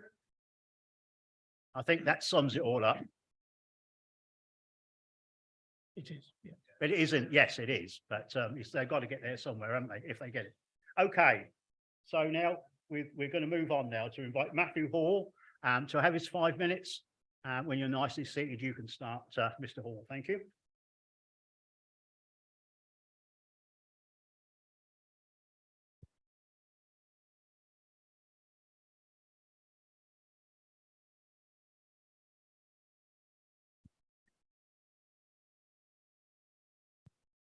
Thank you. The applicant, Simon Rutherford, who's here sat next to me, has been self-employed in business in Fenland for over 20 years. All of this in construction. The applicant at the moment employs 12 persons within the business, which is both on-site construction, deliveries and yard working. The activities are generally 6 days a week. The applicant has a number of plant, including JCBs, mini diggers, lorry, grab lorries, trailers, front loaders, company vans, dumpers and teleporters. As Mr. Rowan has said, a previous application at this site was refused in 2018 for storage and distribution. This, however, was for a greater number of vehicle movements from the site, including a weighbridge. That wasn't this applicant. This proposal is for a builder's yard, which is considerably less vehicle movements. At present, the applicant advises me he's got 3 lorries that would run from this site. There would be various storage of various aggregates, ballast and topsoil. The materials would be used on Rutherford's own construction sites, with the remainder being delivered locally to other sites. A full drainage design has been provided and the lead local flood authority have been consulted and raised no objection. The planning officer's report advises the nearest listed building is approximately 450 metres away from this site and the proposal would be neutral. An ecology survey has been provided and accepted and the applicant is happy to carry out any landscaping required through any planning conditions. As we've just heard from Mr. Evelyn, there are a number of trees that surround this site, some of which are subject to tree preservation orders. All of the trees and hedges around this site are to be maintained, and the officer's report even confirms these would not be affected by the proposal. Members will be aware that between this site and the main A141 bypass between March and Chatteris, there is a substantial tree line, all of which is to be maintained. Some of it is even outside this application site. When travelling along the A141 in either direction, you can't see this site. Could we have the photo that I submitted, please? Thank you. This is the applicant's existing yard at Whittlesea Road in March West. I took that photo on Saturday. That site is in flood zone 3. The site we're looking at Eastwood is in flood zone 1. You can see there the site at the moment, that was a former lorry yard, is full. There's sheds there, there's various vehicles, there's some aggregates, it's full. One of the key things here is all the land around this site is not owned by the applicant or any of his family members. So you could say, why don't we look at expanding that yard and purchasing the land? One, it's in flood zone 3. The south side of this site, there's a bored main drain and then Whittlesea Road, so we can't expand that way. You go to the east, again, there's Whittlesea Road, so we can't expand there. If we were to expand in the other direction to the north, approximately 90 metres away, there's a line of residential properties. On the opposite side of Whittlesea Road, there's other residential properties. This proposal isn't the sort of thing you'd want near residential properties. The site at Eastwood abuts the existing industrial estate, which is referred to in the planning officer's report. It's in flood zone 1. The applicant has provided a full drainage design scheme with no objection from the lead local flood authority. The site has an existing access used by the existing industrial estate that's been in existence 35, 40 years. This is an ideal location for this type of business away from residential properties. The applicant has been proactive in searching for a piece of land in flood zone 1 abutting existing industrial development. The applicant lives approximately 2.5 miles away from this site. The existing industrial estate has been in existence since the late 1980s, to my knowledge. Prior to this, the area was in agricultural land, just like this site. Over a number of years, the estate has expanded onto this agricultural land, which is what is proposed here. At previous meetings, we've heard members say about Fenland is open for business. This site, this application is a business application adjacent to an existing industrial development. Thank you. Yeah, thank you, Mr. Hall. Members, questions to Mr. Hall, and Councillor French is first, then Councillor Meekins second. Thank you. Thank you, Mr. Hall. Can you tell me, I know the site in Whittlesea well because I live round the corner from it. If this application is approved, is that existing business on Whittlesea Road going to be moved, or are they going to continue to be there? Talking to the applicant, he will move all the vehicles in terms of the plant away from there. Any storage would be moved away. The actual sheds would be maintained there. Before Mr. Rutherford brought it, it was a transport yard, a lorry yard, and it would be utilised just as that again. So there would still be some lorry usage there, but it would But it be would scaled be back. as it is today. Correct. Thank you. Thanks for clarifying that. Councillor Meekins, then Councillor Cornwall. Yeah, probably the easiest question you'll get today, but what's a swale? On the application site to the north east corner, a swale is a large pond, I'll call it, where all the rainwater from this development, from the concrete hard standing, would go into that and attenuate. There'd be a hydro break before it discharges into the ditch slowly. So it's for storage of rainwater, yes. A lot of people call it attenuation pond, that you've no doubt heard about it. That's another word that is widely used. That's what I'd heard it called before, so I was a bit Yeah, confused. Thank yeah. you. People call things different ways, don't they? Councillor Cornwall, thanks. So before the unauthorised work started on the land, was it agricultural land? Yes. Sorry, Yes, it yes, was. it So was, at what yes. stage did the applicant realise he needed planning permission? When I visited the site, March, April last year, it was an agricultural field. The application was submitted April, May last year. And the application's obviously been in near enough a year. I'll be corrected if I'm wrong, but it's been in near enough a year. The applicant has moved on to the site, as you've seen. That's why it's been termed part retrospective. I don't think, and I'll be corrected if I'm wrong, that when we submitted it, we didn't submit it as retrospective because nothing had happened.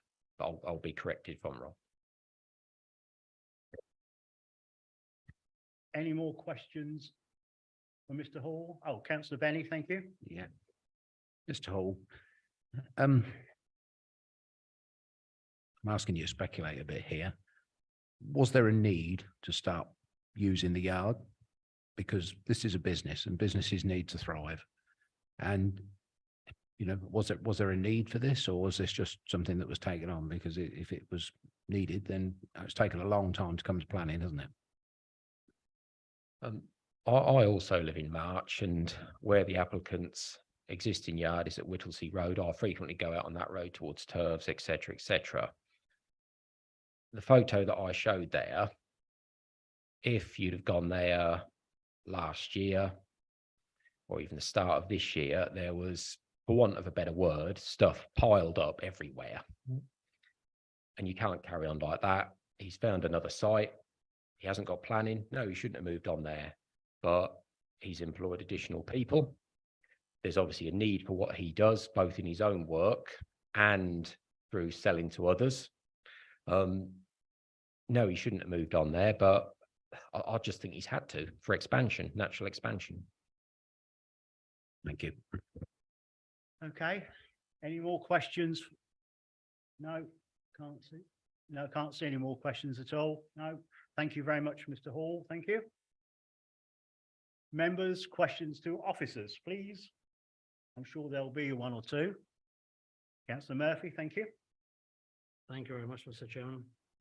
Well, when we went down there on the bus and saw it, at the end of the roadway there is a stop line. Then all of a sudden there's substantial steel fencing, earth removal and everything else. I know it's been said, but has anything on this, so it had planning permission at all, or is it illegal? And now, so if so, is this application now illegal? David, please. Through you, Chairman, to answer the first part of that question is that nothing on this site has got planning permission. So everything that is on site at the moment is unlawful from a planning point of view, is a breach of planning control. So that's to answer that part. To answer the second part of your question, and I think as the chairman alluded to earlier, the planning application in front of you is sort of a lawful application. There is nothing in planning legislation that says that a planning authority cannot deal with a retrospective application, and the retrospective application must be considered on its own merits in relation to material considerations and planning policy. Does that clarify partly? Did you don't want to go back? So, right, any more questions to officers? No, okay. Sorry. Yeah, absolutely. As you'll have seen from the report, there was the earlier planning application related to data shredders, and it was mentioned by the supporter of the application. So just whilst the exact boundary of that application to this is slightly different, broadly speaking, we're talking about the same parcel of land. The data shredders application was not refused on highway impact grounds. It was refused planning consent in terms of its impact and intrusion on the open countryside. So in terms of members' deliberation, it's, well, what has changed in circumstances since the refusal of that application in 2017 on that site. So part of the planning consideration of data shredders was, well, does the economic benefits of allowing the expansion of data shredders outweigh the impact on the open countryside in terms of the damage is going to be caused? And the answer was, no, it doesn't outweigh, and hence the refusal. Thank you, Chairman. Yeah, thanks for clarifying that, Nick. So no more questions to officers. Right, so now thank everybody. Now I'd like to invite members to debate the item in respect to the material planning considerations relevant to the application. If you'd like to speak, please raise your hand. So we're in debate. Okay, so Councillor, sorry, yeah, I'll take Councillor Cornwall first, then Councillor Scolding, and then Councillor Marks. Yeah, thank you, Chairman, because I was trying to get a question actually. So I can still ask that question, can I not? Sorry. And the question actually, if one reads the report, the archaeology gang were trying to ask for conditions and reasons for those conditions and so on. Now, as I understand it, the site at the moment, it would be impossible to actually operate those conditions because the site has surely been excavated and damaged. So any archaeological findings that were there are gone.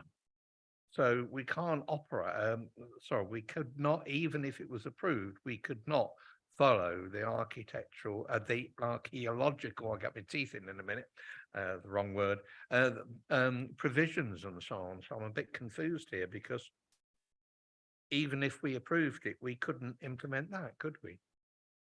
So where do we stand on something like that? Okay. Just some, you want to come back on it, David, or Or did you want to leave it to officer questions or? If I make, Chairman, in terms of the archaeology, it all depends on how deep the archaeology is below the surface. And obviously, you don't know that until such time as the evaluation's been done. So having the archaeology condition, if this development were to be approved, would not be a waste of time by default. Okay, Right. so we've got, you want to come back? No, I'm going to take councillor Scolding next if councillor Cornwall's finished. We're still on questions. Okay, yeah, I'm saying, yeah. But councillor, Is yours a question, officer? yours to debate. Okay, Okay, I went and looked at the site. It's a lot of earth on top. So what is stopping that being removed to carry out the archaeological dig? It's not as though there's tons of concrete being poured in there or anything else or buildings. At the moment, they could move what is there. And the likelihood is the spoil will move anyway, because that's part of his business. would you like to come back on that one? I think the speaker there is agreeing with what I've said, Chairman. So No, it's not. Oh, No, it's not. Definitely not. We were saying about the archaeological report. It could still happen. yes, yes. Yes, it could, Yeah, yes. what you said. There Yeah. is no reason that can't happen at the moment. That's what you said. Okay, that's fine, because councillor Cornwall thought otherwise, didn't you, councillor? No, I was asking if that Yeah, was, but, you so know, your because of the opinion, excavation, your would that opinion, be? And I think the planning officer said, Yeah. well, no, because we could still Do it. do something. It So- would not be wasted. So you guys are happy. So any more questions to officers? No? No, thank you for that then. Right. So we're looking for debate then, please. Councillor Purser and then councillor Scolding. Sorry, councillor Scolding. Yeah, sorry, I think. Yeah, Councillor councillor Scolding was before me, first. I sorry. will take that. Sorry about that, councillor Scolding. Thank you very much, Mark. Yes, we went down on the bus on the Wednesday and I thought myself, I've got to go back there. So I went back and parked my car up and I walked the whole length of the road all the way down. It's full of industrial factories. And to my mind, that fits in there perfect. But not only that, walked down there and I thought to myself, the road leads to that. So it was put in there for a purpose. Purpose was to have something at the end. So I think it's a good thing. Also, it's nice to see businesses succeeding rather than going down. We've got too many going down at the moment. This business is succeeding and we don't want to cap that. Like we said, Fenland is here to move people on and get people bigger, better companies. And this, we definitely do need. We've got houses being built. I can't see any reason why this shouldn't go ahead. You're saying you want to see business thriving and what you're saying basically is Fenland's open for business. That's correct. Okay, councillor Purser. Yes, thank you, Mr. Chairman. Adding to what councillor Scolding just said, they're open for business is absolutely correct. Obviously, I come from my family comes from a building background, so I know how things actually operate like that. I think it's actually superb to see that when somebody actually starts off maybe on their own and they start expanding, employing more and more people in a situation like that. And who knows, getting a larger yard like that might actually employ even more people. And again, coming from a building background as I do, or my family does, there's often a case where you want to just, and I use the expression, just dump the materials and what have you there for tomorrow night or tomorrow whenever. And I think it's sometimes a case like that, that it doesn't want to be an eyesore in everybody else's way, and being at the bottom of a yard like that is an absolutely ideal place to put it. It's I think as it's outgrown the original site down Whittlesea Road. So again, this is an ideal place to put it. Like one of the objections to it was it encroaches on the countryside. Can't quite see that personally. I don't think it does. And so it's out of the way, it's secure. I think it's an ideal place. It's hurting nobody, and I actually welcome it. I think it's a really, really good place to put it, and I support it completely. Yep, thank you, councillor Purser. Councillor Davis, please. Well, you won't be surprised to hear that I don't support the application at all. it's very easy to say, oh, it's at the end and we'll just put a bit more. For 20 years, we'll just put a bit more. We'll just put another unit, and it's grown. It's over doubled inside. It's in size in 20 years. The problem that we have is that the council has actually allowed private residences to be built in that area alongside the industrial estate. And if you can only have one or the other, and that's not happened. And now the residents are suffering because the industrial area is now, it's just too big for the people that all live around there. We have lots of problems with lorries turning off the 141 into Eastwood End. In fact, there have been a number of, well, there's been 2 accidents. Basically what happens is you get lorries parking up just on the inside of Eastwood End, and then another lorry tries to come off. He can't get off because there's one in front of him and he can't get round it. And that makes it very, very dangerous for other traffic. It's also okay saying, well, you know, we treat a retrospective application as normal. But what message does this send out, that someone can come along and put up a load of fencing, a load of earth, and just say, well, you know, I just want to do this because I've outgrown my yard and I've got this piece of land and I'm just going to do with it what I will. I think it sends the wrong message. It is going out into the open countryside. It is agricultural land, and what we have to also face is if you allow it there, the rest of that field going the other way, that's going to go the same way, and so it's just going to become bigger and bigger and bigger. Yeah, eloquently put. Councillor Marks. Thank you. Whilst I respect everything Councillor Davis has just said, I think there's a flip side to this as well. Certainly knowing the area, I don't know Mr. Rutherford, never dealt with him. However, I've dealt with a number of businesses down there. We had a fire there 16, 17 months ago. The effect of that with pollution. We've also got Laws's fertilizer down there. Again, the smell, actually, the earth that stands in this yard is going to have minimal environment impact compared to other businesses that are down there that are succeeding in Fenland. And we need to work with all of those. There's a business just leaving on the corner there, CDT, they're pulling out. So that will probably become another business. And I think this is the right place to put this. There is shielding. You can't see it from the bypass. You can take a lorry down there because I've done it. I've taken an Arctic down there because I've driven Arctics for the business. So it is out of the way. I know data shredders previously, because there was a lack of electric on their site, have had generators going from 6 o'clock in the morning till 10 o'clock at night. That is a lot further down. Even if they have generators down there, you're not going to hear them. Nobody there is going to have any sound problems there. Dust, they're not going to have any dust pollution, which there is dust pollution further up.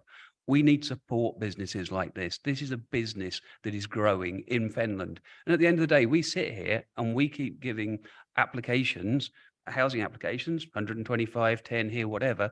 The spoils have got to go somewhere. And those spoils then get reused. So it's not as though they're going to go there and there's just going to be a big mound, maybe for a week, maybe for a month. But a lot of it also is going to be recycled. We've got to remember that as a benefit. We've got the railway. The railway is exactly the same as this. It's a big open yard where they bring stuff back for recycling. Okay, you can't see that either, but it's there. And you know, this is just what this gentleman is doing, and it's to help his business and to help locals. So I'm sorry, I will be supporting it. Yeah, of course you can, Councillor Davis. I just wanted to say that I understand what you're saying, but it is to the detriment of local people. You know, people who have paid a lot of money for their houses and their properties. And you've got the Woodman's Way walk that runs to the side, which Fenland sells as a tourist attraction. I mean, the two just don't go together. And I just think that the time has come when this industrial site has met its maximum, really. Councillor Marks, please. Okay, if I can come back on that. If you drive along, as you get past Pavemac, there's a big field there for development. That's going to be developed. A bit further along is where the gates are, where you go into this. I could be a NIMBY and say, I didn't want a car park in the back of my garden. I didn't. I supported what I thought was right. And this is the same here. Yes, we have residents, but a lot of these new residents' houses have come in after the industrial estate. So what residents have got to look across and say, there's an industrial estate. It's not the other way round. We haven't suddenly brought an industrial estate into a housing area. It's happened the other way round. And so those people have to realise what's on their doorstep. And if that's lorries, if that's tractors going into Fengrain, which is another business that is doing very well there. So surely we need to support that. And when somebody comes to have a look at a house, they're going to see it's an industrial estate. Okay. Do you want to come back on that? No? Okay, so I'm going to have a new shape on this now. I'm going to Councillor Purser would like to say something. Thank you. Yeah, thank you, Mr. Chairman. Yeah, whilst I totally understand and totally respect what Councillor Davis said on the things like that, I think if you take it on a slightly different perspective, slightly different point of view on that, and I use the expression in my father's day when he was doing his building business, that sort of thing, which was not that long ago, obviously. As I understand it, you didn't actually need planning permission for something like this. So basically, people just dumped materials, dumped some really, really snarky, smelly stuff, what have you, wherever they please, and nobody could do a thing about it. At least now we're actually sort of looking to actually give them permission to do that, which I think is actually, a good thing for today, really. But let's say in the old days, as such, they could just do whatever the heck they like. Okay, another good debate. Does anybody want to add to it? Councillor Benny, thank you. Yeah, thank you, Chairman. We've had a little bit of discussion about whether this is retrospective or not. Well, Nick did my very first planning training, and the words he said to me stick. You don't need planning permission to build anything, but if we don't like it, we'll make you take it down. So looking at this, I don't see where anything has been done wrong. I think the man has probably been pushed into a position where his business has expanded faster than we can react. And therefore, he's had to do what he's had to do to look after his business. If the application fails, they will have to look at other options. But this is a business that's growing. When I went down there and saw it, and I saw the size of this is major business we've got there. And it's in the middle of an industrial site. We've got Fengrain down there. We've got all the industrial estate that we drive through to get there. And where else would you put this yard? You couldn't put it in a housing estate. You couldn't put it anywhere near residents. And this is far enough away from residents. If people have bought houses right next door to an industrial site, that is buyer beware. You need to look before you buy. And this site is just a natural extension of where this is. And there is a need for this. There are businesses that we say we're open for business and we're there to help. And then when we get an application like this, which has taken ages to come to an answer, we're dithering over whether we support this or not. And to me, this is just, it is the right place for it because it's far enough away from where residents are. And this is the place this should be. And it's right in the middle of an industrial area. So I will be supporting this application. Yeah, thank you, Councillor Benny. Still in debate, everybody. It seems to dragged on this somewhat. Anybody else got anything to add to it before I close it? You can, Councillor Mayor. Thank you. Yeah, looking at the plans and everything to do with this, my only concern is this rounds this piece off. What's going to happen with the next piece and the next piece? This is supposed to be a small industrial area. This finishes it off. That's what I want to think about. Okay. Obviously, we have to look at this application in its entirety. We can't look what's going to happen in 2-3 next year. So thank you for making that comment, Councillor Marks. Sorry, can I just clarify? It's supposed to be a small industrial area. What's a small industrial area compared to an industrial area or a large industrial area? How many companies do we need? What size of units? We know Fenland short of units anyway, especially in March and sort of like down to Chatteris. So what is the definition? If somebody can tell me what a small industrial unit is compared to a larger, perhaps is there something in planning? That's a question you could ask Right. officers when in the next tranche of things. So this is debate. Nobody else got anything to add to it? No, I'm going to close the debate now. So officers, would you like to probably answer Councillor Marks's question? There isn't a planning definition of small, medium or No. large industrial estates. That's It's in the eye of the beholder. So just to clarify, there's no actual set remit of the size. So we've heard it's a small industrial estate, but there's not sort of like acreage or whatever, that industrial estate up to that size. No, because there's not an outline planning consent that covers the whole of that industrial area as one, and we can have a series of. So we it's could grown keep incrementally over time. So in theory, yes, we could keep going and going and going there. Yeah, until you run out of land, yeah. In theory, that's all I'm asking. I don't want to answer that question as put to me, because it might give the wrong impression. So it doesn't matter whether or not planning permission was granted in outline for, say, 10 hectares. That doesn't stop anybody from applying to make it even bigger. So if you have an industrial estate that's simply grown purely by a series of small planning applications, then you have to, in a situation that we have in Fenland, where there aren't any settlement boundaries, you know, you've made your bed, so to speak, and you have to judge each application on the case before you, in the context that there isn't a settlement boundary. So there we are. So just to finalise, Chairman, just to remind members, is that we have had a previous refusal for ostensibly the same piece of land.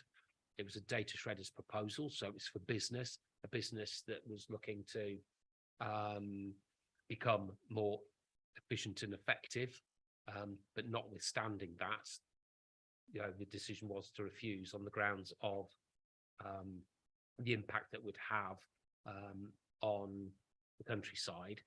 So, as I mentioned earlier, you know, this application, you've got to say, well, in what way is this application that's before us any different from that previously refused application? Thank you, Chairman. I'll take your comeback question, Councillor Maxine. Councillor Scolding would like to ask a question to officers. Thank you. Okay, on the data shredders one, clarification, was that for open storage of paper and their product, or was that for holding vehicles to before it went up to their main sites? Through you, Chairman, it was to create a lorry trailer and mobile shredding machine storage, siting of a weighbridge. That's what it contained. So it's basically moving certain aspects of their business from where they were to a different site to free up land within their existing site. Can I just clarify a bit on that? Because it was actually a holding area for lorries coming into their business, container lorries holding stuff down there. So there's going to be a lot more vehicle movement, hence why they wanted it down there with the weighbridge. Would you like I don't disagree, Chairman, but yeah, the issue was it was still a business proposal on the site. It was felt that the business proposal didn't outweigh the impact that it would have on the loss of the countryside. That's fine. I think we've done that one. Councillor Scolding, thank you. Excellent. Yes, To officers. are we still in debate? We're in officers now. A question to officers. You don't want that one.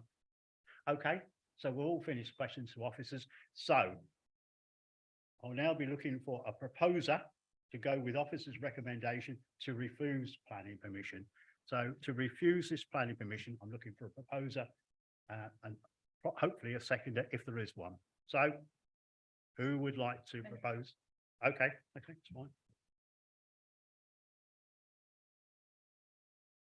So we've got a proposal to go with officers' recommendation to refuse this application, proposed by Councillor Davis. Have we got a second on this one?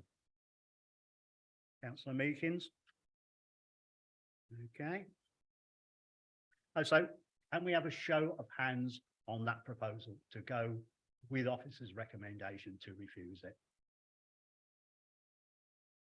2, 3, Chairman, 3 votes. Okay, all those against? 8, Chairman. Okay, so that's been overturned. So we're looking for a new proposal now. And we've got one to Councillor Benny's proposing it with his hand right up, and Councillor Marks is seconding it. So we've got to a counter proposal to go with, and, oh yeah, we want some reasons. So councillor Yeah, Benny, that's fine. reasons? I think the benefit of this business coming and expanding by far outweighs the loss of open countryside. In terms of why this application is different to the previous one was for lorry use, and this one is for running a building business from. So I think it's a different type of business. Might be coming under the same use, but it's a different type of business, and therefore that's my reasons. That's acceptable. Councillor Marks, you're happy. I don't want to add anything to it. Okay, so that's good enough reasons for me. And what about the conditions? Are you happy to let officers negotiate conditions? I'd like to have a look at the conditions before the certificate's issued, please. And could I also have a look? Could it be mentioned that I have a look as well, please? Councillor Benny, we'd like to look at that. We'll have to caveat that in some way, because obviously it's election time and yeah, not here, Chairman, Councillor Benny. It's only a week away. We might not work that. Yeah. Well, whatever, when, caveat that how you do, obviously we don't want to break any PERDA rules, do we? So anyway, so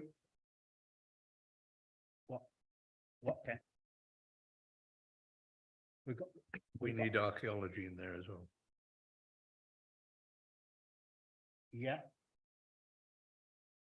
Archaeology as well, Councillor Cornwall suggests. Well, yeah, I'm happy with that. I'm happy with that. We can do it, so let's do it. Okay, so to get back to we're going, proposal by Councillor Benny, seconded by Councillor Marks to go against officer recommendation with those two conditions to approve this application. So all those in favour of that? That's 8 votes, Chairman. All those against, just for clarification? 3 again? 3 votes, Chairman. Yeah, so that application has been approved. Thank you. So, members, we're right to carry on till the end now, are we? Okay, everybody's happy? Right, now hand over to David to Rowan to present application FYR 22-1037F, agenda item number 13. David, please, thank you. Oh, we'll just wait for Councillor Sutton to he is a little bit slow today, but better slow than not at all. And it Councillor Sutton. There we go. David, please. Thank you, Chairman. So this is a full planning application.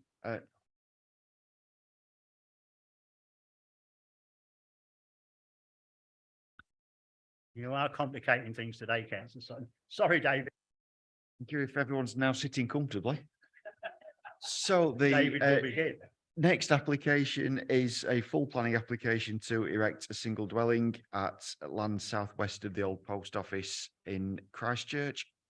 There is an update report that has been circulated to members.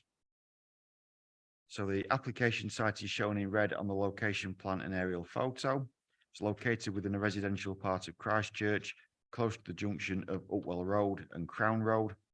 So the primary school is located to the northwest. The site sits at the rear of the old post office, or Syringa House, as it's sometimes known, which is a Grade 2 listed building. To the west of the site is the recently constructed residential development of Brimstone Close.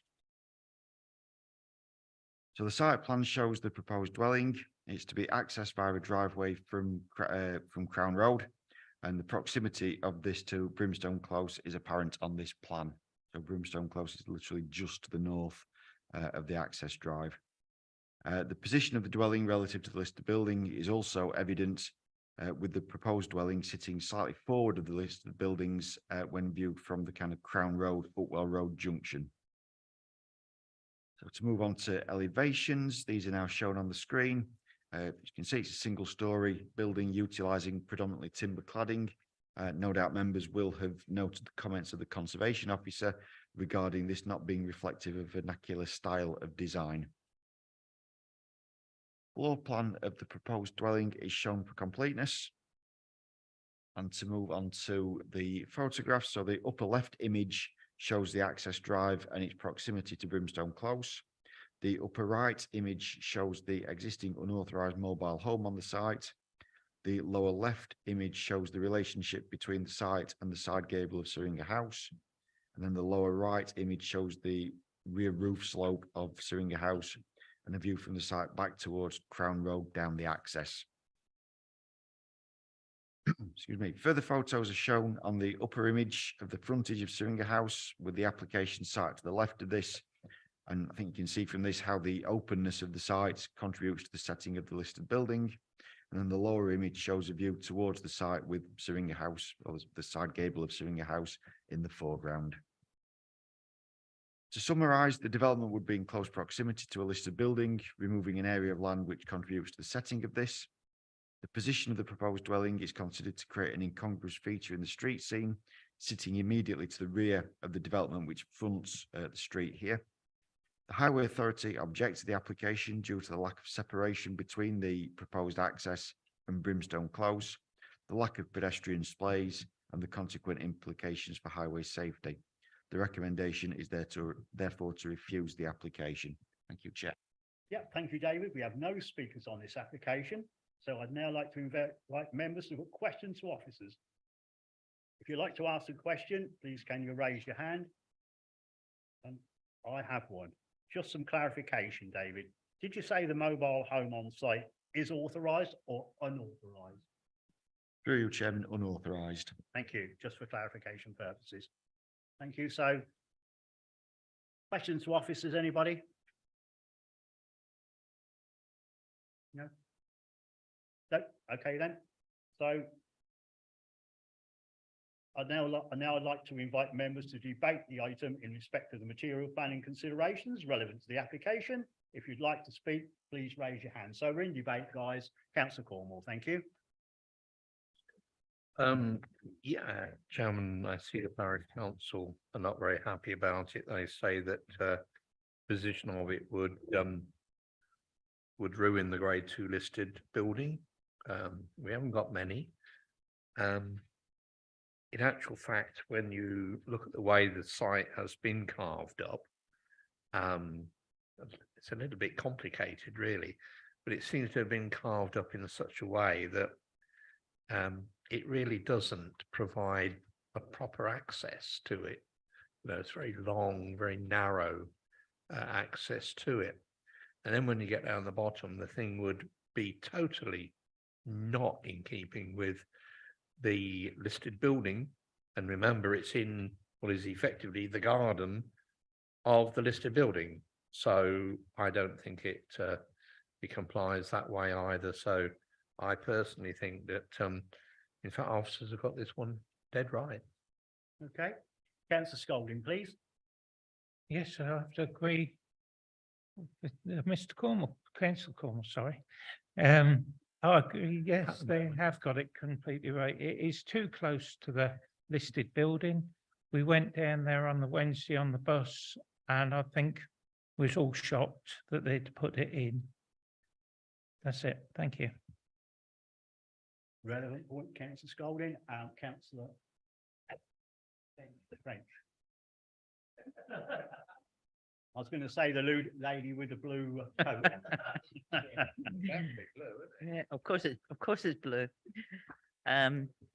Yeah, I think the officers have got this dead right. This is part of my county council division, and I get complaints repeatedly about what's already there, never mind what the proposal would be. But I would like, with the unauthorised mobile home or whatever it is, can it get enforced and removed? Because it's another thing I'm getting complaints about. I'm sure your comments are noted. I can see a scribbling there. So anybody else to want to add to this debate? I can little steer where this is going, I think. I haven't got my crystal ball with me, but there we go. Anybody else want to add to the debate? No? Officers, sum it up then. No, thank you. So initially, again, I should be looking for a proposer to go with officer recommendation to refuse this application. Councillor Scolding. It's got to find a bit of spare paper here. And have you got a second for this? I'm going to try councillor Purser on this one. So we've got a recommendation to refuse this application, proposed by councillor Scolding, seconded by councillor Purser. Can we have a show of hands on that, please? That's a unanimous decision, Chairman, and Councillor Sutton took no part. He did, so that application has been refused. Thank you. Oh, lovely. Thank you, Joe. So where are we now? So 14, aren't we? The last one, aren't we? Yeah, he does. He does. Can you come back? I think I've got that. Oh, I'm missing a page, I think. Yeah, I think so. I'm missing a page. Right, here you go, Chairman. I'm missing a page out of this one. Sorry. So I've done. There you go, Chairman. No, it's my fault. Thank you, Joe. Right. So further ado, we'll hand over to David Rowan to present application FYR 22-1259F, agenda item number 14, and the last one on the agenda this afternoon. Thank you, Chairman. So this is another full Sorry, Joe. application to erect a single dwelling and also the erection of a single-storey rear extension to the existing dwelling involving the demolition of an existing conservatory and outbuilding at 3 Silver Street in March. So the application site is shown in red on the location plan and aerial photo. As you can see, it sits within a largely residential area within March, access from Norwood Road. So the application proposes a single-storey rear extension to the existing bungalow, which involves the removal of the existing conservatory. The lower images on the plan show the proposed extension, generally in the sort of the shaded part of the drawings. The application also proposes a detached dwelling to the south of the bungalow, as depicted on the site plan in the lower right-hand side of this slide. So you can see the extension coming out on the back of the bungalow and then the single dwelling. The elevations of the dwelling are shown to the left of the slide. You can see it's sort of a 1.5 story property. But then in the top right-hand corner, there's a street scene provided showing the proposed dwelling and the bungalow sitting side by side. So the upper left image of the photos here shows the south elevation of the bungalow with the site of the dwelling in the foreground. The upper right image shows the reverse view, and then the lower image shows a view from Norwood Road with the existing bungalow clearly visible and illustrating how the site of the dwelling would also be visible in this sort of wider view. So to summarise, the broad principle of a dwelling in this location is not unacceptable. However, it is considered that the proposed dwelling would result in a cramped, prominent and visually incongruous form of development to the detriment of the character and appearance of the area, conflicting with the relevant policies of the local plan. As such, the recommendation is therefore to refuse planning permission as set out. Thank you, Chair. Thank you once again, David. We have one speaker on this item. I would like to invite Matthew Hall, who is speaking on behalf of the agent Craig Brand, to make his presentation to the committee. You've got 5 minutes, Mr. Hall. Thank you. Thank you. I'm speaking on behalf of Craig Brand on this application because he's away on holiday at the moment in Scotland. Gary. The only issue with this application highlighted in paragraphs 1.3 and 10.7 of the report is the proposed dwelling does not comply with Part D of Policy LP 16. All other relevant sections of Policy LP 16 are met. Part D relates to the assessing the proposal's impact on the character and appearance of the area's street scene. Silver Street is a private residential cul-de-sac of mainly 2-story housing with no passing traffic. The existing late 1960s bungalow has a shallow pitched roof which exaggerated the difference in height between the original submitted proposal and the bungalow. Following being told that the proposal was cramped and incongruous, the depth of the dwelling was reduced and the roof pitch was also reduced. No objections were received to the original proposal from residents on Silver Street, Bronze Street, Norwood Road or March Town Council. Could we have the slides that Craig submitted, please? So the first slide, this shows a view from Norwood Road, the main road where the shop is, down Silver Street with only the front of the host bungalow visible, number 3, which is on the left. Set back 2 meters behind the bungalow front wall of only a small part of the new dwelling's gable and roof will be seen above this hedge. Could I have the next slide, please? This slide shows a similar development 200 metres from this application site in Norwood Road near the railway level crossing. This application was refused in June 2018 for being regarded as not being compliant with policy LP16 parts D, E and H in the refusal notice. In a highly visible location to traffic to and from Hostmore Industrial Estate and the recycling centre, the Planning Inspectorate in June 2019 overturned the refusal. The inspector considered the main considerations were the effect of the development on the character and appearance of the area and whether it would provide satisfactory living conditions in respect to outlook and private amenity. The inspector found the dwelling design and layout with the private amenity space set adjacent to the public highway and to the side of the dwelling to be acceptable and not detrimental to the character and appearance of the area. This application proposes a modest dwelling with a traditional site layout of private rear amenity area and front garden set 1.1 metres from the side boundary and 2.2 metres from the host bungalow. The proposal will not detrimentally harm the street's character. I hope you will support Mr. Briscoe's application so that his son and partner can get on the property ladder. Thank you. Thank you very much. Members, questions to Mr. Hall, please. No burning desire. Thank you. Got away with that quite lightly today. This application anyway. Members, questions to officers. Councillor Cornwall, thank you. Yeah, I see the site is said to be constrained. Is that very similar to?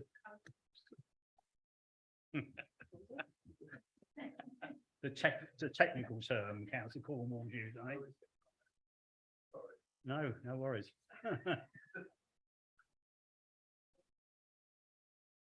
So is that the question? Yeah. Is it? You're going to spare us it. Okay. Any more questions at all? No, I'm going to go into debate now. So Councillor Cornwall. Right, it's one of my patches. Yeah, the agent or the agent's representative said that there's no passing traffic. There isn't, but of course the day we went, we couldn't even get the minibus anywhere near it anyway because of people that were parked in there that go to the shop. And I assure you that is a regular occurrence, which is probably a safe place to go. The road is unmade, dusty and awful, and certainly the site for the new build is sort of in the back garden of the shop, with a very exciting outlook into the back and sheds and so on. Silver Street has a history of sporadic development, I suppose, is one way of describing it, of various shapes, sizes and conditions. It also has a history of flooding. There was some big problems down there at one side where somebody decided to fill a big pond up and upset everybody and caused quite serious floodings over the years. And I don't actually know if they've ever got that sorted out, but anyway. Yeah, it's not a fantastic site. It is going to be a small construction if it does go up, because the plot itself is very, very small. But yeah, I'll wait to hear what other members' views are. Okay. Debate, like to add to it? Councillor Sutton, you're indicating to me with a wink and a nod that you'd like to say something. Yeah, it's unfortunate where the current dwelling is, because I think the site itself does lend itself to further development, but the situation where we are would be only way of developing that site, I would guess, or in my opinion, is that, you know, demolition of the bungalow and then build, you know, sort of in the site. So yeah, I mean, in 2014, I know Councillor Cornwall and myself stood in the Fenland Hall with the door open at about 3 o'clock, if you remember, Councillor Cornwall, and we watched the rain come up. And on that occasion, I know through being involved with the boxing club at that time on Century Way, which is only just across the road, one of those factory units was about 500 mil underwater. It didn't affect the boxing club, fortunately, but it got very close to it. So there is, and I guess remains, a bit of a flooding issue around there. So I think it's too cozy to go with it. I think on this occasion, the officer got this one right. Thank you, Chairman. Okay, still in debate. Anybody else want to add to that? Finished? Time's moving on. No? Okay. Officers, would you like to sum up, or have you got anything to say? Okay. So now, again, I'll be looking for a proposal to go with officer recommendation to refuse this planning permission. Have I got something along those lines, please? Councillor Mayor. The glasses falling off there. So, okay. Have you got a seconder for that? I'll try Councillor Murphy. He's been very quiet today, much to my amazement. So we've got a proposition to go with officer's recommendation to refuse this application, proposed by Councillor Mayor, seconded by Councillor Murphy. Could I have a show of hands on that one, please? It's a unanimous decision, Chairman. So the application has been refused. Thank you.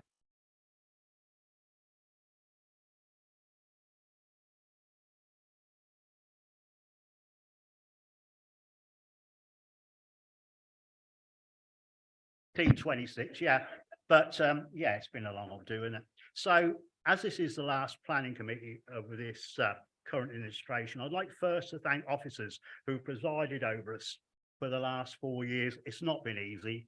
That I think that's probably a given. But to carry on, and also Stephen, who's always tried to keep us, do his best and keep us on the straight and narrow. He's been reading my script.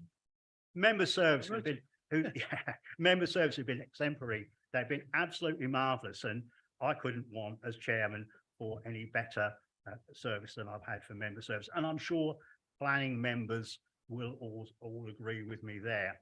And just finally, just to thank the members of the planning committee, we've had some really robust discussions, and a lot of the applications that we've determined have not been easy. But I'm very, very proud to say that I'm happy and proud to say that I've been a member of this planning committee. And well, so all I can say is thank you very much for being a members, all of you. Safe journey home. And hopefully I'll just see you some of you again in the next administration. Councillor Purser. Yeah, thank you, Mr. Chairman. And can I just add to that, on behalf of the committee, can we also thank you as chairman for the way you've actually looked after